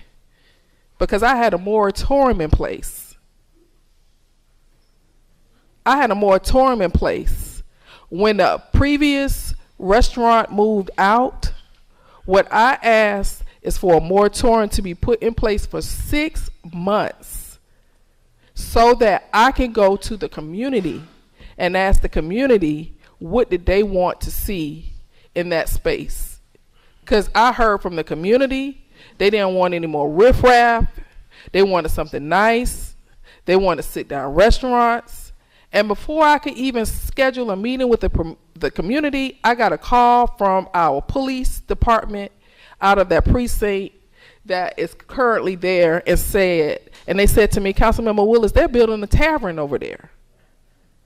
I said, what? I got on the phone, called CDRA to find out how this happened, and come to find out they did not even give the business, they didn't even give the business license, or the information wasn't communicated about the moratorium or the overlay. We also have an overlay. None of that stuff was communicated. So I asked Chief Meadows if he would come with me over to the business, and when we got into business, they had already made substantial improvements to the business, hundreds of thousands of dollars. And they were building a cigar lounge then. Fast forward, they finally got through the challenges and the hurdles, got their alcohol license, and then they got served by code enforcement that they could not operate as a cigar bar. Go back, find out what happened.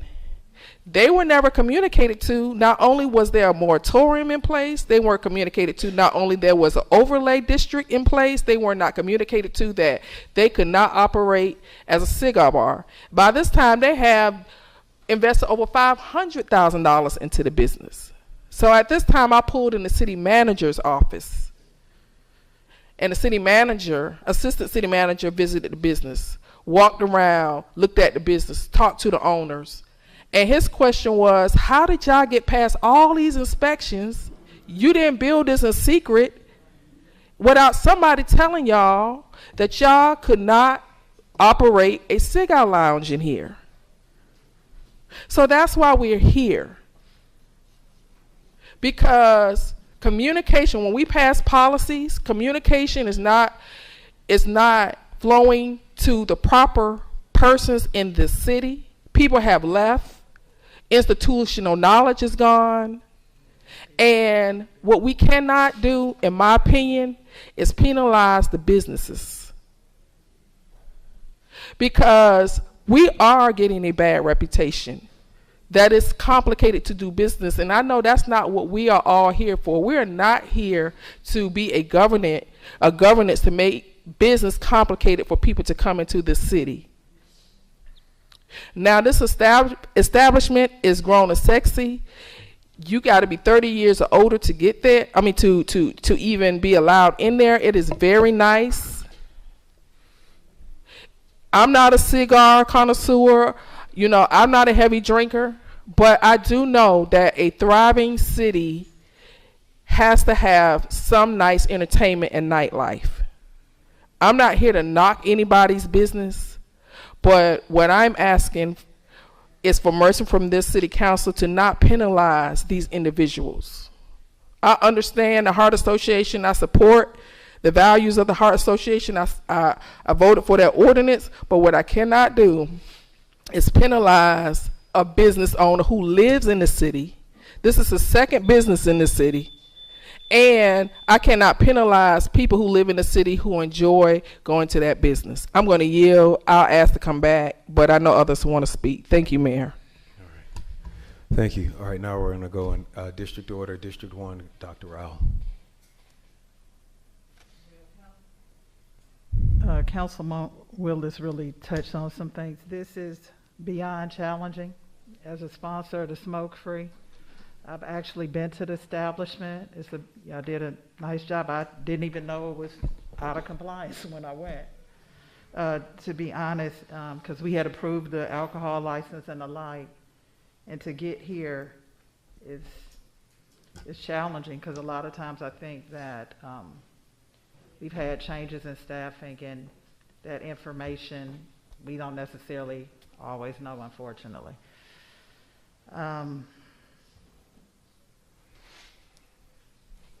Yeah, we just got to do better as a city. We got to do much better, and yeah, I'm gonna leave it at that right now.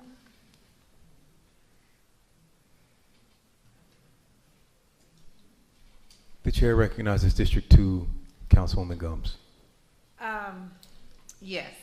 So as also one of the sponsors for the ordinance, this is particularly tough. And the reason why is because, again, I am a healthcare advocate, but I'm also an entrepreneur.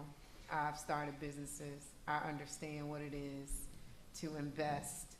And it's unfortunate that our communication channels for the city did not flow all the way down. And, you know, we honestly felt as council members that we were doing a good thing, protecting our community. We worked on that smoke-free ordinance for at least 9 months in conjunction with the American Heart Association, not thinking of the ramifications. However, the city in this particular instance, you know, we find ourselves as council members in these tight positions where we, as you know, we've talked about placing these policies and then not technically following them, or, you know, again, staff not enforcing the policies. The honestly, it should never got approved, but we're here. It's a beautiful establishment. I've been there myself. The cigar bar, you can tell that the money has been invested in it. And the reason why we actually went for the exemption is because we didn't want to amend the smoke-free ordinance. So, you know, at first it came on the agenda and we're like, nah, we don't want to change it. But if this is, you know, a situation where we need to look at it differently. We messed up. The city messed up, point blank, bottom line. And, you know, to my colleagues or to my friends from the American Heart Association, it's a challenge, you know, especially for the sponsors to sit here and then having to, you know, probably go against what we stand for. But also at the same time, we want to support businesses that come to the city of South Fulton to thrive in our city. We can't afford to let another business fail. Especially at the hands of something that we've done ourselves, you know, that could have been prevented. So we'll be a little bit more, and I know with this new city administration, I know that who we have at the helm, that a lot of this that we have experienced, we probably won't hopefully experience. We'll have a few more hiccups because we're still a young city, but they won't be as hurtful as this, hopefully. At least my knees won't be scratched up as bad. But I want to thank all of the residents that came out tonight. It was impactful to hear you all stand for something that shows that you all are engaged. And please continue to support our city, and we'll continue to support businesses that come here that want to do good business and stay in the city of South Fulton. So thank you for your time tonight.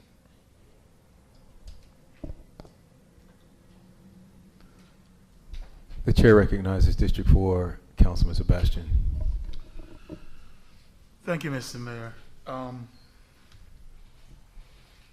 have said many times since I've been here, I don't smoke and I don't drink. Heineken 00 gives me a buzz, so I can't drink. Even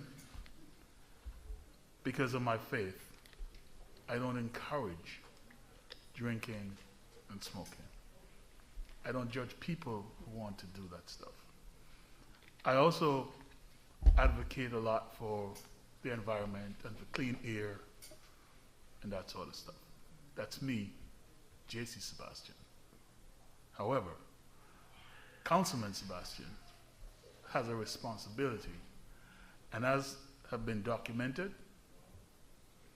and has been explained, that yep, we did some things through this process that wasn't intentional by anyone, it's just lack of information that has caused us to be here. And yes, we are not, and this is what I want everybody to get it clear, we are not changing the ordinance. We're trying to make sure that ordinance do not hurt a business that tried to follow the rules. And I think that's what we really have to go back on, regardless of our personal feelings, regardless of the healthcare issues. People who go to the establishment, they choose to go to the establishment. People who go there to smoke or even to work, that's a choice that people make. Even at a public place, at a bus stop or the train station, and people are there smoking, that's a different thing, or if it's a public building. So, like everyone else, I am struggling with this, but honestly, in the end, for me, it's probably going to be an easier decision because of just how the process seemingly to have not worked with this establishment. Because as we have heard, this thing should have never gotten this far, but we're here. And we have to do to make it right. I've had small business owners who have approached me and saying, it is so hard to do business with the city of South Fulton. We have to change that image, and we have to work hard towards getting it. While we're growing and we're building, we have to be in a position where we're going to have to make tough calls and tough decisions like this when it's the right thing to do. And so I want to thank the owners for investing in our city. I want to thank the citizens for engaging here and for coming out and for lobbying for the people who want to use this establishment. And to the people who are closing deals there. Go City of South Fulton, more deals you close, the more revenue, the more tax flow that we can end up and do stuff for you. So thank you guys, and I appreciate the people who came out and advocated for, and the people who expressed, you know, even their opposition. I want to thank all of you, and I yield. The chair recognizes District 6 Mayor Pro Tem, or Mayor Pro Tem, District 6 Councilman Williams Brown. Thank you, Mayor. Unlike my colleague from District 4, you already know. All right, stop right there. I do like a good cigar, and y'all know I love a good whiskey. And there are people in this room that I've been to cigar bars with and sat up and smoked with, and you know had a relaxing evening. And Councilwoman Gumbs is right. This is extremely extremely difficult because we should not be here. Yes, the city dropped the ball on this, but I think that this also highlights why we as council members need to know when businesses show up at CDRA wanting to go through the process of doing business with the city and opening businesses in the city. Councilwoman Willis should not have had to hear from the street committee that there was a new business opening up. That should have come from CDRA. If we know these things in the beginning where they are happening, we can prevent debacles like this from occurring, because this is a debacle. And not only is it a debacle, it is a debacle that is going to set a very bad precedent down the road. And so while I know that we have to make this right, because we were the ones who made the mistake, I am incredibly uncomfortable with opening up this Pandora's box and granting this exemption, because 6, 9, 12 months down the road, this is gonna come back to bite us if we make it 6 months. So the only thing that I would ask, I'm gonna look this way, because whenever I look that way, people get mad. So I'm gonna look this way at y'all. I want to see the city notify us at the time somebody shows up in City Hall putting in an application. I don't want this to ever happen again. Because this is bad. It is bad business. It is bad policy. It's a bad precedent. I really don't like this, and I don't want us to ever be caught flat-footed with this kind of tomfoolery again. Yes, tomfoolery is a real word. That's not the word I want to use, but I'm in public. I'm gonna use the Williams Dictionary when I get home. But I don't want this to ever happen again. And I hope that whatever led up to this happening has been corrected. Because I can promise you, if I'm on this council and anything like this happens again, someone's going to have an incredibly bad day.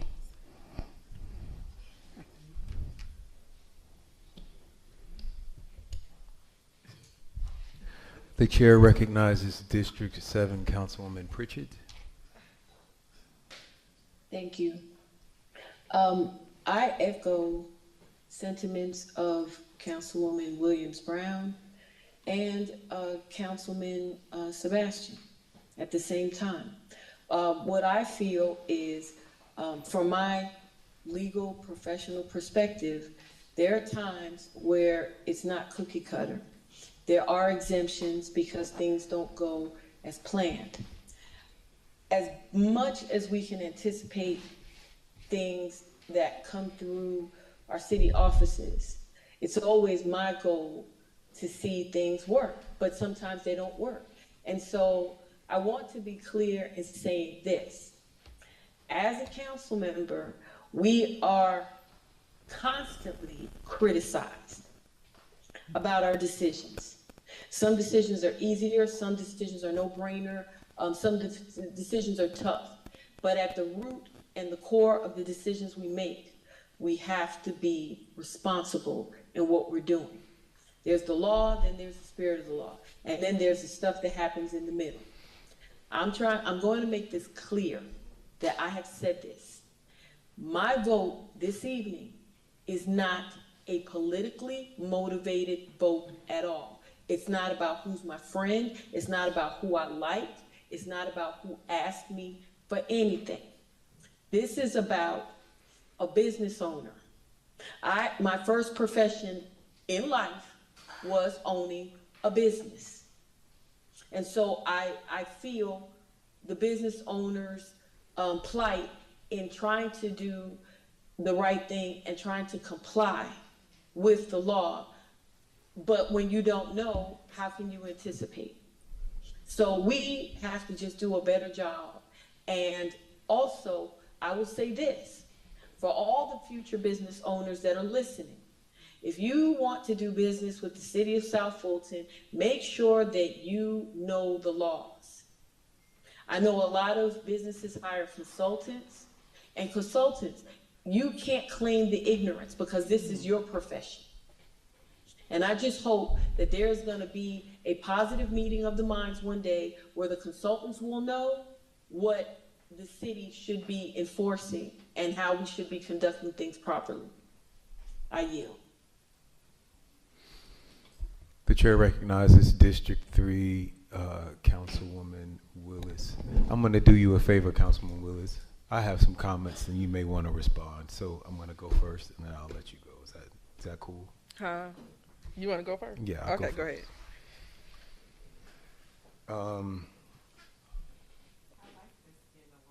I'm trying so y'all see I'm trying so hard. For the past several months, I went to when I was, I don't know, like in my 20s. This was a long time ago. I went to a home buying workshop, and there were 3 gentlemen in the workshop. One of them was the instructor, one of them was a inspector, and one of them I think was just a guy that was there. On a break during the workshop, the instructor and the inspector mentioned that they had both been married for over 30 years. And so I went up on the break to ask them, you know, how do you make a marriage work for 30 years? And this third guy, who had also been married for over 30 years, was there. So 100 years marriage experience between them. And I said, you know, how do you, jokingly, I was like, how do you keep someone around for like 30 years? I'm having a hard time keeping somebody around for 30 days. All 3 men said in unison, I will never forget, in unison, all 3 men did not know each other. They said, keep your mouth shut.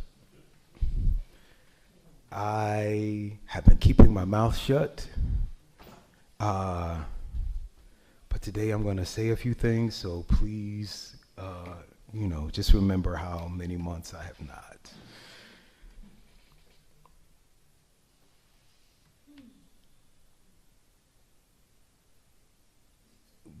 The problem of this case is emblematic of so many patterns of dysfunction I have seen in this council.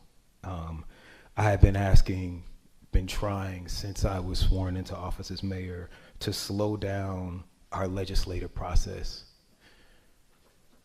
This is what happens when we have such a fast legislative process, when we're passing 10 and 20 pieces of legislation every meeting. We're passing things faster than we can even communicate the changes to the staff, than we can make forms, than everyone can even know what's going on. And now we've just voted to have twice as many voting meetings. Now we're going to have 2 voting meetings a month, so we're actually speeding up. This is also a result of the work environment that we have created.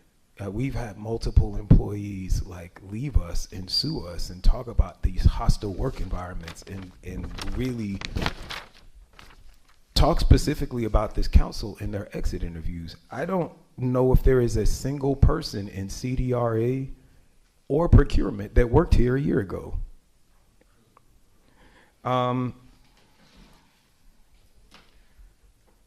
I also am seeing a pattern of us not sticking to the rules that we make.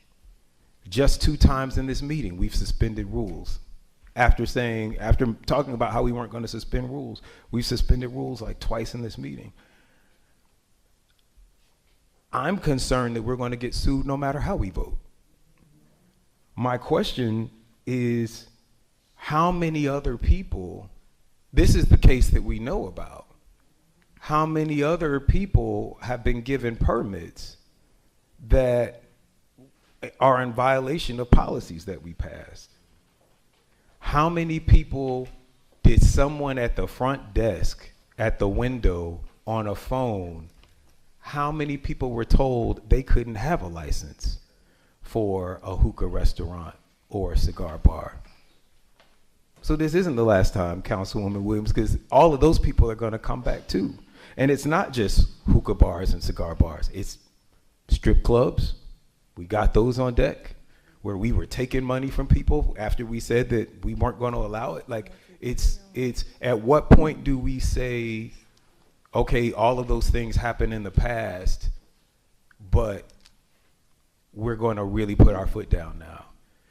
Everyone wants to enforce the rules until they have an exception. So I'm not saying that we should or shouldn't do it, because again, sounds like someone's gonna probably sue us either way. There are people that are watching this, they're watching this vote, and they're probably going to file lawsuits on other things where we have been inconsistent in our decision making. And it is just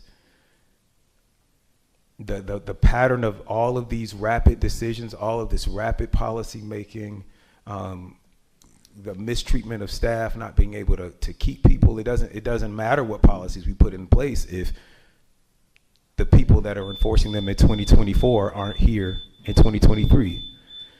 And so I'm really frustrated, and I needed to put that on record. The chair recognizes District 3 Councilwoman Willis. So what I would say to you, Mayor, thank you for your comments, but cities and counties are suffering with staff nationwide. This is not unique to the city of South Fulton. We all travel with National League of Cities. We all travel with Georgia Municipal Association, 538 cities in the state of Georgia. There are over 2,000 cities throughout the nation, and they all have the same problem. And it all derived from the fallout of the pandemic. Yep. Most people want to work from home. We are a city of service, and we can't accommodate, a lot of things that most corporate employees will accommodate. Yes, employees have said some things about mayor and council. And mayor and council has been vocal about some things that has happened in the city. It happens nationwide. But that's not a reason to hold this business hostage. It's not a reason to hold any business hostage. We have highly recommended from Georgia Municipal Association a competent city manager now who is helping us put processes in place, who's helping us hire the right staff, who helped us get past an arduous budget. So I'm excited to where we're heading. We've come a long way in 6 years, and we have made a lot of great accomplishments. And we should stop letting the little things overpower the many big things that we have done and the many accomplishments that we have done. No workplace is perfect. No workplace is perfect. And so there's room for improvement, and I'm positive and I'm happy with where we're heading under the leadership of Ms. Subadan. I've learned a lot from her within the short time that she's here. But we're not here to talk about the negative things and the dysfunction of the city. This ordinance, this ordinance that I have on this agenda is to give a business who were impacted by the incompetence of some of the leadership that was in the city that predates Ms. Subadan. And I thank my colleagues for being supportive of that. We get sued every day. That's just the nature of business. People have a right to sue. That's what we got attorneys for. That's why we have a legal department. And we have been very successful with most of the lawsuits that come before us. Only a few have we not been successful with. That's the nature of business. People think we have deep pockets because we're government. So to think that, to say that we're going to get sued as something that's going to be bad, I mean, we get sued every day. Somebody pulled up in my driveway and served my husband the other day. It happens every day. I'm just trying to do the right thing.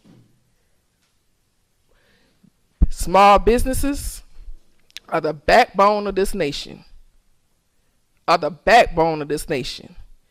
And we are here to try to do everything in our power to protect them. I'm proud of District 3 because I asked for an inventory of how many businesses that we have open, small businesses that we have opened since I have been sitting in the seat, and we have over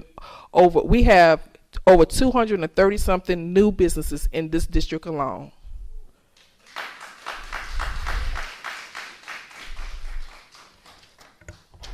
I ask that we please exempt this business. I support the Heart Association. I support the smoke ordinance, but I do not support hurting this business that have made substantial investments, not only in a community that we're trying to build up. They have not only brought a nice upscale business to our community, but they have participated in community events. They have given back to our community in the short time they have been there. They have participated in community cleanups. They have allowed us to have the Red Oak, our first Red Oak annual barbecue. They're participating probably in the Red Oak Arts Festival. They have jumped in all hands on deck. So, thank you.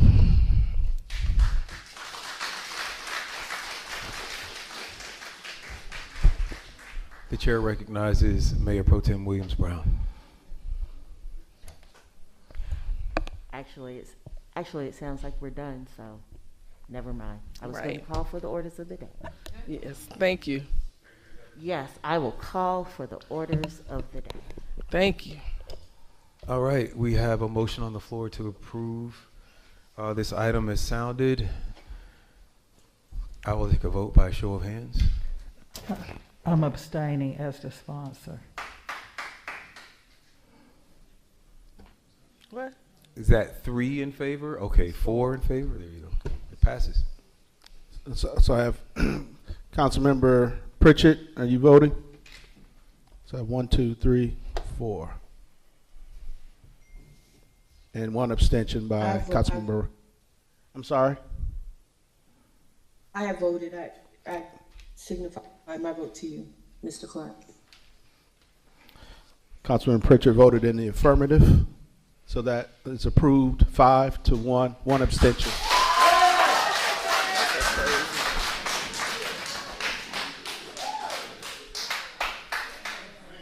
All right, we still have a few items to get through, so if you all could exit as quietly as possible. We would like to go home by 11 o'clock or so.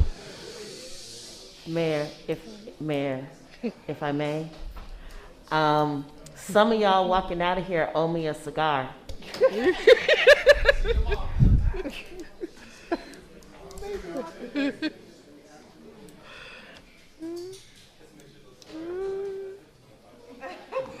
Make sure the cigars are valued less than 20. Look, I'll buy my own cigar, but look, some of y'all know what I like. Natasha. Mr. Clerk. Y'all have a good evening. Please sound the next item.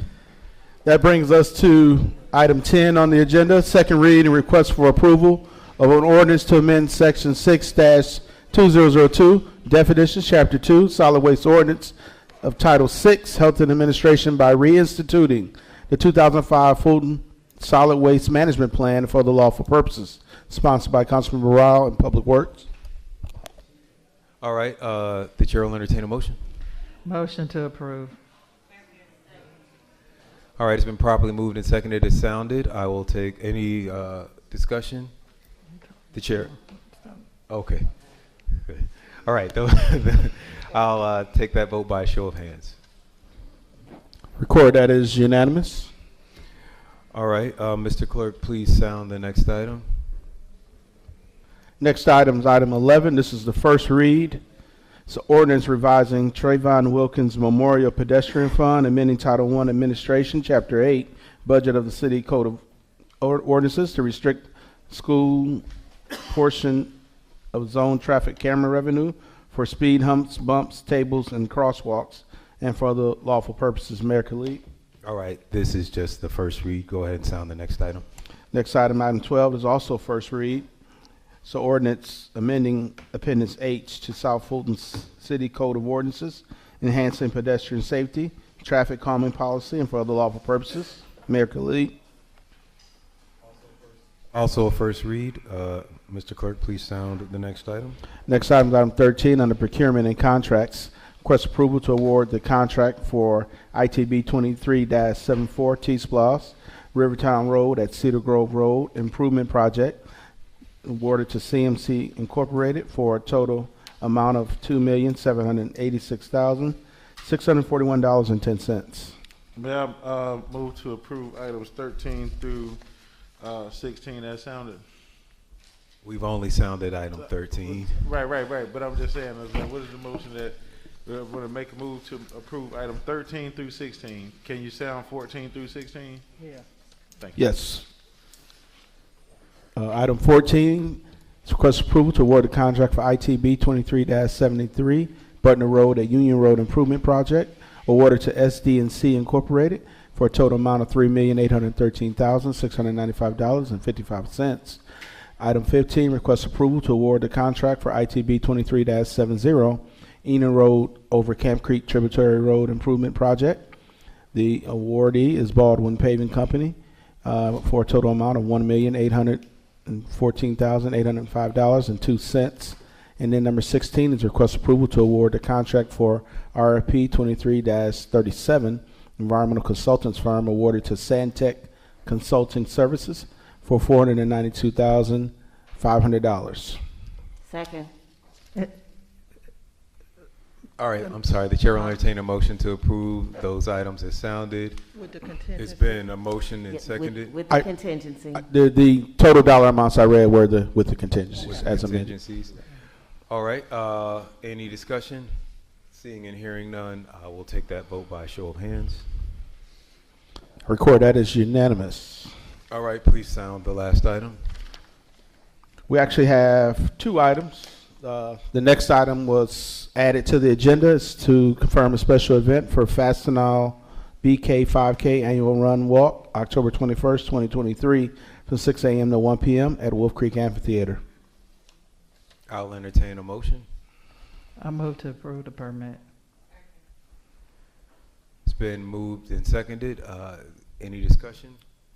Seeing and hearing none, I'll hear that vote by show of hands. Take that vote by show of hands. I record that as unanimous. Approved. All right, Mr. Clerk, please sound the next item. Last item was the item acts requested by Councilmember Pritchett to be removed so that she can read her resolution, and it is requests approval of a resolution recognizing Hispanic Heritage Month. Councilman Pritchett. Councilwoman Pritchett, the floor is yours. Thank you very much. I want this to reflect, well, it does say it in the resolution, that this is sponsored by myself and Councilman Carmelita Gumbs. Whereas the City Council has authorized to adopt and provide for the execution, the execution of such ordinances, resolutions, rules, and regulations consistent with the Charter and Constitution of the laws of the state of Georgia. Whereas Councilwoman Carmelita Gumbs and Linda Pritchett are the two Latinas that serve on this city council and continue to represent the legacy of their culture by highlighting Hispanic diversity and inclusion. The city is proud to recognize the contributions and influence of Hispanic Americans to history, culture, and the achievements in the United States. Hispanic Americans have consistently helped make this country a strong and prosperous. Whereas the City Council recognizes that the Hispanic and Latino population in the United States today is over 600 million and makes up over 18.9% of the total population and is the largest racial or ethnic group. The Hispanic American community makes a remarkable impact in our government, culture, and our economy. The City of South Fulton recognizes Hispanic History Month which will take place every year from September 15th to October 15th nationally. During this month, we will celebrate the rich heritage and culture of people from Latin America, Central America, Mexico, the Caribbean, Spain. And whereas this resolution in the best interest of the general welfare of the city and the residents of the City of South Fulton. And thank you for passing this. It means a lot to me and also to Councilwoman Gumbs that our heritage and our culture is being officially recognized at this time in the City of South Fulton. And I yield. Councilwoman Pritchard, did you want to make a motion to approve this ordinance? This resolution? My apologies. I do motion to approve this resolution proclaiming September 15th through October 15th each year as Hispanic Heritage History Month in the city of South Fulton. Second. It's been properly moved and seconded. Any further discussion? Seeing and hearing none, I will entertain the vote by show of hands. I record that it's unanimous, 7-0 approved. All right. As amended. All right, and we do have one final item on the agenda. Council comments? We'll start with District 7, Councilwoman Pritchard.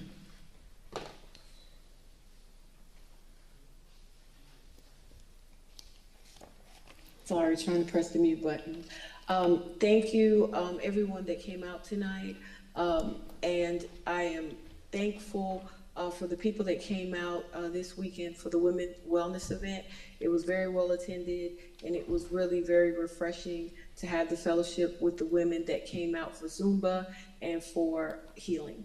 Also, this Saturday, I would like to remind our veterans that we will be having our Veterans Recognition Brunch. We will be appreciating the veterans that serve in our city, staff, and also the veterans in our city. I am hosting this event along with Councilwoman Rao and also Senator Sonia Halpern. And this event will take place at the Tennis Center from 11 a.m. to 1 p.m. If you have not registered for the event, this is a free event.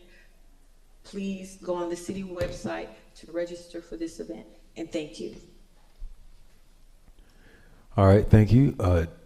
District 6, Councilwoman Mayor Pro Tem Williams Brown.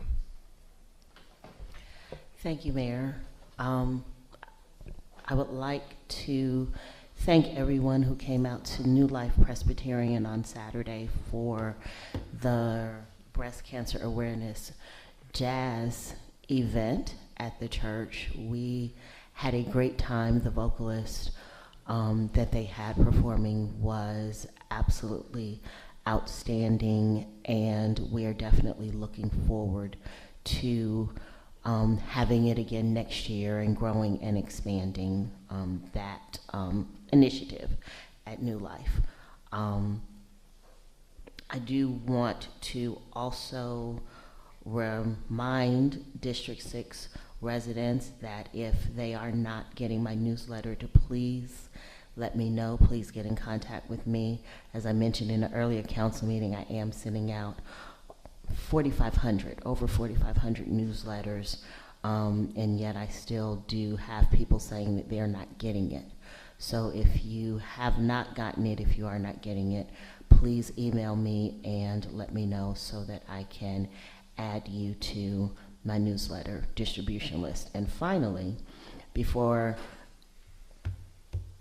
I don't know what that was, but finally, before these social media streets run amok, I hope y'all know that I was joking about the cigars.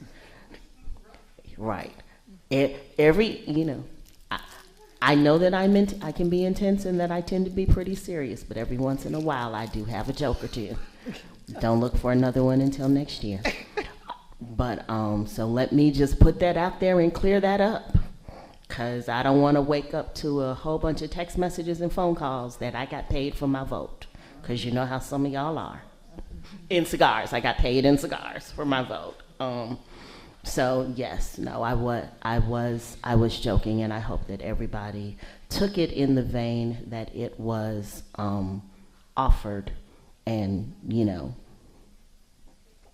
I won't wake up to 10,000 posts on Nextdoor about how I got paid. And I yield.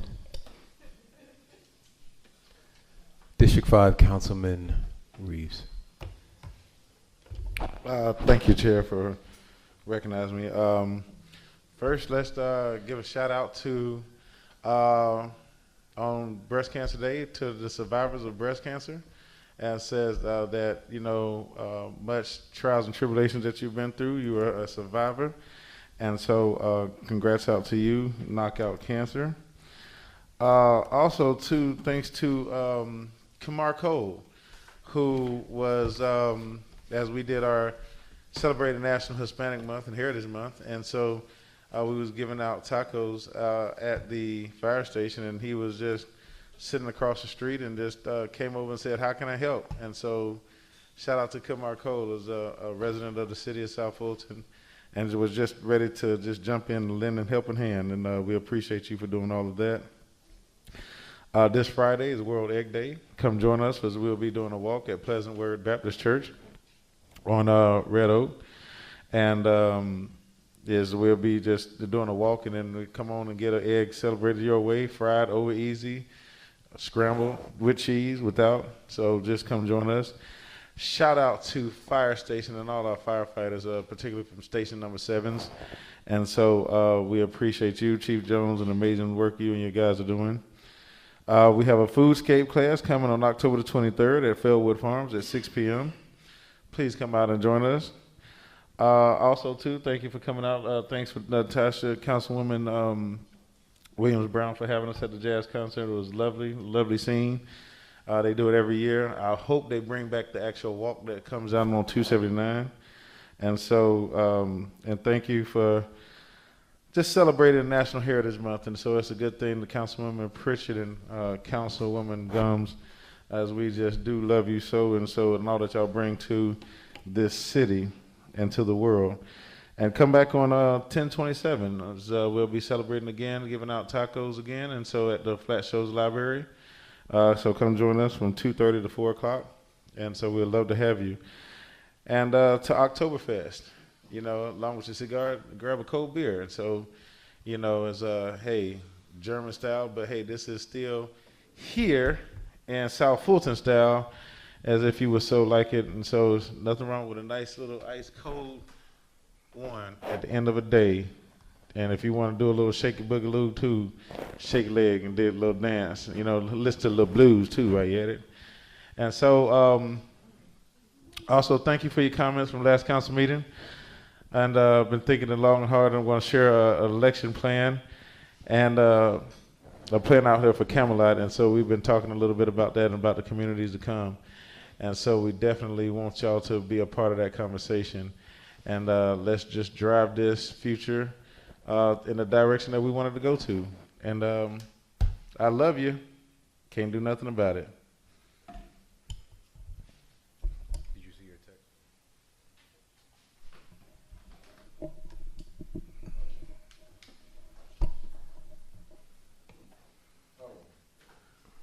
I'm sorry. One last thing. If y'all know anybody who's from 18 to 24 and homeless, please reach out to factstothrive.org to apply for housing and help. We do offer that. Thank you. All right. District 4, Councilman Sebastian. Thank you, Mr. Mayor. Just wanted again to thank those who came out to our recently concluded Fall Festival, and I think I express thanks to everyone for that before, and also for staff and residents who came out just last week for the official ribbon cutting for the first full depth reclamation project road that we did last week, which is White Mill Road.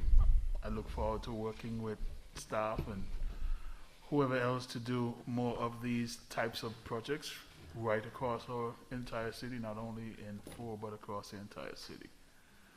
I am looking forward. We're still trying to pull this together, but it's going to come, that we are going to do the first ever Veterans Parade on November 4th. And listen out for more of that. That should be coming out later this week. If you're not getting my newsletter, please go to the city's website, jaceey.sebastan at cityofsouthfultonga.gov. And finally, because I know this has been a hot stuff going on in our city for many years, I'm going to be with staff visiting, and the new owners visiting the Bishop Road landfill this week, because there had been some progress there, and I look forward to reporting out to with staff to reporting out on the activities and the progress that we've made with that facility. So thank you all very much for coming out. Thank you for sticking around with us. I know the hour is late, but thank you for pushing through. Thank you. The chair recognizes District 3 Councilwoman Willis. Thank you for recognizing me, Mayor. I'm going to start off with a personal story before I give you all my thank yous. I will encourage everybody, if they have not taken their flu shots, if they have not taken their COVID vaccinations, to please do so. COVID is on the rise again. I am a personal victim. On last Wednesday, I was not feeling well. And Thursday, I got up and called Chief Jones, our fire department chief, and asked him if he had any COVID tests. And he sent personnel over to test me, and I tested positive. I was very sick, and I want to thank Councilmember Sebastian. I want to thank the mayor, Councilmember Williams, and Councilmember Gumbs for your thoughts and your prayers. COVID has changed now. They do have medicines for it now. And so my doctor did prescribe me Paxlovid, and I did take Paxlovid. It's a 5-day regimen, morning and night, but it does have several side effects. And today I tested negative. I tested negative. And I am so happy. The unfortunate thing is that my husband tested positive, and he with symptoms Sunday, and my daughter tested positive yesterday with symptoms. So we are all sleeping in separate rooms. They're going through their regiment, their battle. And the city has a policy that you cannot return to the city if you have tested positive unless you turn in a negative test result. And I have complied with the policy. I just wanted to tell you all that story to let you know COVID is on the rise, and you all need to wear your mask. You need to be very careful because it is running rampant. And I'm thankful to also my medical physicians, and thank you again, Chief Jones, for looking out for my family, my entire family. I want to thank everybody who came out to the Yeet Festival last Saturday. Oh, we had so much fun, and it was well attended, and we had a lot of celebrities, and it was like a family reunion, and for a lot of people who grew up in the city of South Fulton area and attended Lakeshore, and that's when I found out that some of the original Yeekers started at Lakeshore High School, and it lasted until 8 o'clock at night, and we had Farnsworth Bentley there, and many other celebrity DJs there, and I am just looking forward to that happening every year. It went viral on social media.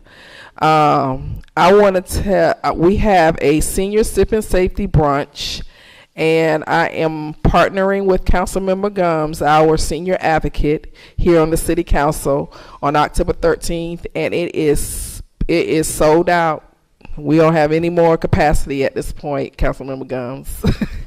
We have over 100 seniors ready and for us, and I'm pretty sure this will grow annually. But we did this because we had so many seniors saying they didn't know about registering their alarms, they didn't know about the camera registration, they don't know about the apparatus we have for their cars if they drive Kias or Hyundais. And so we did this to try to just educate our residents, but also give them a little activity and fun too.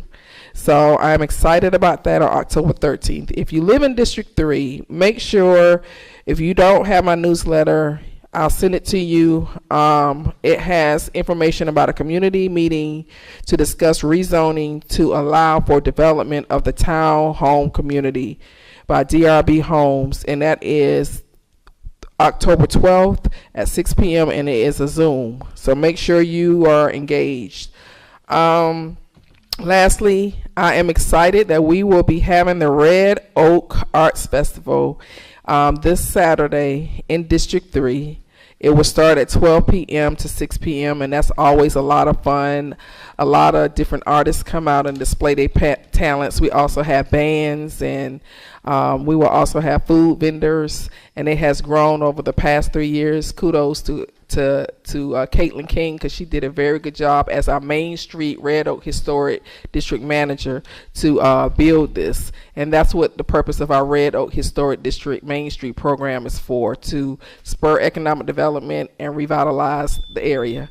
Again, thank you. I'm closing.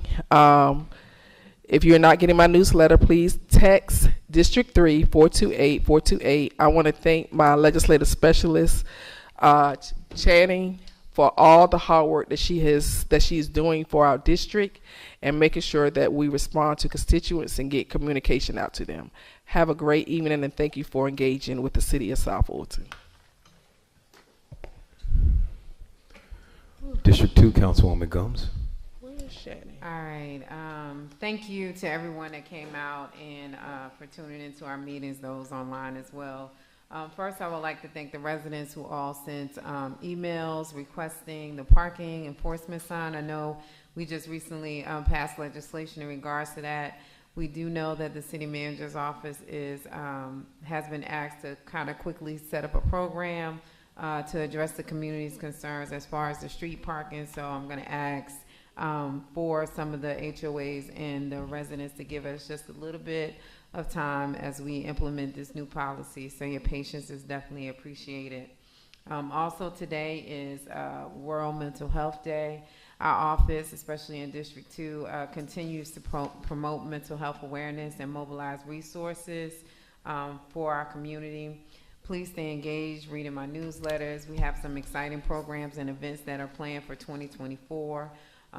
We've had quite a bit of incidents in District 2 regarding mental health crisis and needs, especially in communities of color. So we want to continue to make sure that we build a plethora of resources for our community. But you can also, if you're experiencing a mental health crisis, please remember to dial 988.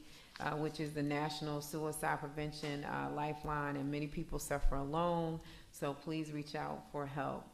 Also, too, on September the 28th, we had a really good environmental sustainability town hall, which was called District 2 Clean City Conversations. I do want to thank the staff for participating. We had code enforcement, our interim administrator, Mr. Muhammad. We also had Gordon Burkett from sanitation, and then also to Mr. Valenzuela, and we had our police officers as well. So we really talked about addressing the environment and ways that we could really keep our community clean. Of course, there are a lot of projects that are being launched with the new fiscal 24 budget, so we are looking forward to that as we continue to ramp up operations to keep our city clean. Councilwoman Willis mentioned about our Senior Health Day, SIP and safety, so that is going to be exciting. Our senior, please, I know she mentioned that there is a cap, but maybe if you are really wanting to come and hang out with Councilwoman Willis and myself and the staff, maybe you can come and we can sneak you in. Also, too, on Thursday, October the 19th, District 2 will be partnering with the South Fulton Police Department and also with Parks and Recs to have a City Soldiers in Pink. We will be honoring breast cancer survivors, and I do want to thank the staff for our pink out today. That was really cute. I love the fact that everybody wore pink, so we are excited about that. But this event will be honoring breast cancer survivors that are in our community. So hopefully you'll be able to come out to that. That will be at Wolf Creek Library on October the 19th. And also, too, for my hard ride or die recyclers, environmentalists, on Saturday, October the 28th from 9 a.m. to 1 p.m., we will be having another free bulk recycling and free paper shredding day. So people from all over the city, please make sure you have the opportunity to use Merck Mile Transfer Station. This is something that you all asked for. You asked for an additional day. I had to beg, borrow, and plead to get this day. So it's finally here. It will be October the 28th from 9 a.m. to 1. So please, and I can ask council if you can share that in your newsletters as well. You can cut my picture off if you want. Also, too, if you want to stay abreast of everything that's happening on October the 22nd, I do appreciate my colleague, Councilwoman Pritchett, recognizing Hispanic Heritage Month here in the city. This is something that is brand new, and we are really pushing that. We will have the Azuka Music Festival at Wolf Creek Amphitheater on Sunday, October the 22nd. That's a good time to come and see diversity, understand cultures from all across the city. So I hope you all will be able to join us. I want to thank Senator James and Councilman Josh Butler for coming and talking about the hospital authority. We will have more communication on that as well. So if you need more information, or please follow all of our pages, but definitely sign up for my newsletter, or you can go to my website at www.councilwomancarmelithagumbs.com. Thank you and have a good evening. District 1, Dr. Rowe. Thank you. I want to first thank everybody who came out to the Greystone Reliability presentation. We were honored to have the CEO, Gary Miller, and his team. Special thanks to Blake Dawson, Shanita Hall, who helped make it happen, and Ms. Hall's advocacy to address some of the things we've had as it relates to power outages in the area. Greystone has already been on the case, trimming in areas where we know we've had outages over the last week since the town hall. So kudos to Greystone on that, and we're looking forward to bringing them to a future work session to talk about their Greystone Connect program. I believe in November is the date. I also want to thank Councilwoman Gumbs and Pritchett and Commissioner Marvin Arrington for coming out for the Starbucks grand opening on Monday. We had a great time, a chance to see a new business open up at Sandtown Crossing. As you know, it's already a very popular place with long lines. So again, welcome to the city. And finally, Councilwoman has already announced our Veterans Appreciation Luncheon at the Tennis Center on this Saturday from 11 a.m. to 1 p.m. You can still register. We still have space. So thank you. All right, thank you all. No slides today. Clerk Adams, thank you for your cooperation. Today is we have city council elections. The polls will open for early voting Monday, and today is the last day to register to vote. So you have an hour and 50 minutes to check and update your voter registration. You can go to www.mvp, as in myvoterpage.sos.ga.gov, to make sure that you are registered, that your registration is valid and has not been thrown out, because we do that here in Georgia. Please go out and vote. I want to take time to give a special note of recognition to our statewide winning code enforcement department. Well, this week we just won a prestigious national award, the 2023 Code Enforcement Department of the Year by the American Association of Code Enforcement. So thank you to our outgoing director, Mr. Morris, and our interim director, Mr. Muhammad, for continuing that tradition of excellence. You can find information about all of upcoming events that I will be at by texting the word Fulton, Fulton, to 33777. That'll also sign you up for our newsletter. As always, every fourth Saturday of the month, we have a dog party hosted by our Parks partner for Colors Mestino. You can come out and meet myself and South Fulton's first dog, Zion, whom you can follow on Instagram or TikTok at COSF1 First Dog. So First Dog with the number 1, COSF First Dog. Thank you all so much for coming out to this meeting. South Fulton forever. And with that, I will entertain a motion to adjourn. I move to adjourn. Second. It's been moved and seconded. Is there any discussion? No. All right, seeing and hearing none, by a show of hands. Hands are already in the air. Thank y'all. Be safe. Adjourned at 10:12 p.m. Thank you.